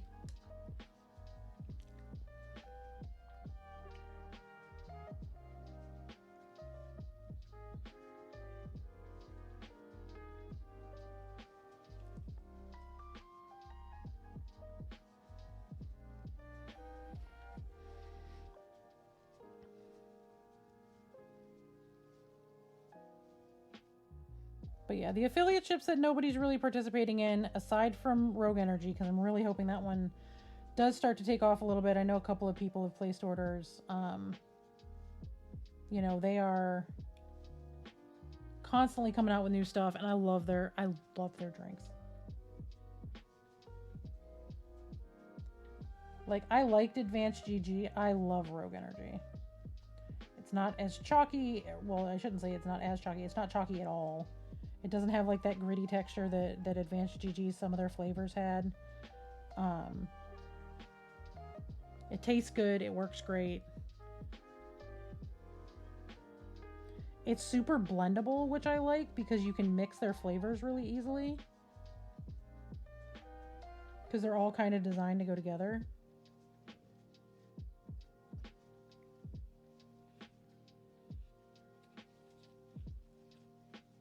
You know, and then they have their hydration line that has no caffeine in it if you just need like some, you know, extra vitamins and what have you, and you just want your water flavored so you'll drink more of it. That one's really good. And then they just came out with a brand new one that I'm going to try the next time I got to place an order. They have now Rogue Chill, which is like their nighttime stuff. Yep. If you're in the Discord, there's links in there.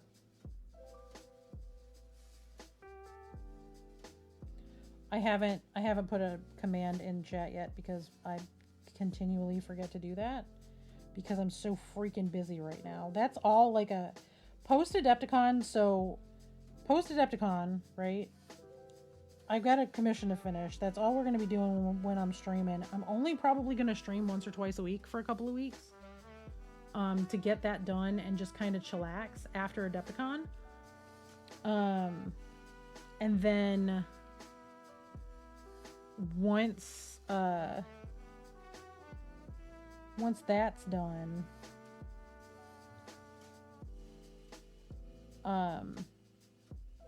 during downtime and what have you, and I mean, I even might do some of it while I'm at Adepticon during downtime when I'm just kind of like chilling in the hotel room or chilling in like a public space and I just need to take a break. I'm going to be working on finishing up my website. It's most of the way done, but I have a couple of little bits of work that need to get done there. I've already overhauled the merch store to match everything.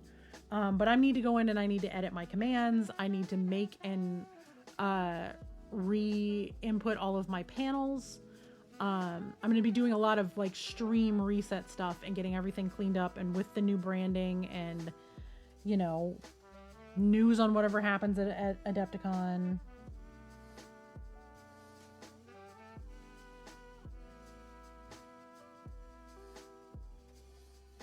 You know, cleaning up my brands that I work with page.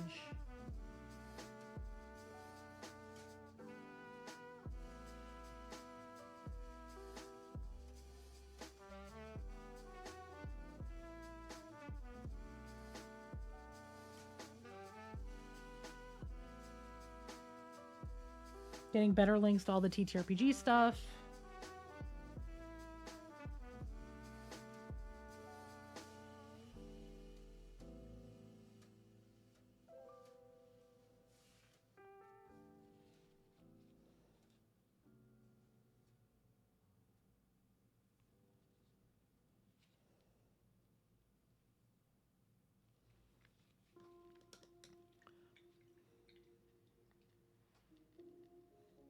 Let's go for mini painting award. That would be really cool.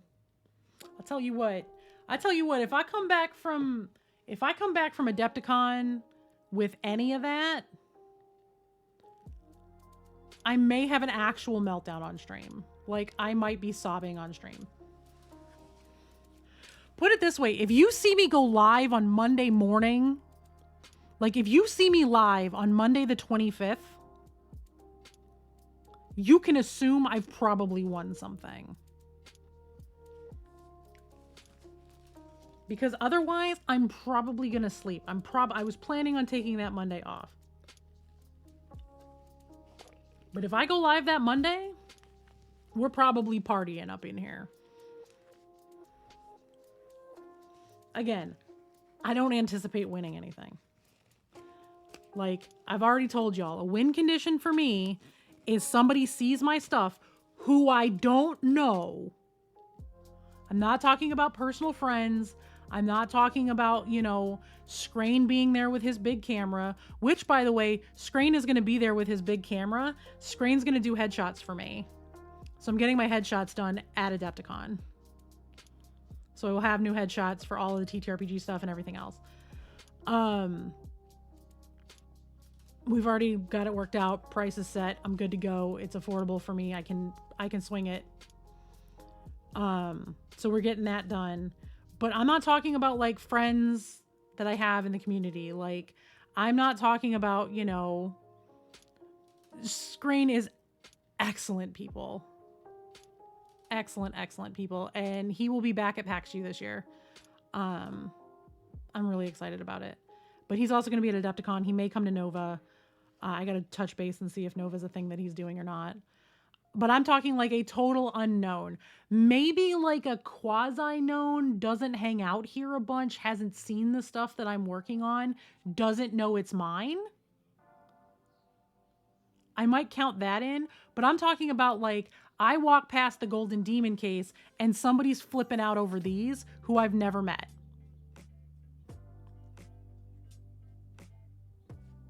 That's my win condition. To me, that's a win, and I'll be super stoked about it. But if something gets a pin or a medal, you better believe that Monday morning I'm going to be on stream losing my shit. Just done.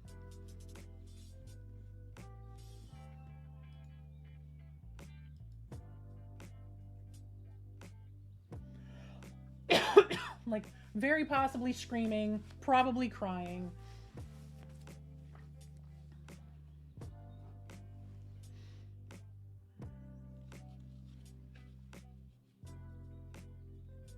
And if it's something real big, I might be on Sunday night.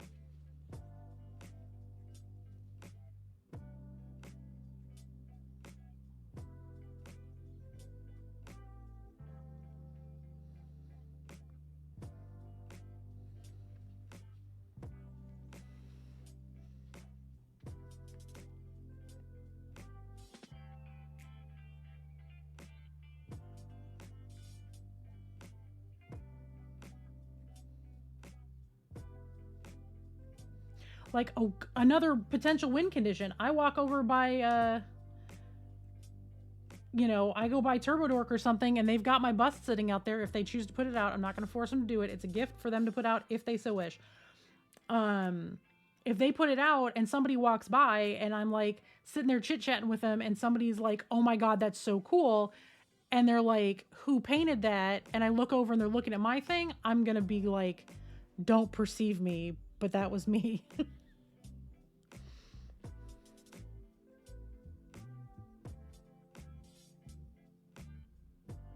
There's like the littlest hair in this brush, and it is pissing me the entire fuck off because I just rinsed the brush to get it out of there. Ripley Ann, I swear to Christ. There.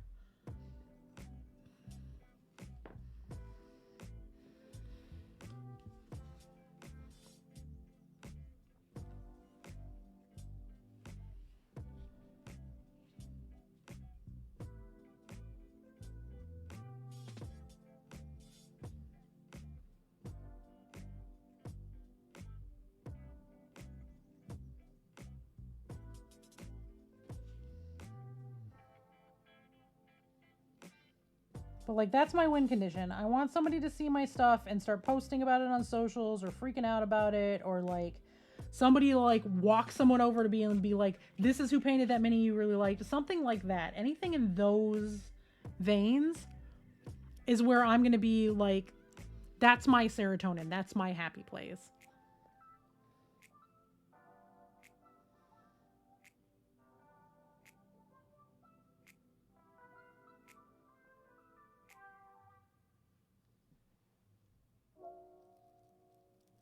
I am, comparative to a lot of people entering some of these competitions, I am pretty new. I've been painting minis since I want to say 2019, maybe 2020.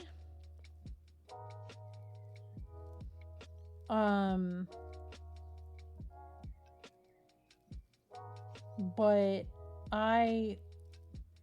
it wasn't a serious hobby. It was I'm kind of casually painting these. Hi, Riot. I heart your entire face.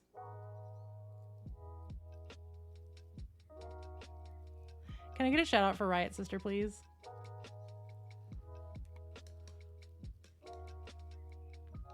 Everyone should be following Riot because Riot is delightful. Another wonderful painter and an excellent cross stitcher, as well as phenomenal gaming content.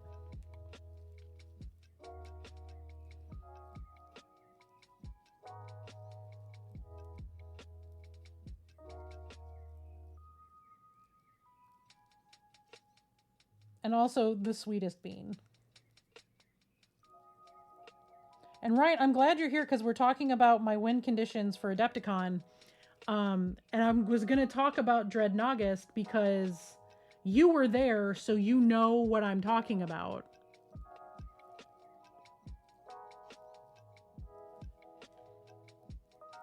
So Dreadnoughtus was last August into early September. I painted this Dreadnought. It's the first really big, like, that kind of mini I'd ever done. I was really jazzed up about it. I was really proud of it. I worked my ass off on that thing. I put like 150 hours into it.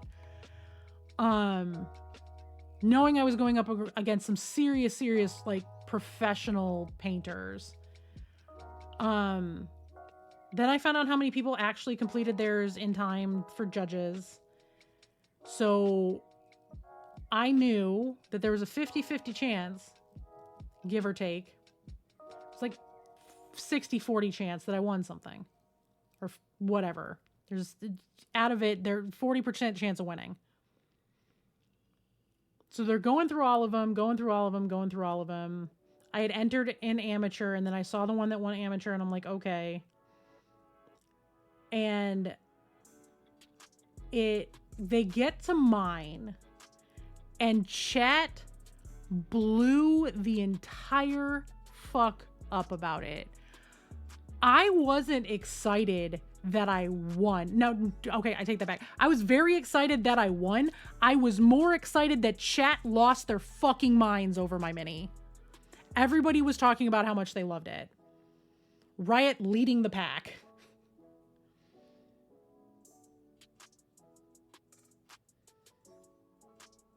Meanwhile, I thought Riot's was going to kick everybody's ass because it's so good and so fun. It's like a punk rock, just joy of a mini. Feel free to drop yours as well because it's fucking amazing.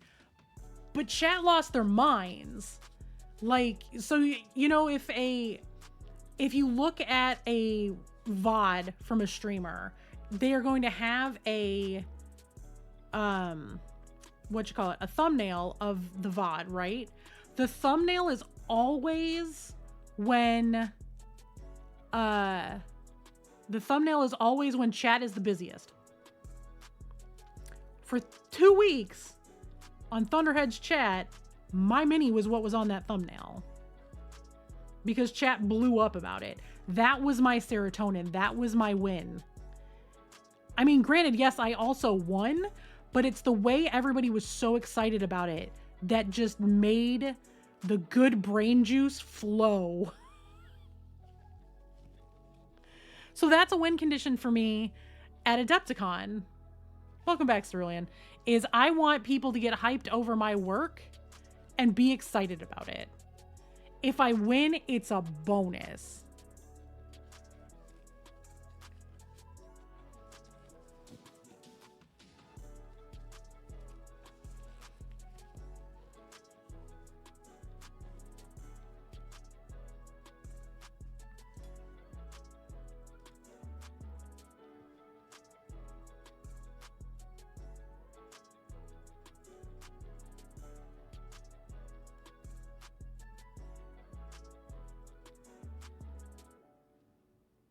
So, you know, like, it's, if you win something, for me, it's a bonus if I win. it's somebody getting jazzed over my stuff that makes me super, super excited about things.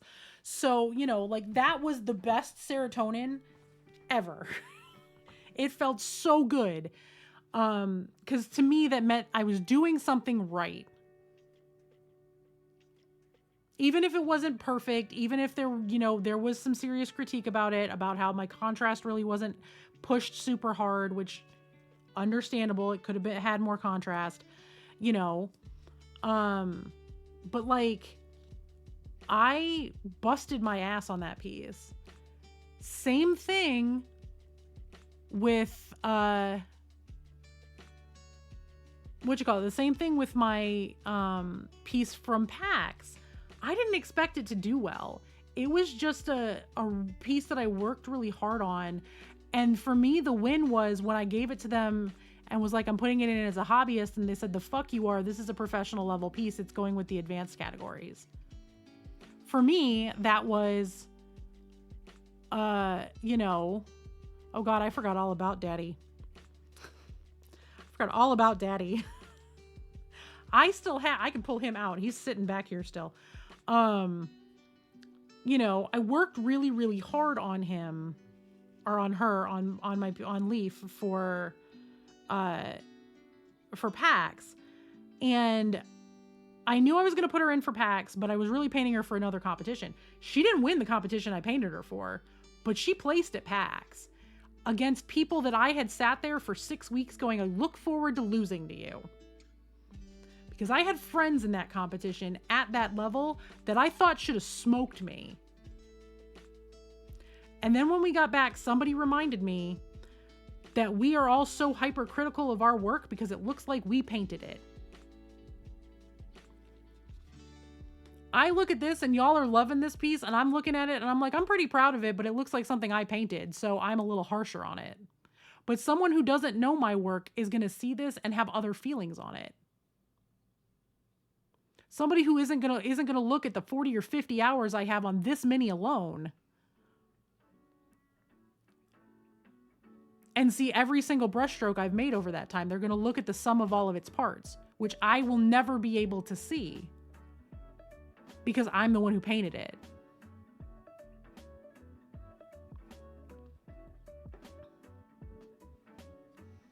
People are gonna look at her and they're going to see all these cool paints and they're going to see all the cool techniques and all the cool textures and everything else. And I'm going to look at a mini I painted and did an okay job on.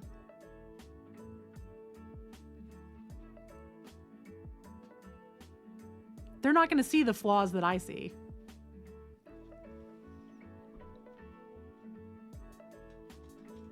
See, also, I have learned, not to point out the flaws in my piece, because if I don't point them out, the likelihood is no one's going to see them.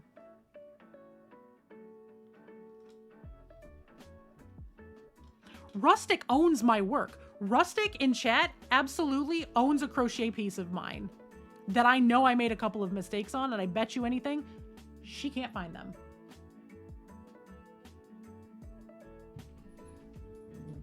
Shush, dog, stop. Somebody outside made a noise. Oh no, you're fine.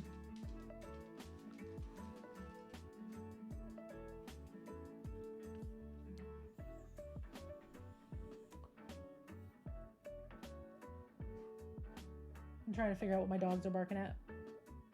Y'all gonna make it? You know, I look at Rogue right here and I know every little mistake on this piece, but y'all probably don't. Other than the glaring one right there that I'm trying to fix. I think my neighbors went back outside.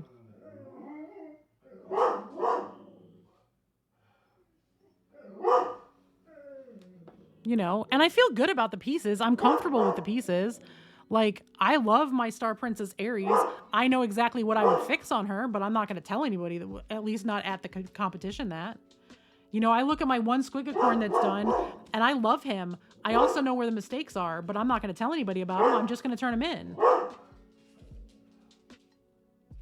Robert James Seeger III, that is enough. Ah, come here. Come here. Seeger! I wonder if the cat's outside. Oh, it can't be the cat because Ripley would be losing her shit. It's got to be the neighbors.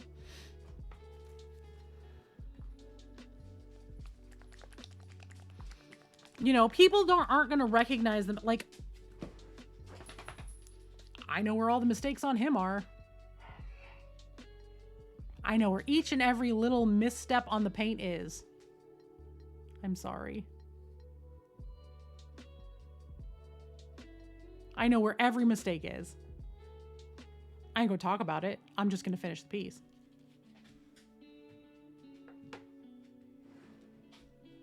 Yeah, go lay down. Go bed.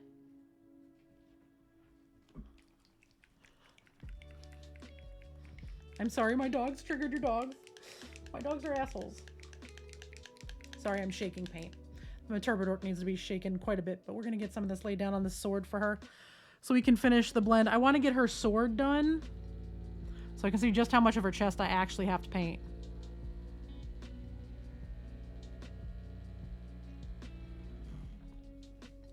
I know you're all freaked out over nothing. You're barking just to bark. No one outside is going to hurt you or me. If somebody tries to come in this house and get hurt, boy, do I got a thing for them. What do I say all the time? Every stone is a protection stone if you throw it hard and accurate enough. And I got plenty of them sitting here. You know how heavy some of these bottles on Mommy's desk are?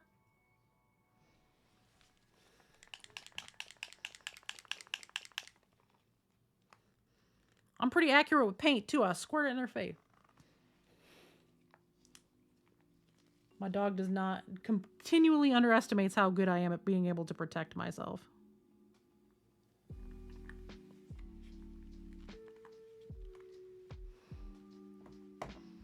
All right. Get out my other paint holder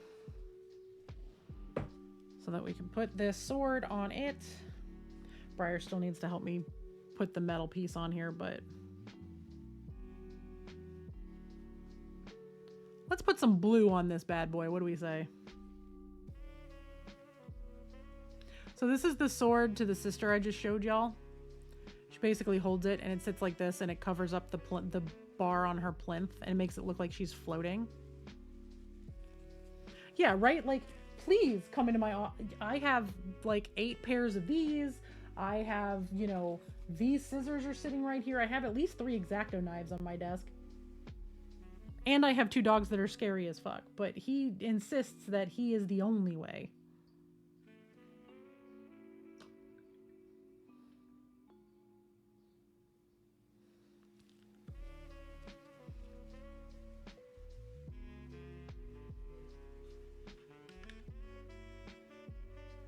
Alright. Time to blue the hell out of this sword. We're gonna start right about here. God, the new Turbidorks are so nice. They're so sexy.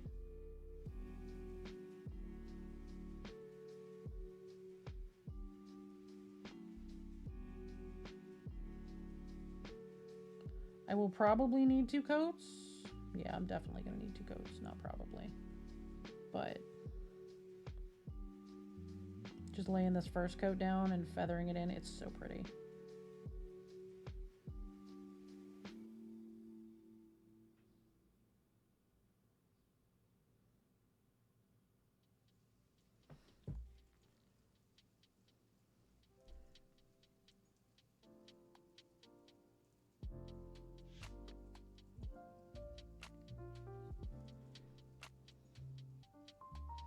Right, Blackjack?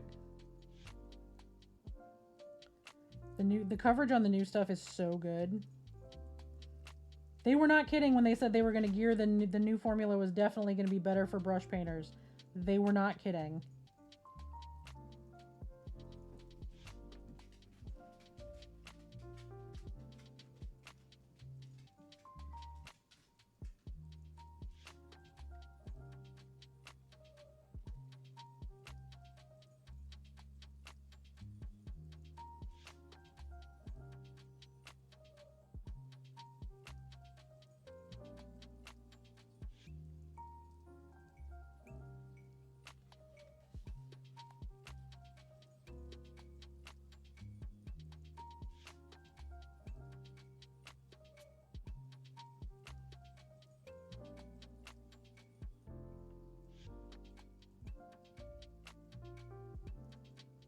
We're gonna leave this bit alone now.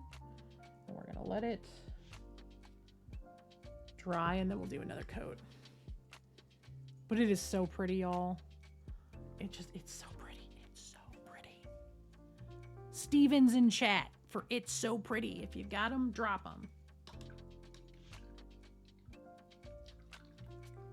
Ooh, new dragon minis. Do tell.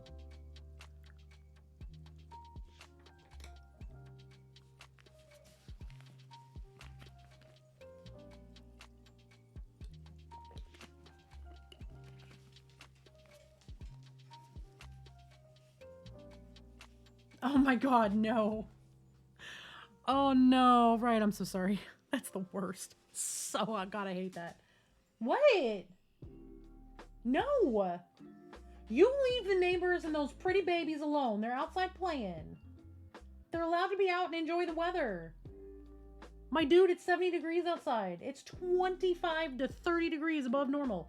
Let it be nice and let people be outside. I would put you out and let you enjoy it if you weren't a dick. Go lay down. He's very upset that people are outside.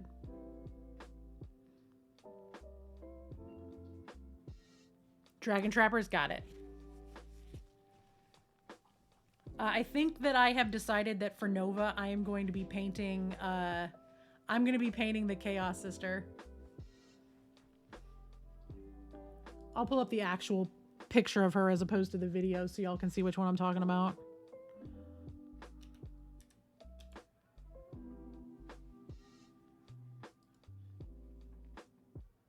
See, also, they're doing more this month. They decided to continue the Chaos Space Sisters.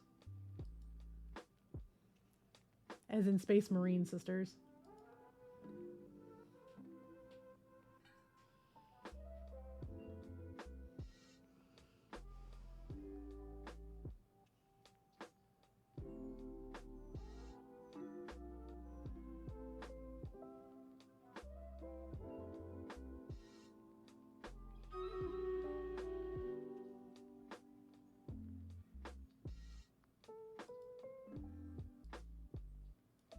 Looking to see if I can find the actual picture here. While I'm looking for that, we'll do Stream Readers.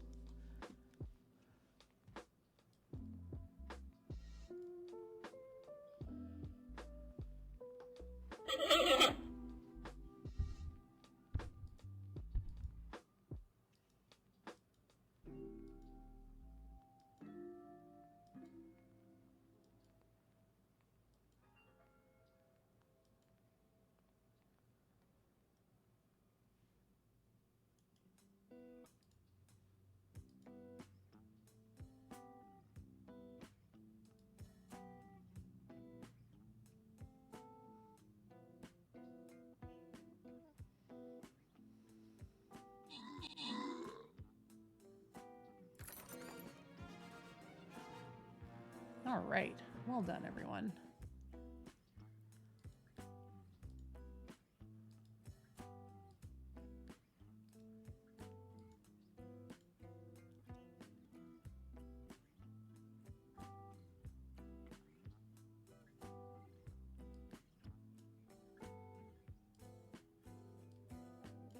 There we go.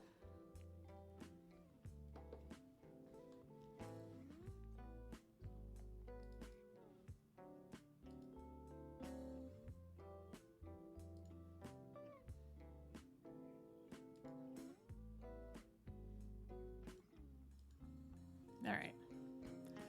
I'm going to have to edit the size of this window because, you know, like everything is a mess. Because I had to clip it down the other day. So now I got to fix it again.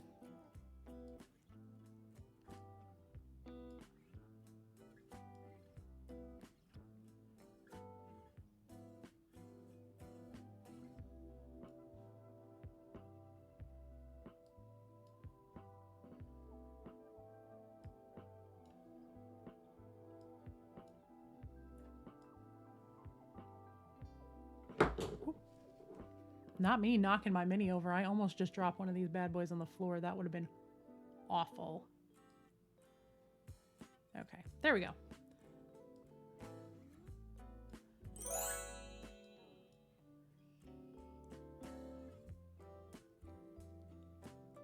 I love that you used my Bink command. Nobody has used that in so long. Also, thank you for whoever just followed. I missed it. I'll check it in a second. Hang on.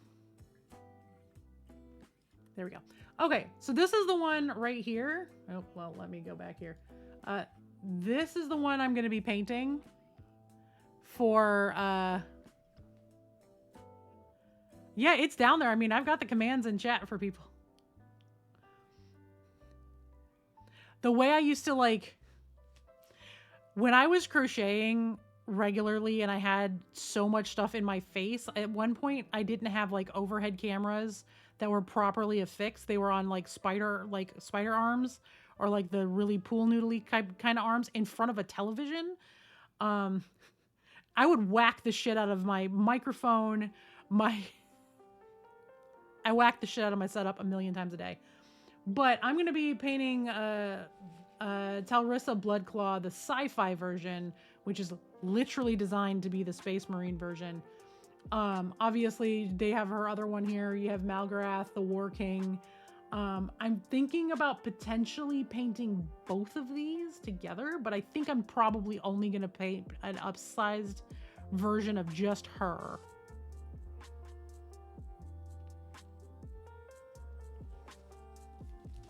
Because, hi, GW.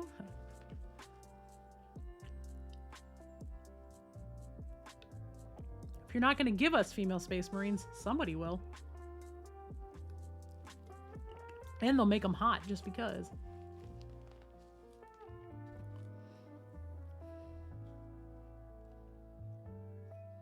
So this is who I'm going to be painting. So it's basically this mini right here is like the whole thing. The difference is that down here she's got like all the cording and all the extra like Space Marine-y type stuff, like plasma cannon on the back of her claw. So this is what I'm painting for the Nova charity, I think. I've got to see exactly how big she is, and I'm going to have B scale her up a little bit to be a display model.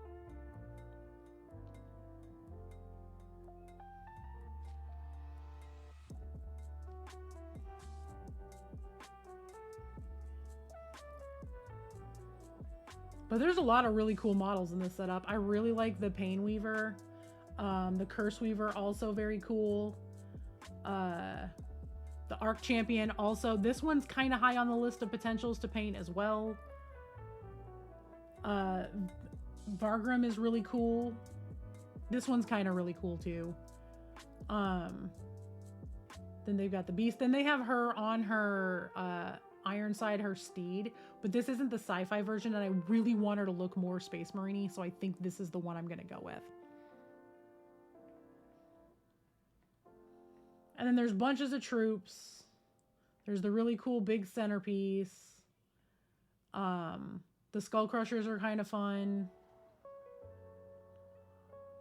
I really like this model. I think we have this one.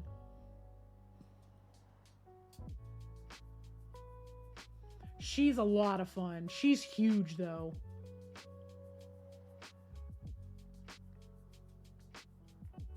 And then they have really cool modular scenery, which I'm not going to mess with. I think I'm probably just going to paint the one. I mean, we all know who she's modeled after. They could have gone female Space Marine, but no. So I'm going to paint this. That's going to be my Nova charity piece. That's going to be the big one that gets painted post Adepticon after my commission is done. It'll be commission, and then it'll be Mecha May and working on this. And then I don't know if Thunderhead's going to do Dread Nagus again. Oh god, what the hell's his name? DJ, you're in here. Who's the Chaos Primarch that looks like this?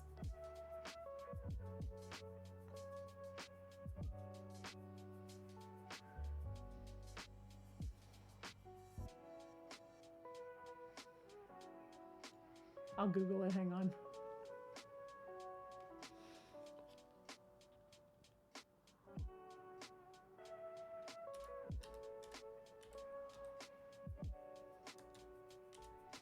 We all know, and nobody can ever remember people's names.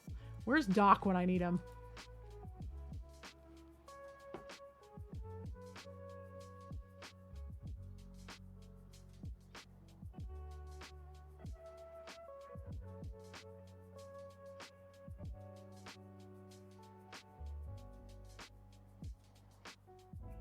The way I had his name and then, like, lost it.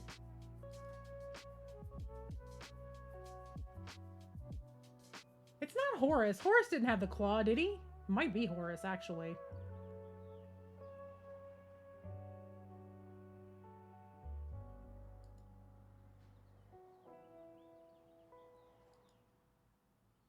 No, I don't want a YouTube video. I want a list.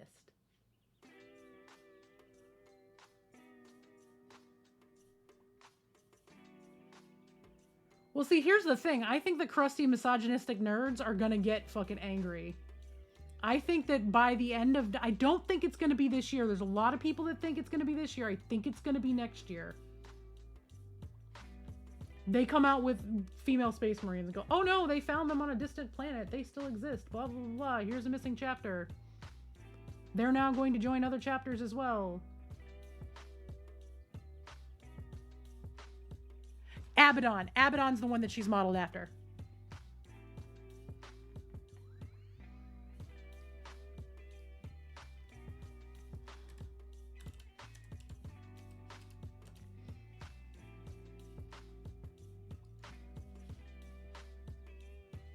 I'll pull up the picture. Hold on.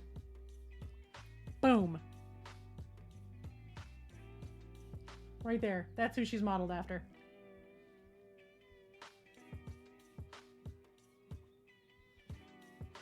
I don't think they will give them booby plates. I mean, they might. She is much better looking, but that didn't... Look at him. Look at her. Look at him. Look at her.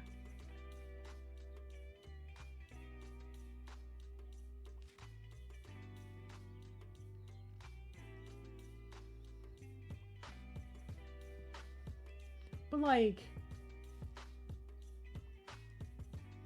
you can't tell me that is not them fully flexing on GW. See, also their holiday stuff. Like, I can go over here to their Christmas stuff.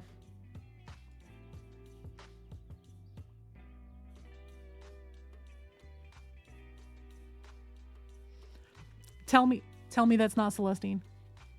This is Heroes Infinite. They are the 3D print side of Raging Heroes.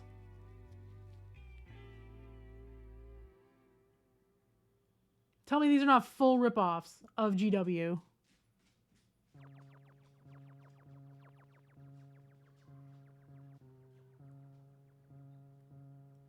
Just much better modeled. I love this mini a lot.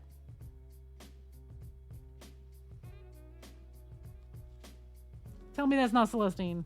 They're all modeled after different versions of Celestine for this one. But then you get to the goblins, right? You can start looking at all the gobos. Is this the one where you can scroll through them all? Yeah. Where's the one?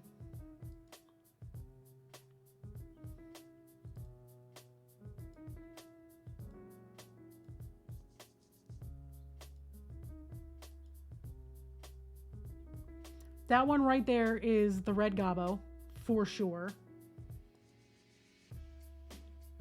This is all very thematic. These are what I'm currently painting, y'all. It's literally the squigs I'm painting. They gave them 2 extra legs.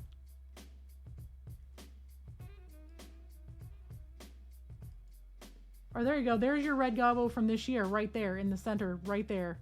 Holding the same stick of dynamite and everything.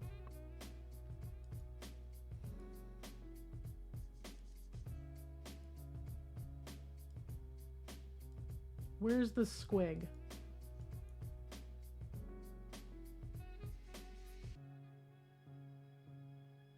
Like, here's the squig riders.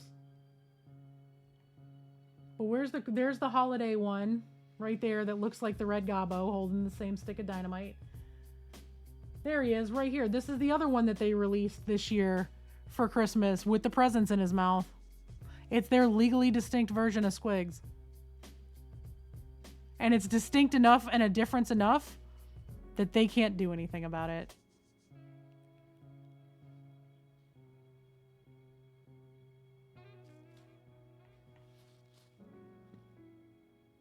So I'm going to paint Femme Abaddon. And I honestly think I'm going to paint her in this purple. I'm not going to put the Turbo Dork over the top of it, but I'm going to do this purpley pink that I did.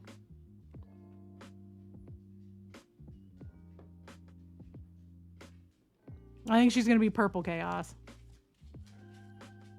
with lots of like blacks and silvers.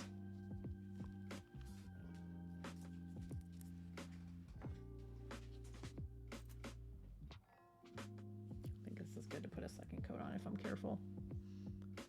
See your gully down. We do have an ad starting in a minute. I didn't get the heads up in OBS, but I did just switch back over to the page just so everybody knows we're going to have an ad in about a minute.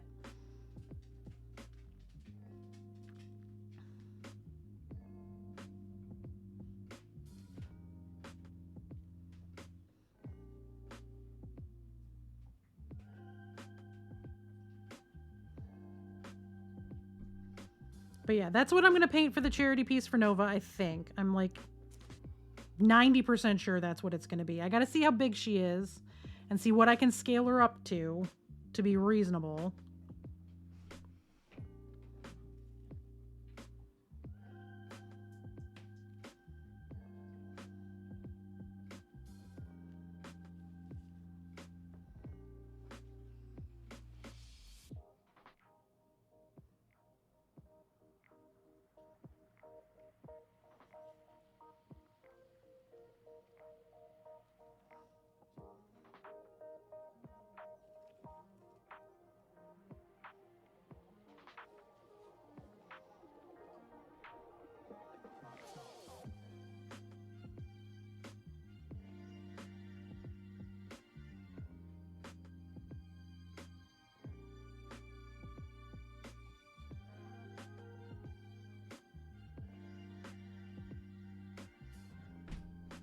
Jesus, dog.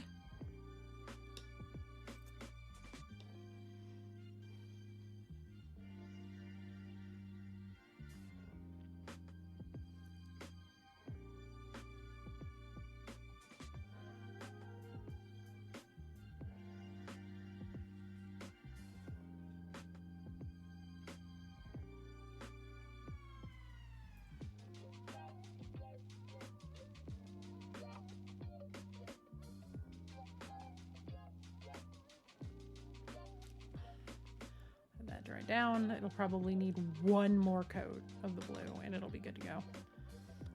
And then the whole thing will get a very exceedingly thin coat of Tin Star to bring it all together.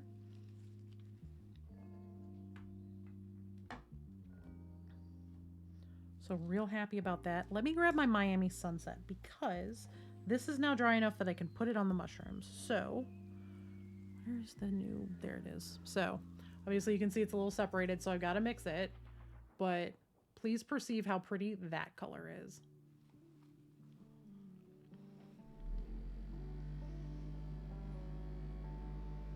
Dog, it is just the paint, Hitachi. It's fine. It's not like you haven't heard this thing buzz a million times. Matter of fact, while I have this sitting on this palette, I'm going to turn this over and go. Boop.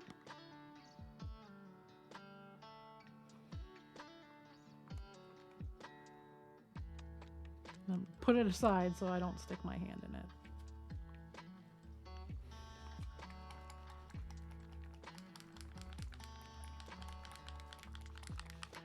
What might be different this time? The Femme Space Marines or the boob armor?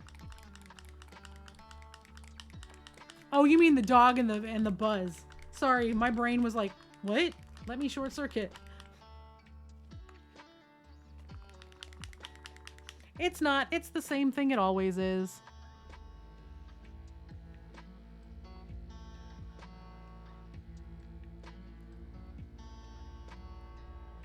It's literally always the paint shaker doing the buzzes, trying to get the paint shaken up because this one definitely settled in travel quite a bit.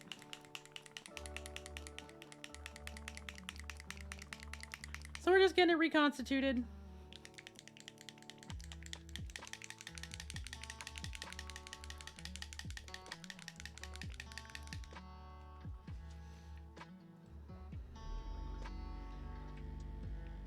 And we're going to coat every single one of these mushrooms, the tops of them anyway, in this color.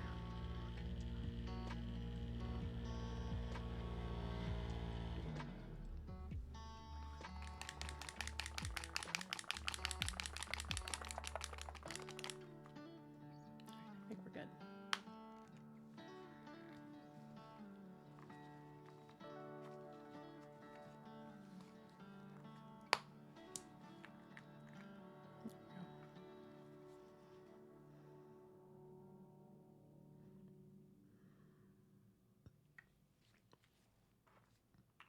That is definitely more than I needed, but I wanted to make sure all the medium came off the top, and then so I could dip it.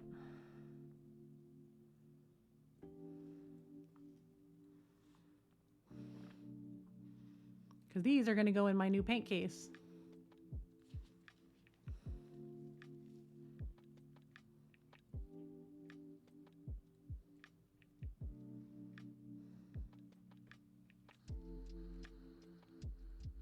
Legitimately, the smartest thing Turbodork could have done is do what they did with these paint bottles and make them as the same diameter as the Monument Hobby stuff.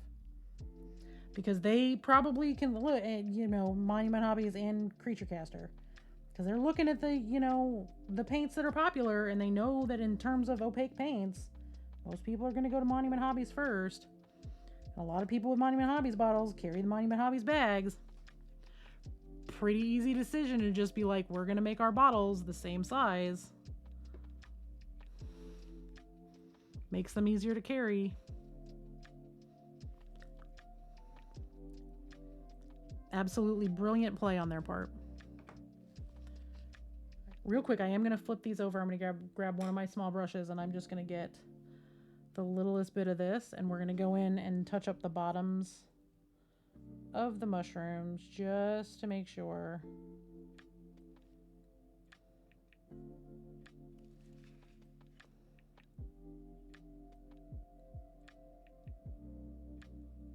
That everything is covered correctly.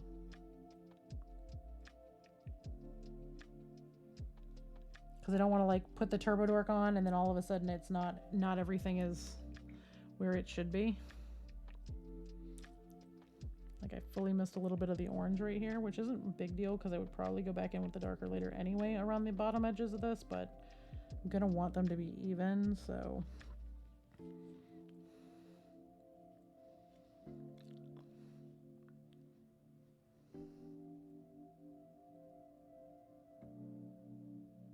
Do it right now, prevent drama later.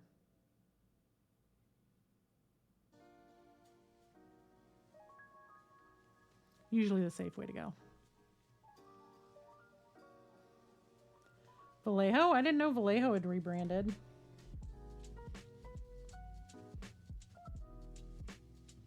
Turbodork's just been working on reformulating their stuff for a couple of years.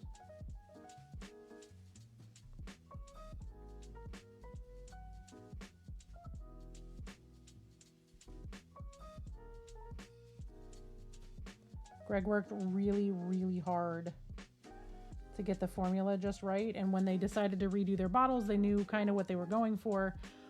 And I'm sure it was intentional in a way, but they worked with like a vape juice company to get the bottle sizes and the accurate droppers the way that they did. And it's great. But the bottle sizes are the same diameter, so they fit in the Monument Hobbies bags. They also fit with like Creature Caster stuff, which is also really popular to get the cuttlefish colors.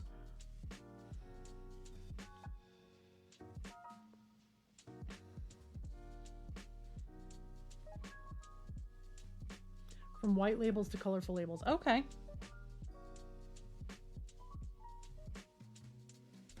See, I don't love Vallejo paints, so.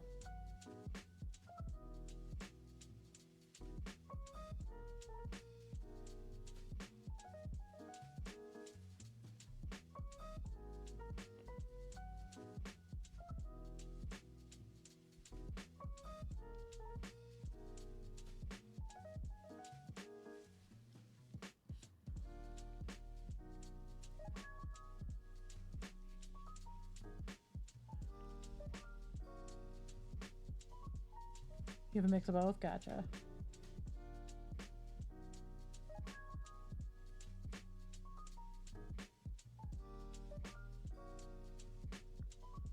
Now, don't get me wrong, I have some Vallejo paint, and I have to continue to have some Vallejo paint for reasons.tm, but it's not my favorite paint to use.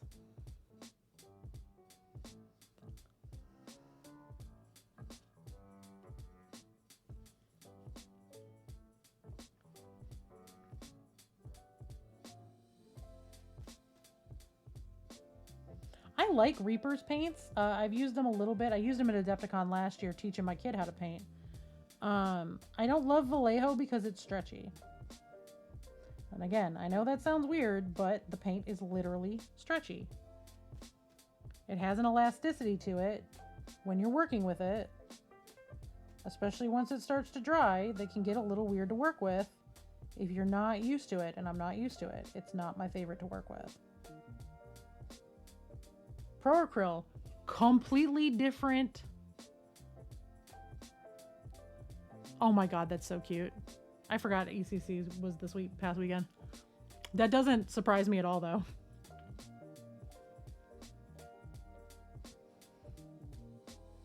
And I like Army Painter.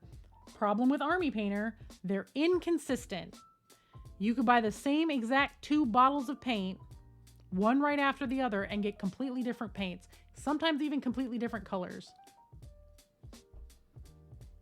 I haven't seen it yet. That's probably going to be a watch later thing. But I am not at all surprised.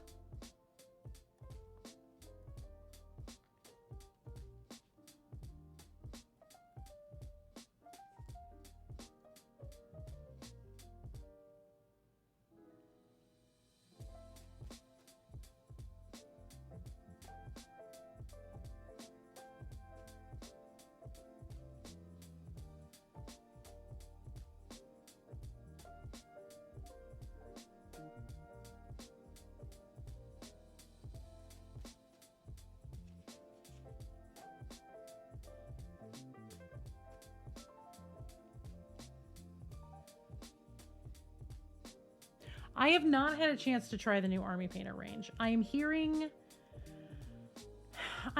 good things, but not great things, because they were advertising it as this is going to be the best paint ever. Side-by-side comparison, it is not much different than Pro Acryl.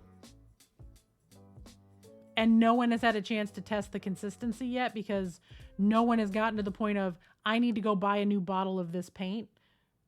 This stuff was made 6 months later. Let's see if it's the same paint.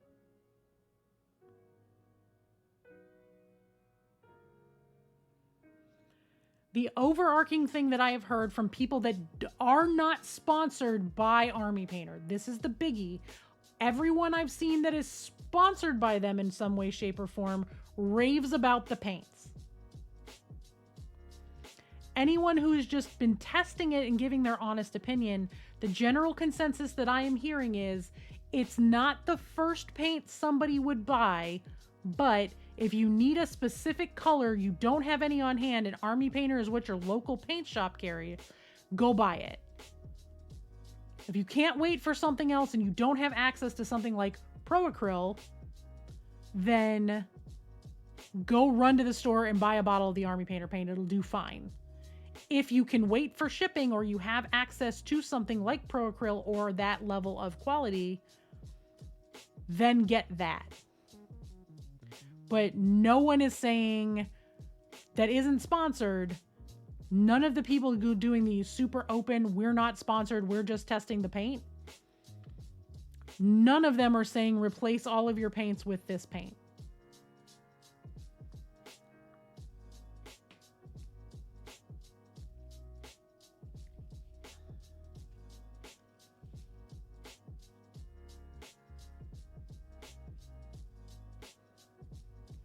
Now, the people that are sponsored by them are being like, go run out and replace all your paints.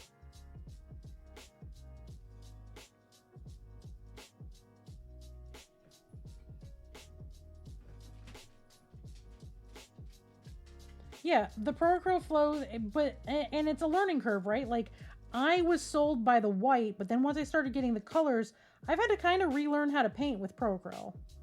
Because the paint is just different. It's fully matte. The coverage is going to be significantly different across the board. The way it layers on top of itself is different. The way it mixes is a little different. The things you need to do to make it do things is different. However, the quality is undeniable and the coverage is undeniable.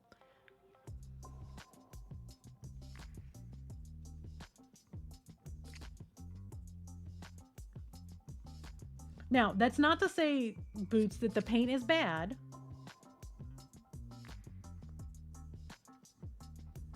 Compared to their old paint, it's pretty spectacular from what I'm seeing. But that's compared to their old paint, not everything else that is on the market.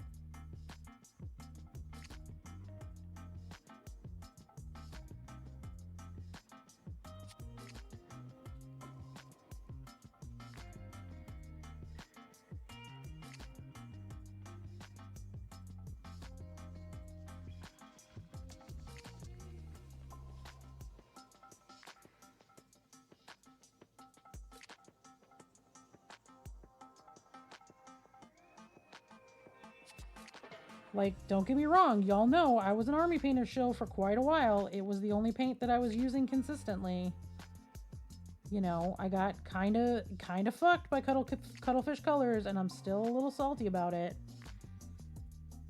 I'm gonna give Cuttlefish Colors an honest second go after Adepticon.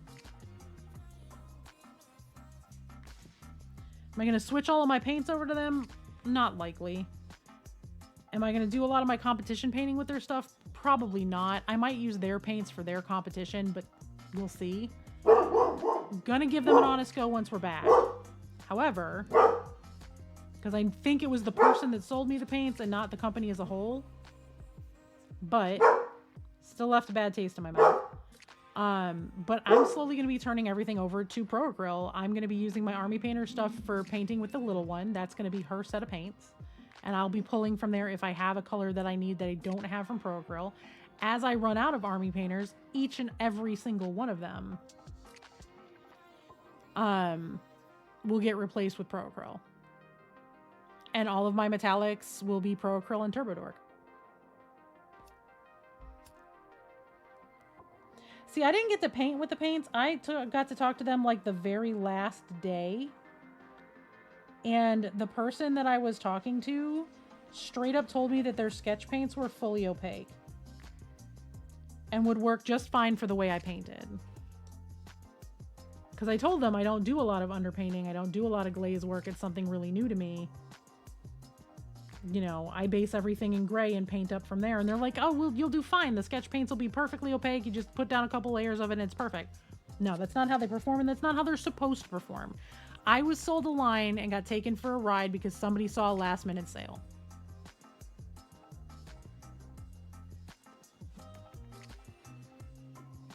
Sorry, my watch is buzzing.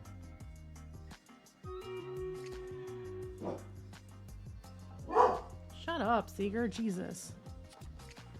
This dog, y'all. Y'all, I'm so happy there's no bots in Stream Raiders today. It's just us chilling and playing. I love this for me.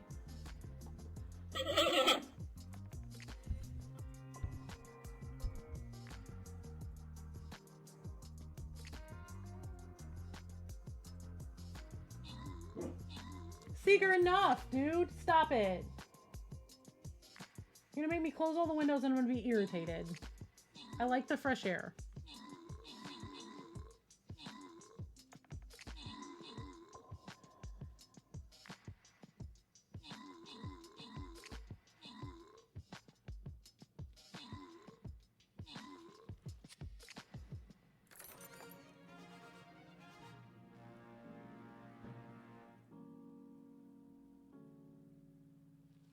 All right. Let's go.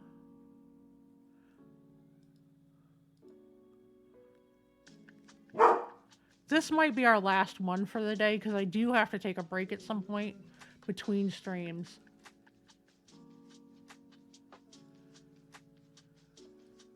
And do all ranged again.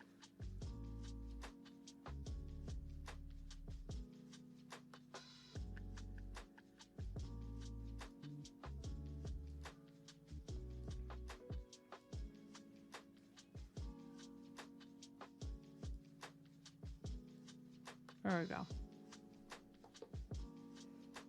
I do have my show tonight, so I'm going to get out of here around 4 o'clock-ish, take a break, eat some food, walk away from my desk for a little bit before I'm back here for 3 or 4 more hours this evening. Robert James Seeger III, that is enough. Knock it off. Put your heckles down and go to bed. Go to bed.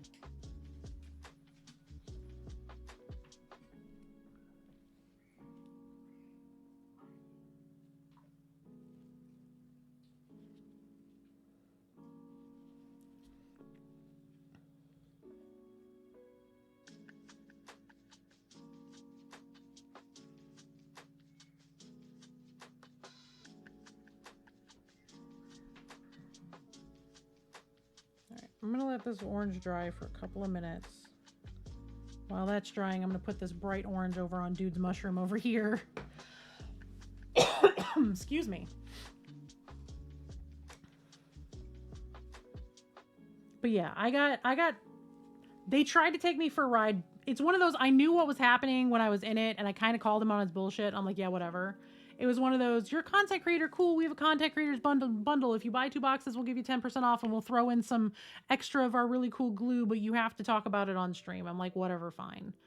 I was like, they're like, we're really good friends with the TurboDork people. I'm like, yeah, I don't pay for a lot of stuff from TurboDork, but okay. Unless they let me, when they let me. I have to get Greg alone to get them to let me pay them.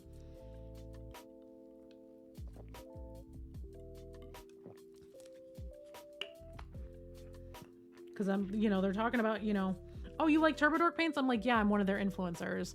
And that's when the guy realized who he was talking to was not somebody who could get taken for a ride. So he got a little bit more serious about it and straight up told me that the sketch paints were opaque. At that point, he was just trying to make the sale, and I looked at B and we kind of talked about it for a minute. I'm like, yeah, whatever, I'll give him a try. I could use a new paint brand to try out if you're saying they work well, TurboDork, whatever. So again, left a bad taste in my mouth. I'm going to give them an honest try. See, it didn't confuse me though, because I'd never heard of it as called sketching. I had never heard that as a term.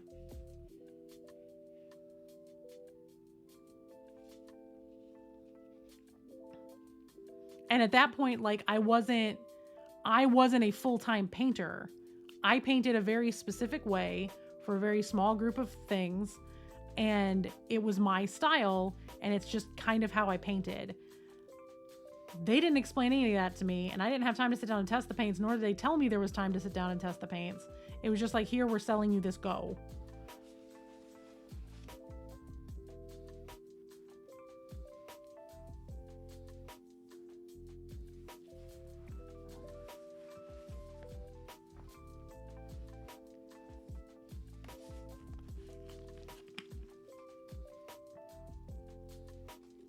Right, but see, I wasn't trying to translate it into like line art and pencil drawings.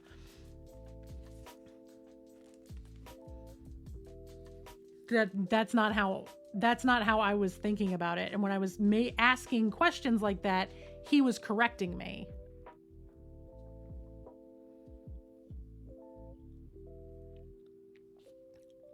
Right? So it was one of those, well, when I sketch, it's underpainting. So he was like, no, you use the sketch paints as your opaque paint to lay down your base colors, and then the glazes go over the top of that to thin it out. So it's one of those things where it was like, I was trying to get him to actually explain what he was talking about because it wasn't making sense to me. And then it got to be we need to go because Tiny Human was getting antsy because she was right there. All right, I'm going to give him a try. We'll see if I like him. We'll go from there. I'll give my honest opinion on stream. I've given my honest opinion on stream multiple times. They tried to take me for a ride. And then when they realized I recognized it, they turned a little bit and then straight up lied about what the paints do. And again, I don't think it was somebody who works for the company full time. I think it was just somebody who was there helping out and gave out bad information.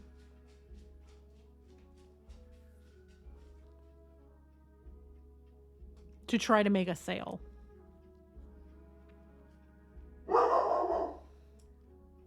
I'm gonna murder this dog. I'm not. I would never harm my dog, but this is why we can't have nice things. I have my windows open and he can hear kids playing, so he's angry that the neighbors are outside playing. Seeger, enough, dude. I'm gonna put you in your crate. You're gonna have to stop, dude. You gotta stop. Come on. Come on. If I have to lock you in my office, I will.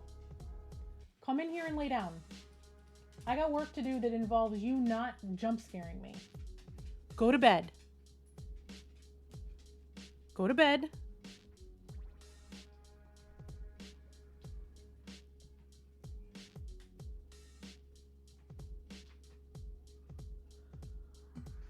No. Sit down. Sit on your sister if you must, but you're not going over there. Stop. No. All right, let me turn my footrest so you, well, it's already turned, so you can lay a little bit easier. You calm down. Come here. You've got goop in your eye again. No, come here. Nope. Don't burp at me. That's disgusting. Give me your eye boogies. I don't want your eye to get all gooped up and shut again. I think he was fighting too hard with Ripley and she probably got a claw in his eyeball. So it gets a little goopy once in a while. But then he goes to take a nap and then he can't open one of his eyes. Easier to clean it out before it dries up. Alright, yeah, I've cleaned your face. Now go to sleep. Yes, you are a good boy and I love you a lot, but you're also a dick. You know how I can tell? All these little scratches on the top of your nose because you're shoving your nose under the fence. To be a jerk. Yeah, here. Here, come here. We'll move this out of the way and we'll back the camera up a little bit. Put your snoot right here. No, right here. No, right here. See it. No, stick your nose. No, you gotta put your nose on camera, dude. If you want love, you have to stick your face right here so everybody can see the scratches on your nose. Yeah, I'm gonna out you to everybody that you're a dick and you shove your face under the fence trying to get at people. And you've scratched up your nose because of it. Here, I'll back the camera up even more and then you can just give me your head. Come here.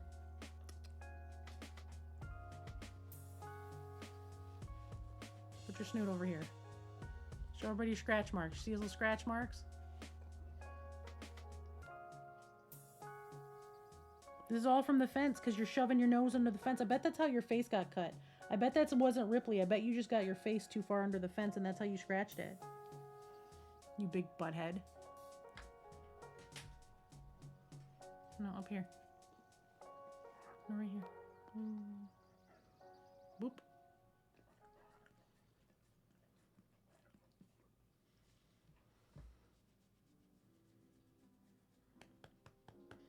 Can I go back to work now? I got painting to do, my dude. Would you like me to paint your nose? I'll put a print of like Turbo Dork right there on the top of your nose.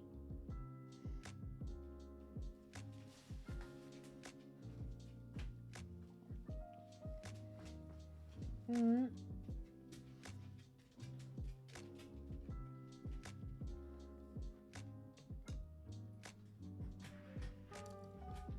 This is what I deal with, y'all, all day, every day. This is why I can't have nice things.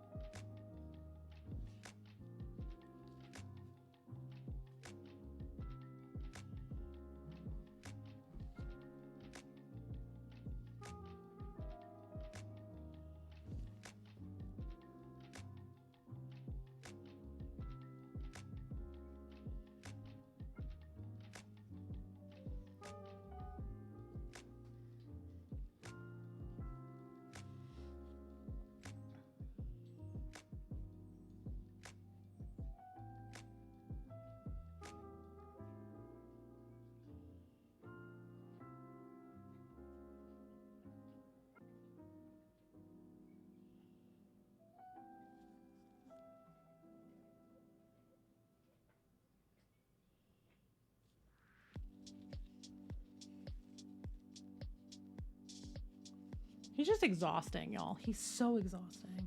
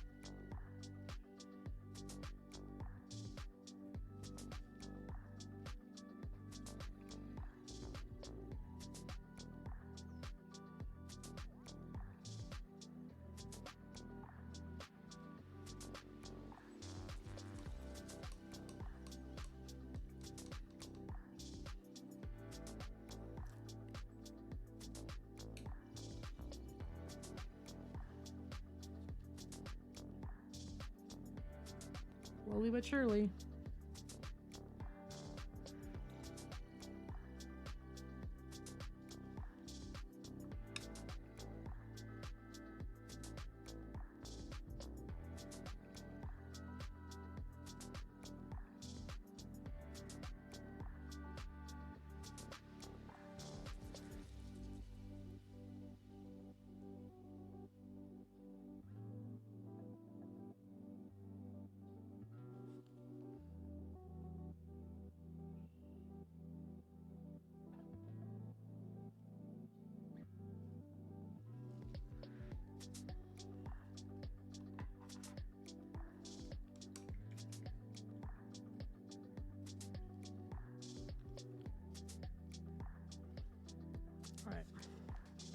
This should now be good for a nice thin coat of Turbidork. So, I'm going to be using this Miami Sunset, which is a pinky purple to an orange shift. So we're going to start over on these, I think. And we are just going to lay down the thinnest coat. I'm going to add some water to this and thin it down even more.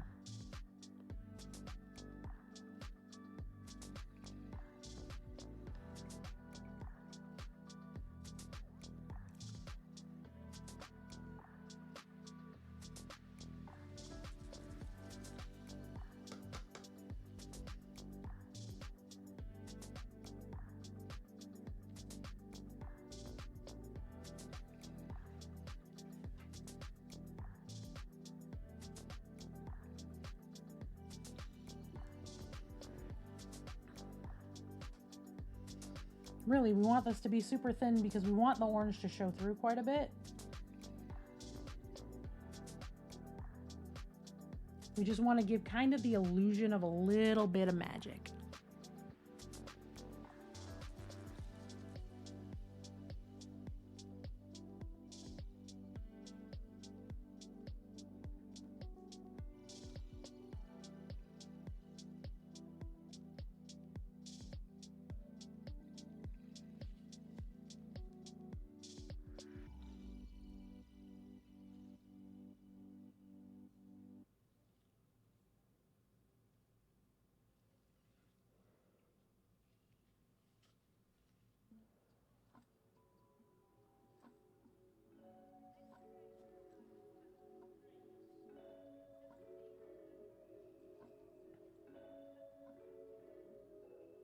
Essentially, the whole purpose of this is to give everything that little illusion that we're in kind of a magical little swampland.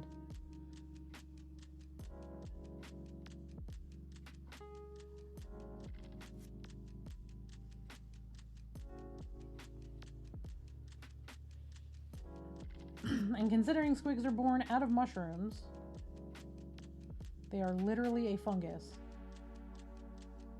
They have no gender.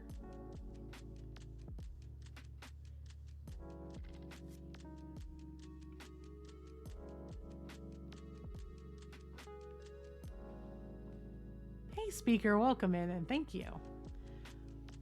I'm really happy with how it's looking so far. I am looking forward to it being done and getting these squigs glued down on them. I'm getting very close to that being the next step. I need to get all of these mushrooms done. I need to finish painting the riders themselves and some of the base, especially on the largest one, that one that's sitting right there under the thing, because that one's got like the big skull and stuff on it. Enjoy your lurk. Because that one's got like the big skull and stuff on it, I need to get that painted before I glue it down because it's so multi-dimensional and I don't want to have to try to paint around where it's going because it's going to sit right in here. And painting the inside of it's going to be almost impossible. So I need to paint the base of that first before I glue it down, then do touch-ups. The other two, I have a little bit more space because they're going to be out in the open over here and over here.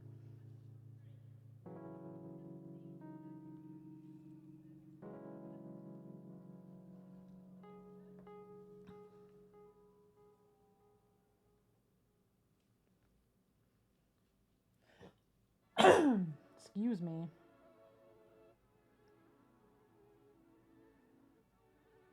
Oh, you know what I haven't ordered yet? My earplugs for Adepticon.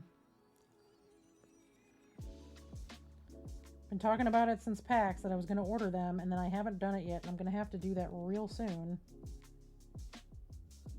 If I'm going to get them here in time.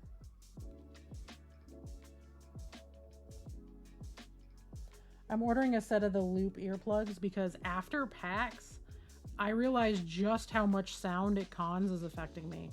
It hadn't really previously because I'd gone to like early pandemic cons. I don't want to say during pandemic because we're still in the pandemic.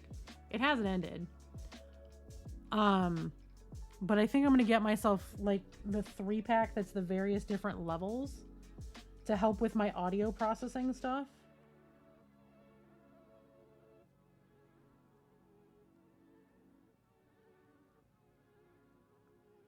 Especially because the other big task that I have post Adepticon is no one is currently captioning Fairwick. So I have to come home and I'm going to have to caption like 5 episodes on my own as fast as humanly possible. I haven't had time to work on it and neither has anybody else.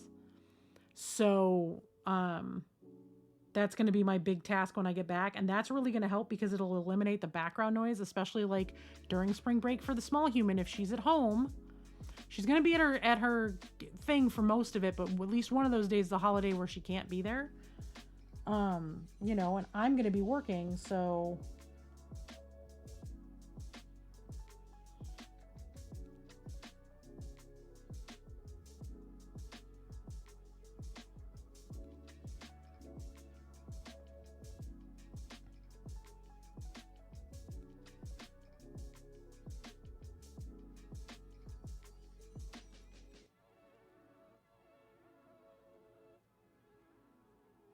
but we all have so much stuff going on that people haven't had time to work on it. So it's like, I'm going to just pour myself into it post Adepticon. And people know, our patrons know, I've talked about it. I tell people on YouTube, so it's not a huge thing. Don't feel bad about it. I haven't been able to work on it either, and it's my responsibility. Ultimately, it comes down to me doing it. Please don't feel bad about it. No one has had time to do it. Mrs. Rafiki hasn't had time to work on it. Cerulean hasn't had time to work on it. You haven't. I haven't. B hasn't. Everybody's busy. It's just that time of year. Patrons already know we're going to be working on getting caught up during our off time because we only have 2 more episodes to record before we're done with season 1. It's going to be 14 episodes for season 1. And then we don't come back to record season 2 for like a month and a half. So I have all the free time on Earth after Adepticon. So please don't feel bad. That wasn't a dig at anybody who's been working on it, that just nobody's had time, including me.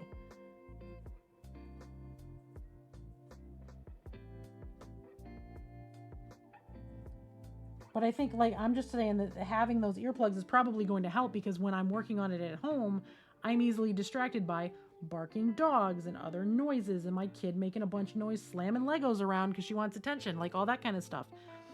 I don't have to worry about it so much if I'm not hearing all the things.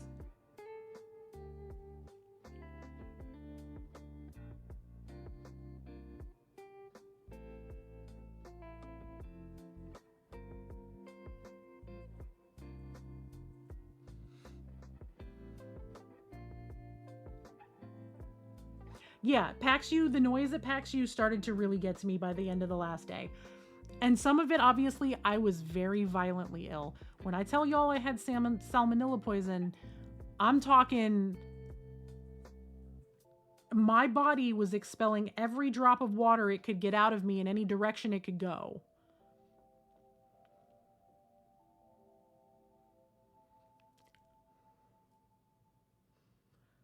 Oh, I don't have any idea about where like the room block is and stuff because I didn't stay at the hotel last year. But I'm getting a pack of the loops that comes with all of them, including the quiets, which is like supposed to be all the way noise canceling so you can and comfortable enough to wear to sleep. Either that, or I'm gonna quite possibly I'm gonna be bringing my a portable speaker and my rain sounds on my phone. I might just bring my Bluetooth because that drowns out everything.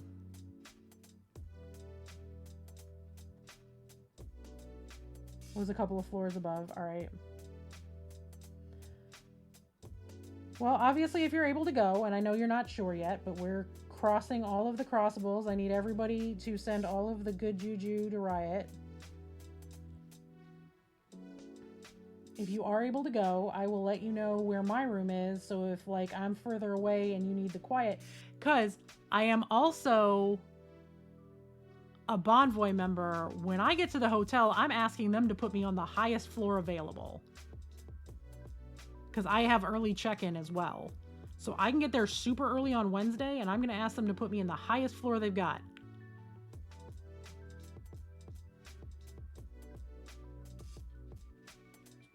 Awesome. I'm just going to ask them to do me a solid, especially because of how much money I have spent with them in the last year and a half and not used any of my points or anything.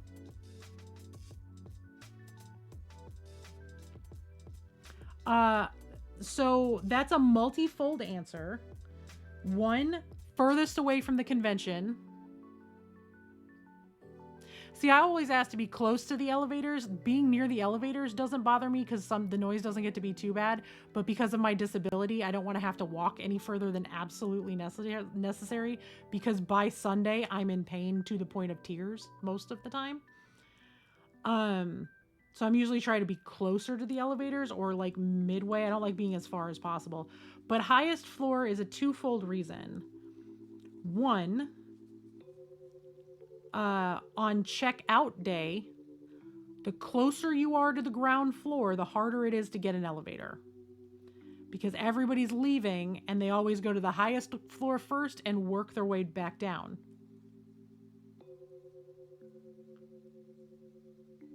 So you're going to have elevators going all the way to the top.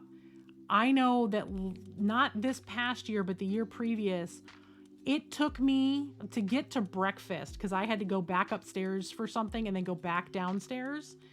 It took me almost 40 minutes to get an elevator down. Yeah, I don't think Adepticon suffers as much because the convention center is on the side of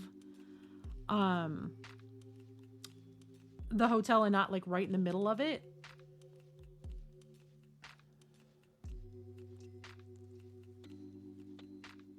And it's usually like, for me, it's usually not a big deal because I'm not rushing to check out that day.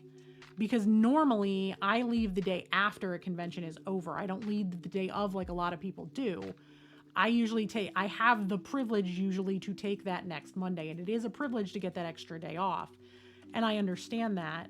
I'm not doing that with Adepticon because I live locally. I have no reason to need to stay an extra day for travel purposes.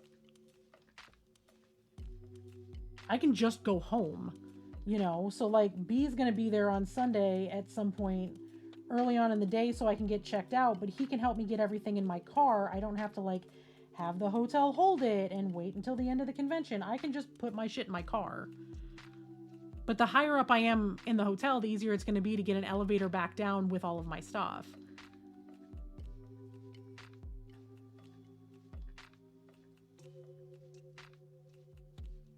See, also, I can guarantee you if I buy a bunch of stuff I know I'm not going to use there, it's going to be on a day that B is around. And I'm just going to be like, take this home with you. Hey, Scion, welcome in.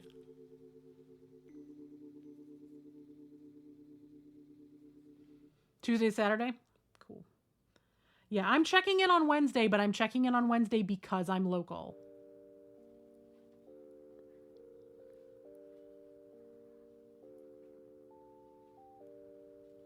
And literally the only reason that I'm staying at the hotel is because I want to be able to hang out with people and not have that 45-minute drive home, because it is exhausting to drive in and drive back being disabled. And also, with as bad as my brain got, it was easier for me to just go home and hide.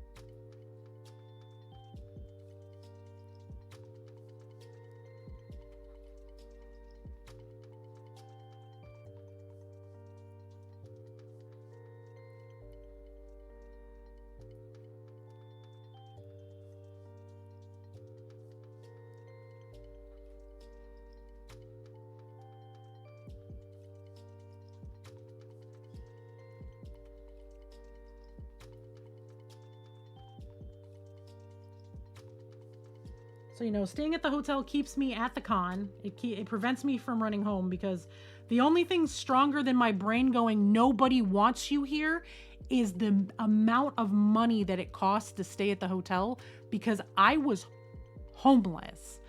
I know what it's like to have nothing, and I am always very, very weird about money. So I would never forgive myself if I had a hotel room and didn't use it in a situation like that.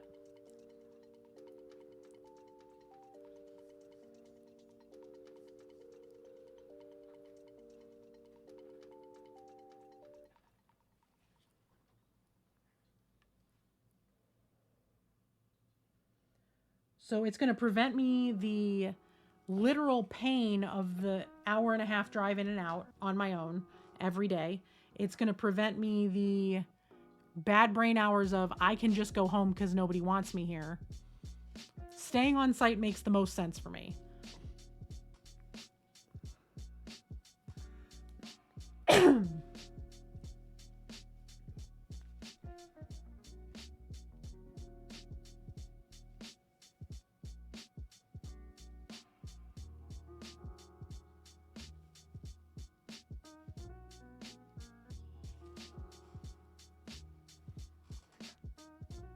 Because I am still terrified that I get to this thing and literally nobody wants me around. And people are like, you're annoying, go away. Or the, hey, can I hang out with y'all? Nah, we're busy.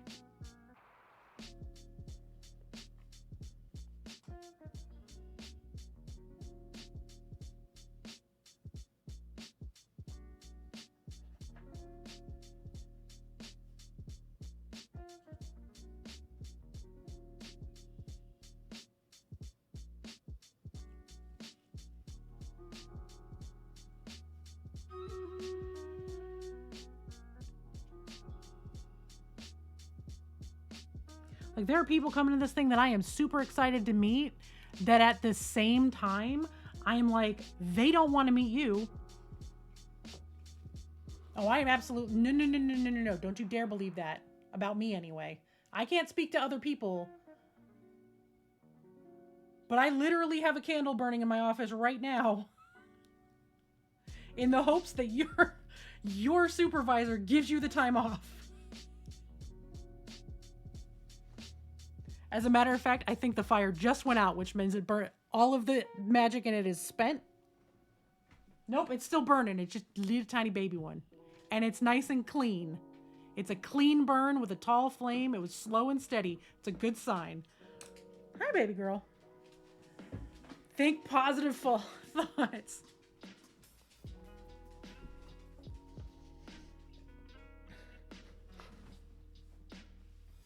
Blackjack, hey Nerdhala, can I get a shout out for Nerdhala, please? I had so much fun with you at PAX. I'm gonna let Stream Raiders sit while I'm like working on the last little bit of stuff. We'll do that very last thing before I get out of here. Ripley, lay down. Stop looking outside like you're gonna do something. Lay down. You couldn't even fit through that open window right now. It's too small for your big ass. Your face might fit. And then you'd rip the screen, and then Daddy would have to have a fit.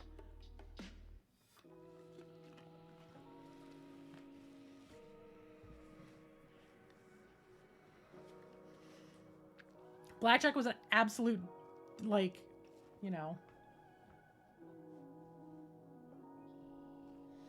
Oh, nobody took photos with me last year. See, also, so here's the biggie, Riot. This is what happened with me last year. I was there with friends, like a couple of friends. And one of my best friends looks at me and goes, "Did you see what so-and-so posted in the group chat?" And I said, "What group chat?" And they were like, "Oh shit."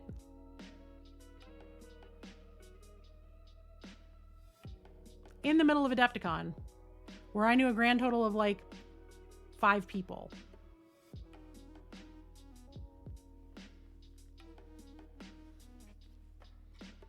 The bulk of my entire friend group has a group chat and a secret Discord that I'm not in, that I found out about because somebody asked if I saw it and didn't realize I wasn't in there. Yay for saving, Speaker. That's amazing. You know, so I had, and it happened on the first day of the convention. So my brain immediately went to, no one wants you around, go home.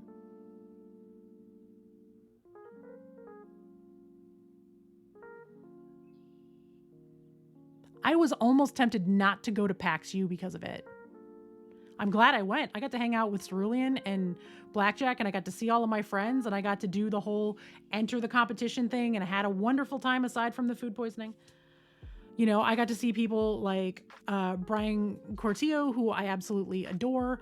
I got to see, you know, Eugenio. I got to see Sam for a little bit. I got to hang out. I got to meet Scrain and hang out with Scrain. I got to, again, Blackjack and Cerulean and I, we were like thick as thieves. I got to meet Only Tom Will Tell. Tom is delightful. Got to hang out with him a bunch. God, that first night at dinner was hilarious because everybody just ended up at the Hard Rock. As people were getting to town, and we all had like a big dinner. It was great. You know, so like I got to see people who I don't get to see very often. I didn't get to see Lonzo. I was very sad. Ramius! Oh my god. Hi, y'all. Welcome in, Raiders. Well, I guess we're streaming a little longer. Hi, Rami. Can I get a shout out for Rami, please? How are you doing? How was stream? What are you up to? What were you painting?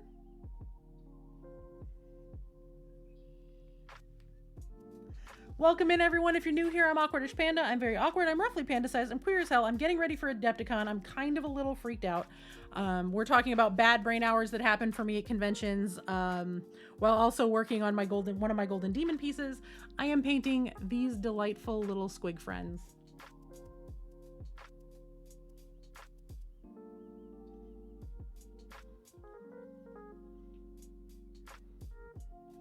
Nice.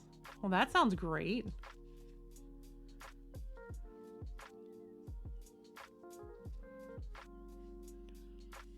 So these are my squigs for my Squigicorn unit for Golden Demon.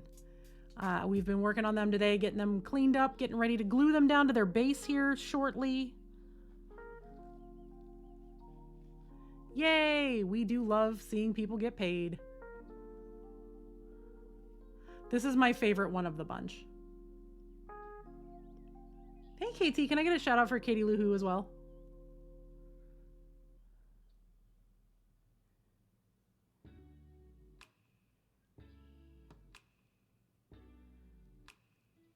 So I'm working on my boys.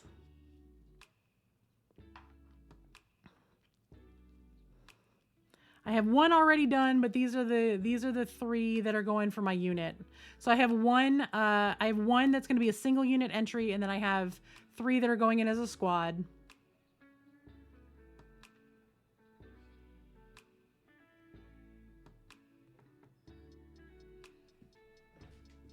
I love them a lot. So we've been working on that today. This is their base. So to give you kind of an idea of what the colors are going to look like all together once things are done.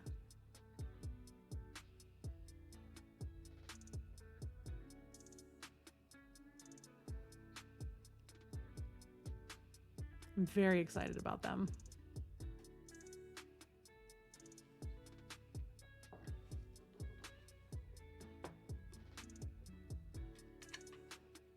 I've also been joking around about this ridiculous thing that I made myself. This is my new thumb palette, y'all. And it does fit over the glove.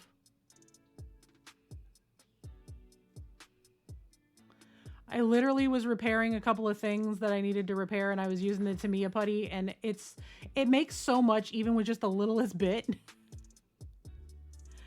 But I'm like, you know what I don't have is a thumb palette. And I was just completely bored messing around with it, trying to figure out what to do with this extra. So I just made myself a thumb palette.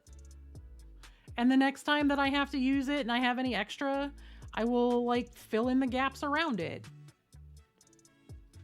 And I can put like little drops of paint in here if I'm painting like eyes or something that are super tiny. Matter of fact, we just got raiders. I'm going to be on for a few minutes longer since we did get a raid, so let's do some squig eyes and give this thing a test. How's that sound?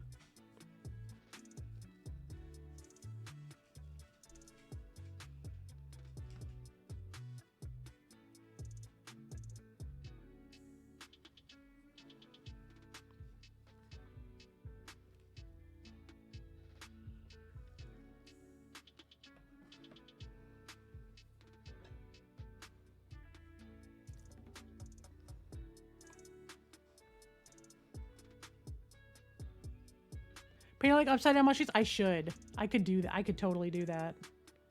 And then put like some clear varnish on the inside of it to protect it.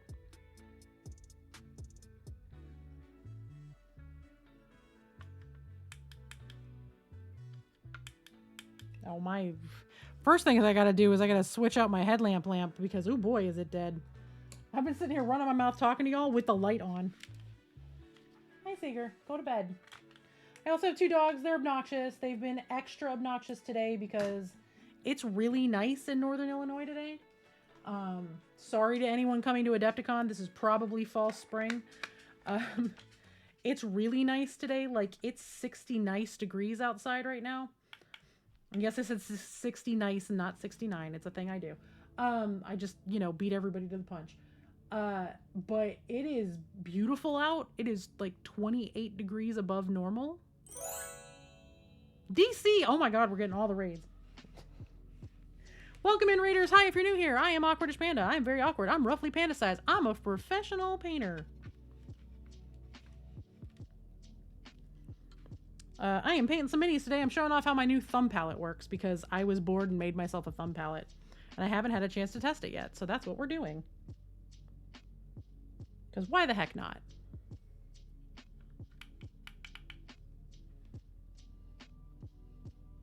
Okay, well, this man's eyeball is covered. But his squig isn't, so...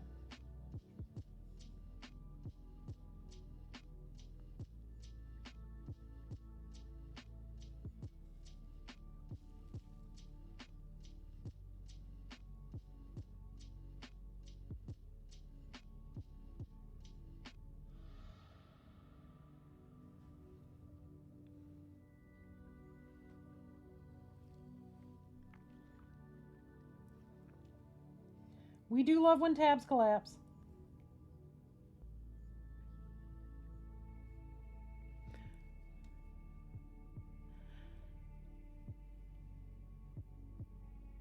And of course, if you are a fan of Ramius's content, he will be over on You Got Me Monologuing tonight with Tony.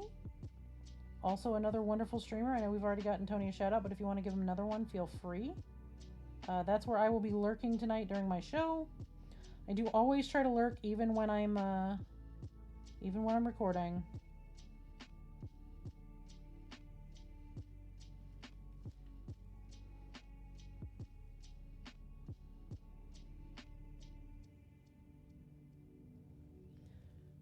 "15.5 days, Ramius. Are you super excited?"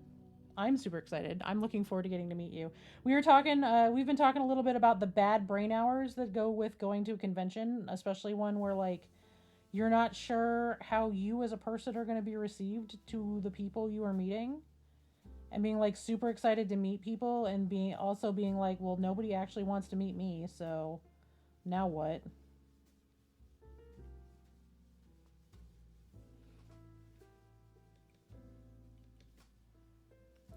Oh, of course we would get ads. Thank you, Twitch, for no warning. I'm sorry, y'all. Ads will be done in 3 minutes.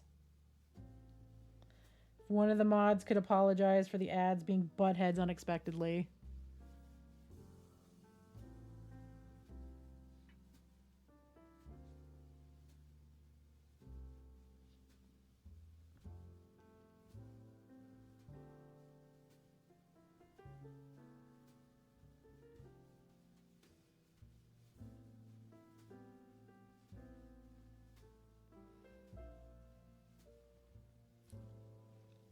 Thank you.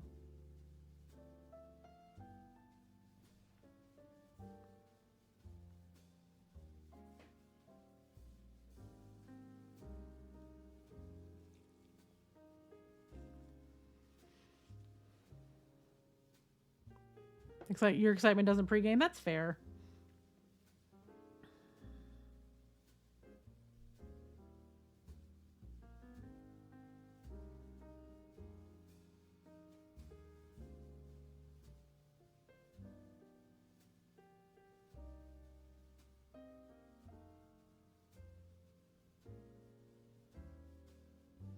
Did I get way too much of this paint in here? Yeah, it's fine.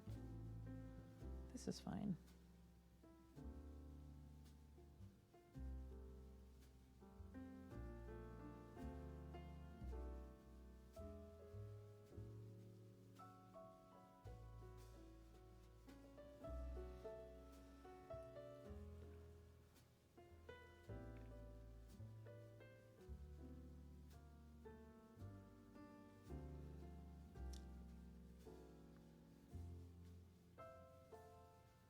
I get simultaneously nervous and excited.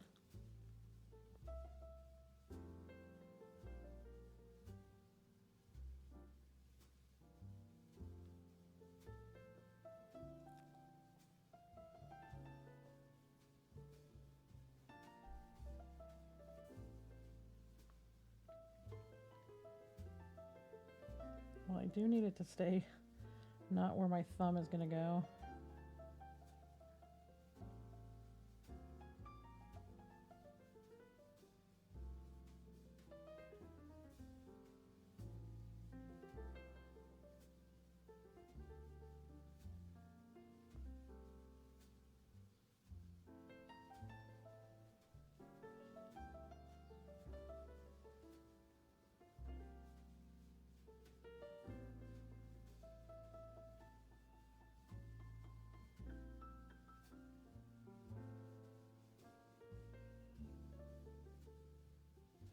You actually cannot see this guy's eye. They really do use solid on the eyes on these.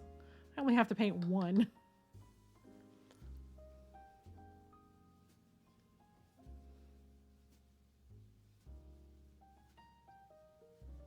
Because his other eye is covered by this thing. It's like kind of there, but you really can't see it because it's covered. So I don't know if I'm going to be able to actually get in there with a dot or not. I'm going to try one more time. But y'all might not be able to see what I'm doing because I have to hold him at such a weird angle.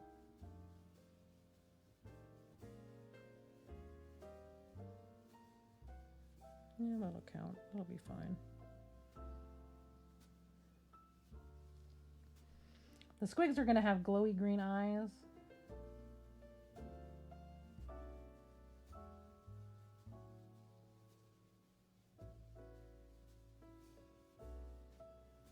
Which is kind of something that I'm going with.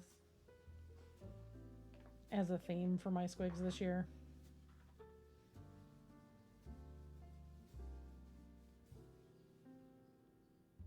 Yeah, if one of the mods could exclamation point Discord, y'all feel free to join the Discord.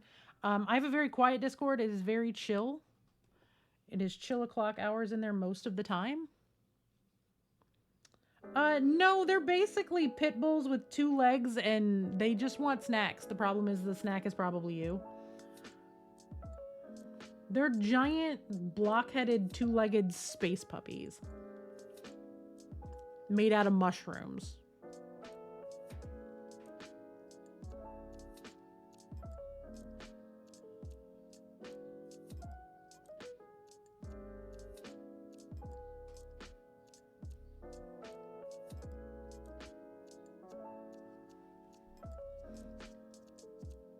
Mush puppies, that's basically it. That works.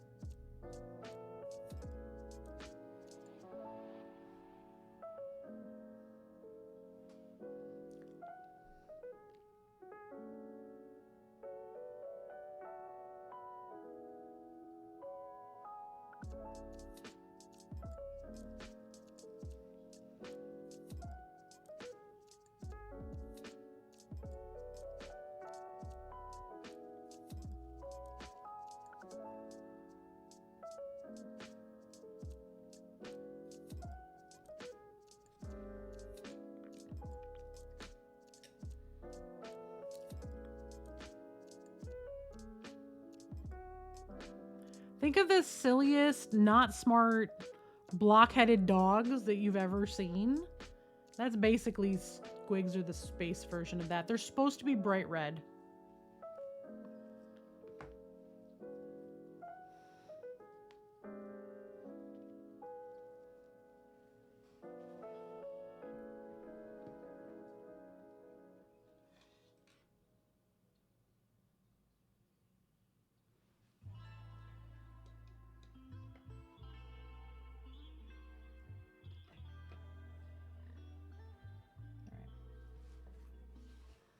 I'm now going to wipe this little cup out. We're going to get more paint, actually.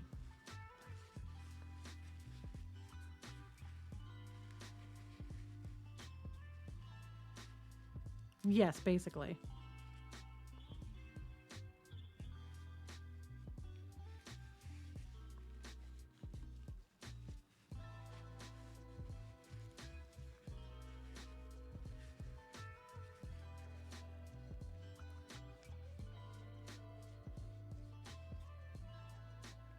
That came pretty clean, all things considered.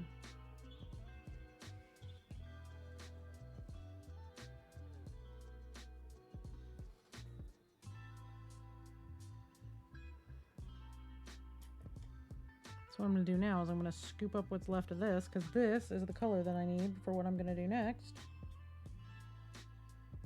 I'm going to put it right there. Rinse this brush out, get my slightly larger spotter out, and we're going to start doing dots on mushrooms.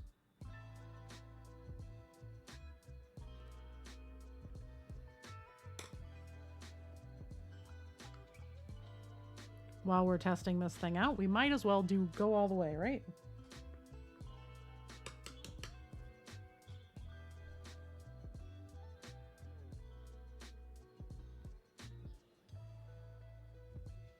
We're going to start with this fella because this one actually has visible dots that I can go over.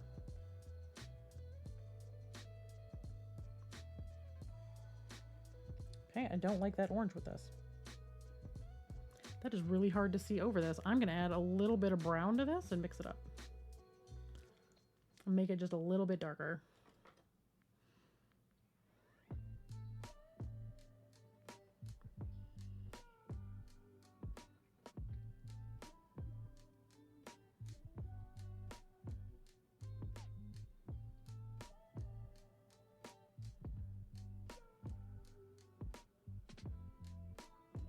It's a little too close to the... I'm going to do something I shouldn't do. I'm going to do something I shouldn't do.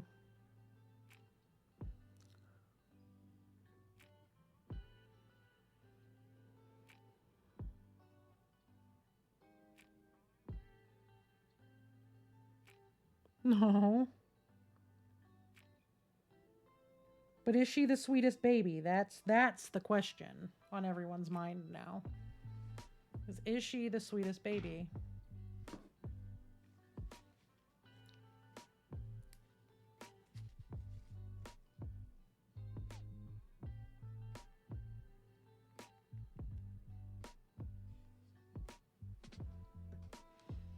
I am calling an audible, and I'm going to do dark pink. Mixed in with this orange brown. And we're going to make all these spots pink.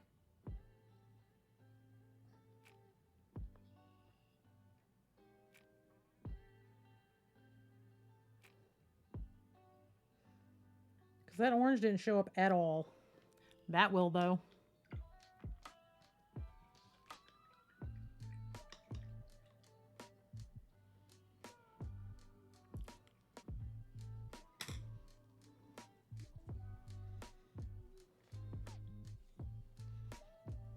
So let's try this instead.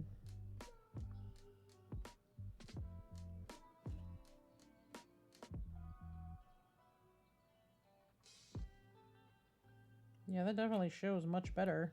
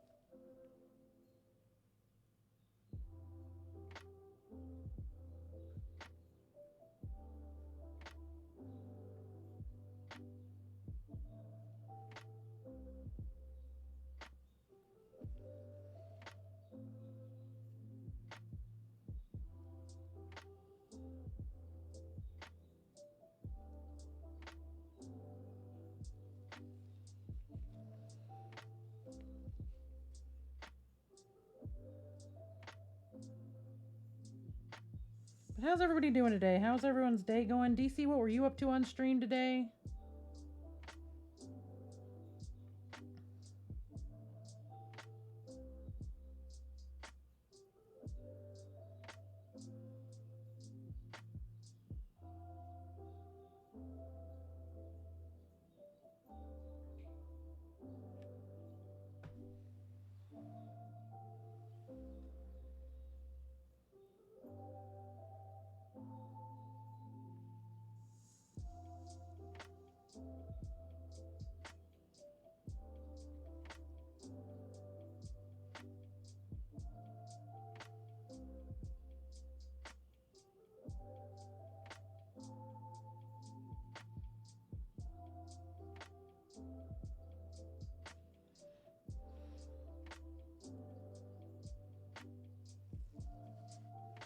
Yeah, I think the darker red is definitely the play here, because what I can do now is with this darker red, I will bring it up to like a bright pink.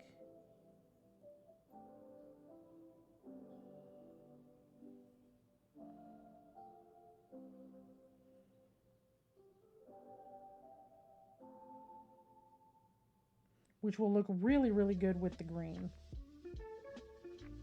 Like the green glow that will be all around this thing.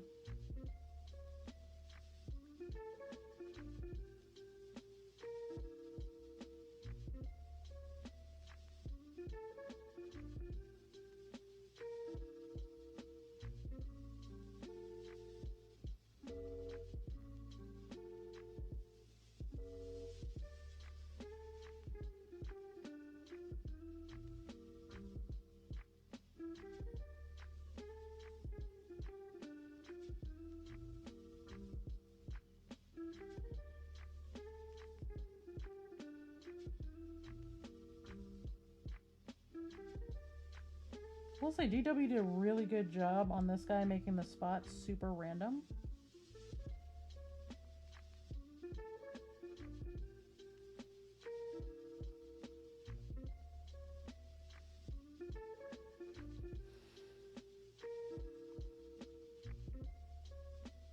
What's your new affiliate thingy? Do share.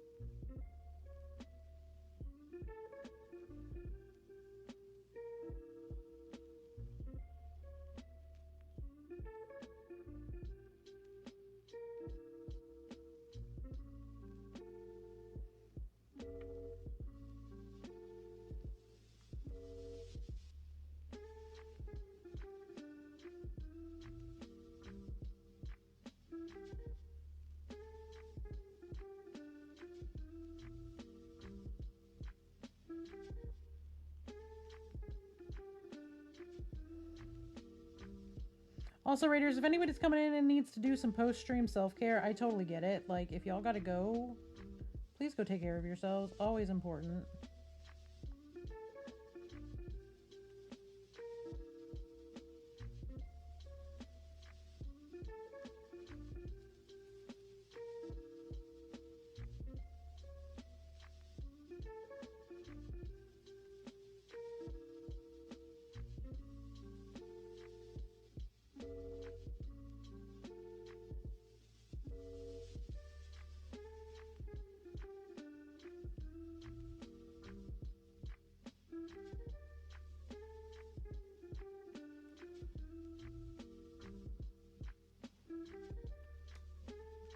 Oh, nice.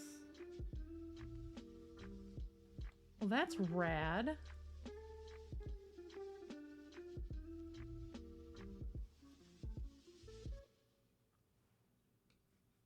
I will have to check that out because that looks really interesting.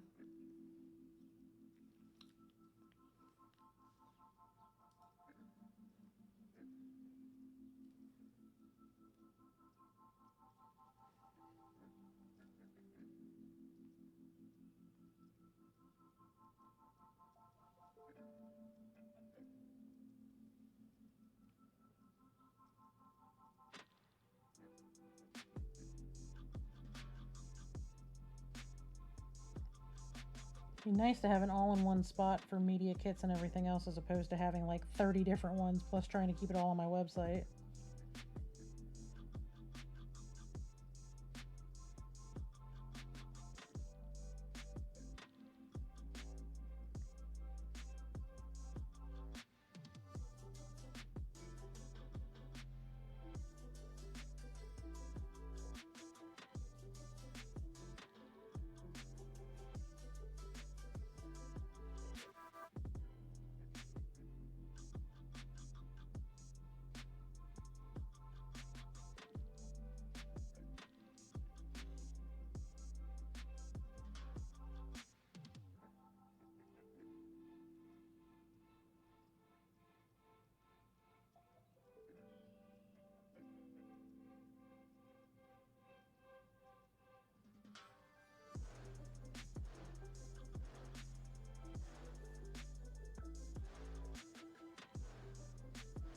Sorry if I get quiet, y'all. It's tiny, tiny, tiny spot painting, so try not to mess it up.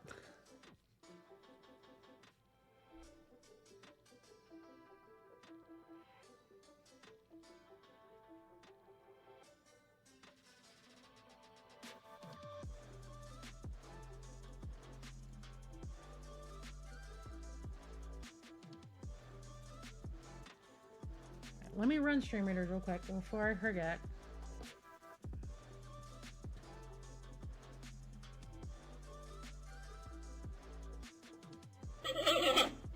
Enjoy panda noises.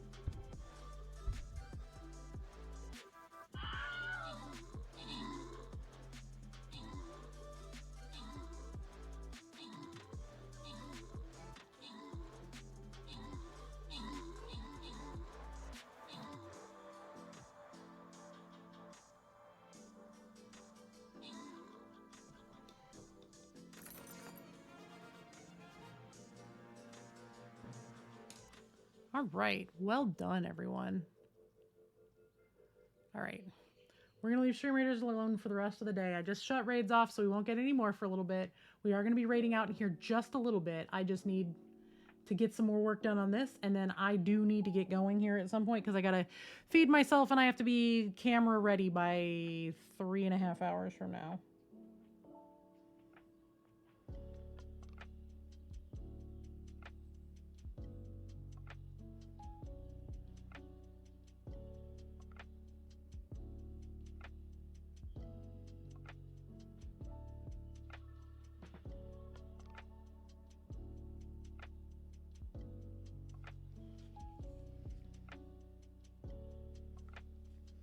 But we want to get all these dots down, so we're going to do speed dotting here.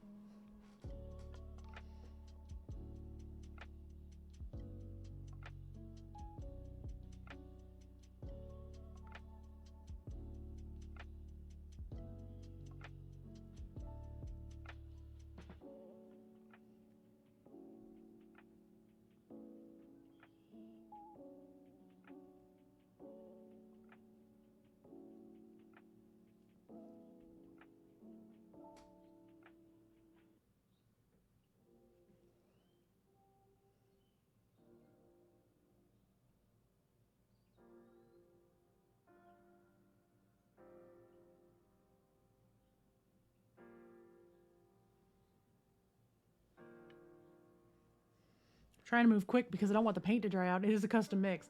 Now I do remember the mix. It is a little bit of the warm or the burnt orange, a little bit of the brown, and then it's like a quarter orange, a quarter brown, and like 50% the dark magenta. So I'll be able to remake the color. I'm not super concerned about that.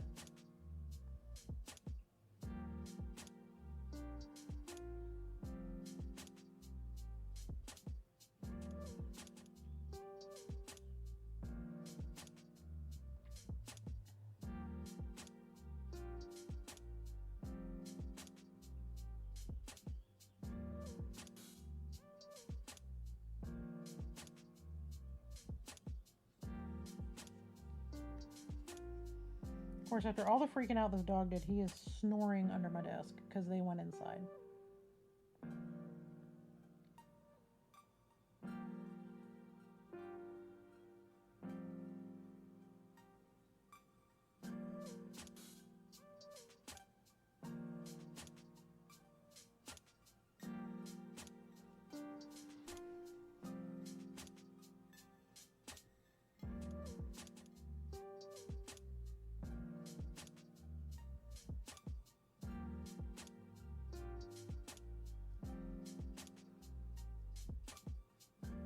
Yeah, this red that I just mixed looks really good. I'm real happy with it.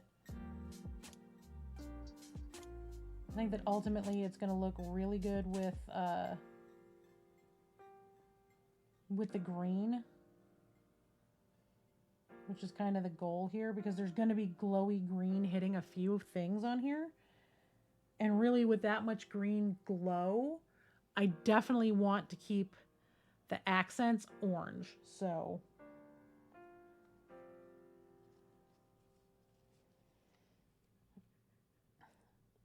because this Miami sunset is like a pinky orange, and the darker orange wasn't showing up on top of it very well, going with the darker magenta and bringing it up to a pink instead of starting with the dark orange and bringing it up to a yellow is going to give some extra contrast. I just have to be very careful when I go in to do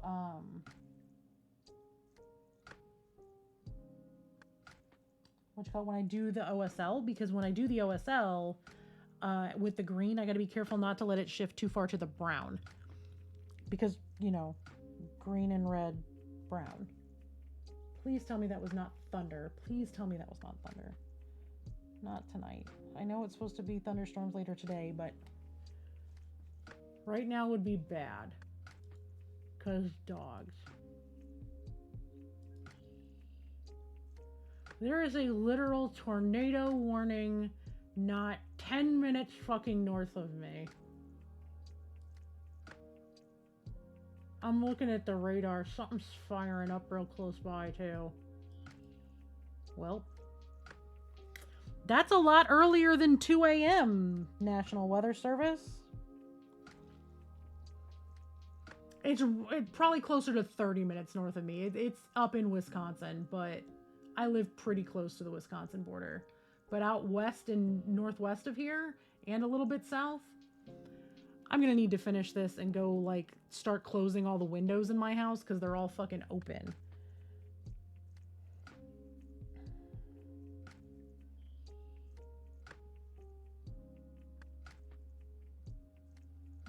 Mother Nature, I have mushrooms to paint.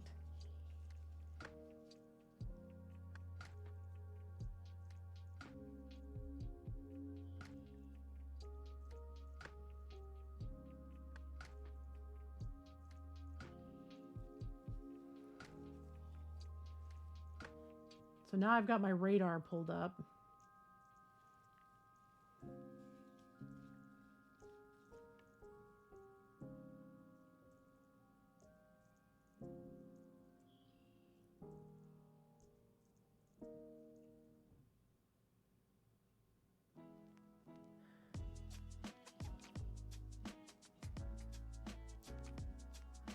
Do I have my radar, like, literally on the big screen right next to me? You bet. Please be going northeast and not north.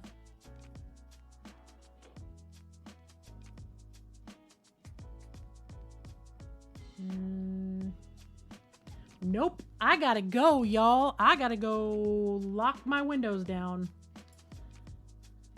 Sorry to have to bail, but that is too close for comfort. I don't know if y'all heard that or not, but I gotta go close all my windows that are open, because if I don't, my house is about to get soaked.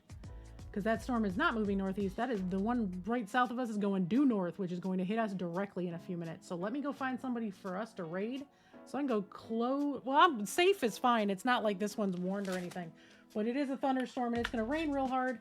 And I have a lot of windows open and I just don't want my stuff to get moldy. So let's see who's on real fast. Oh, come on. Pull up my raid window, please. Who we got going?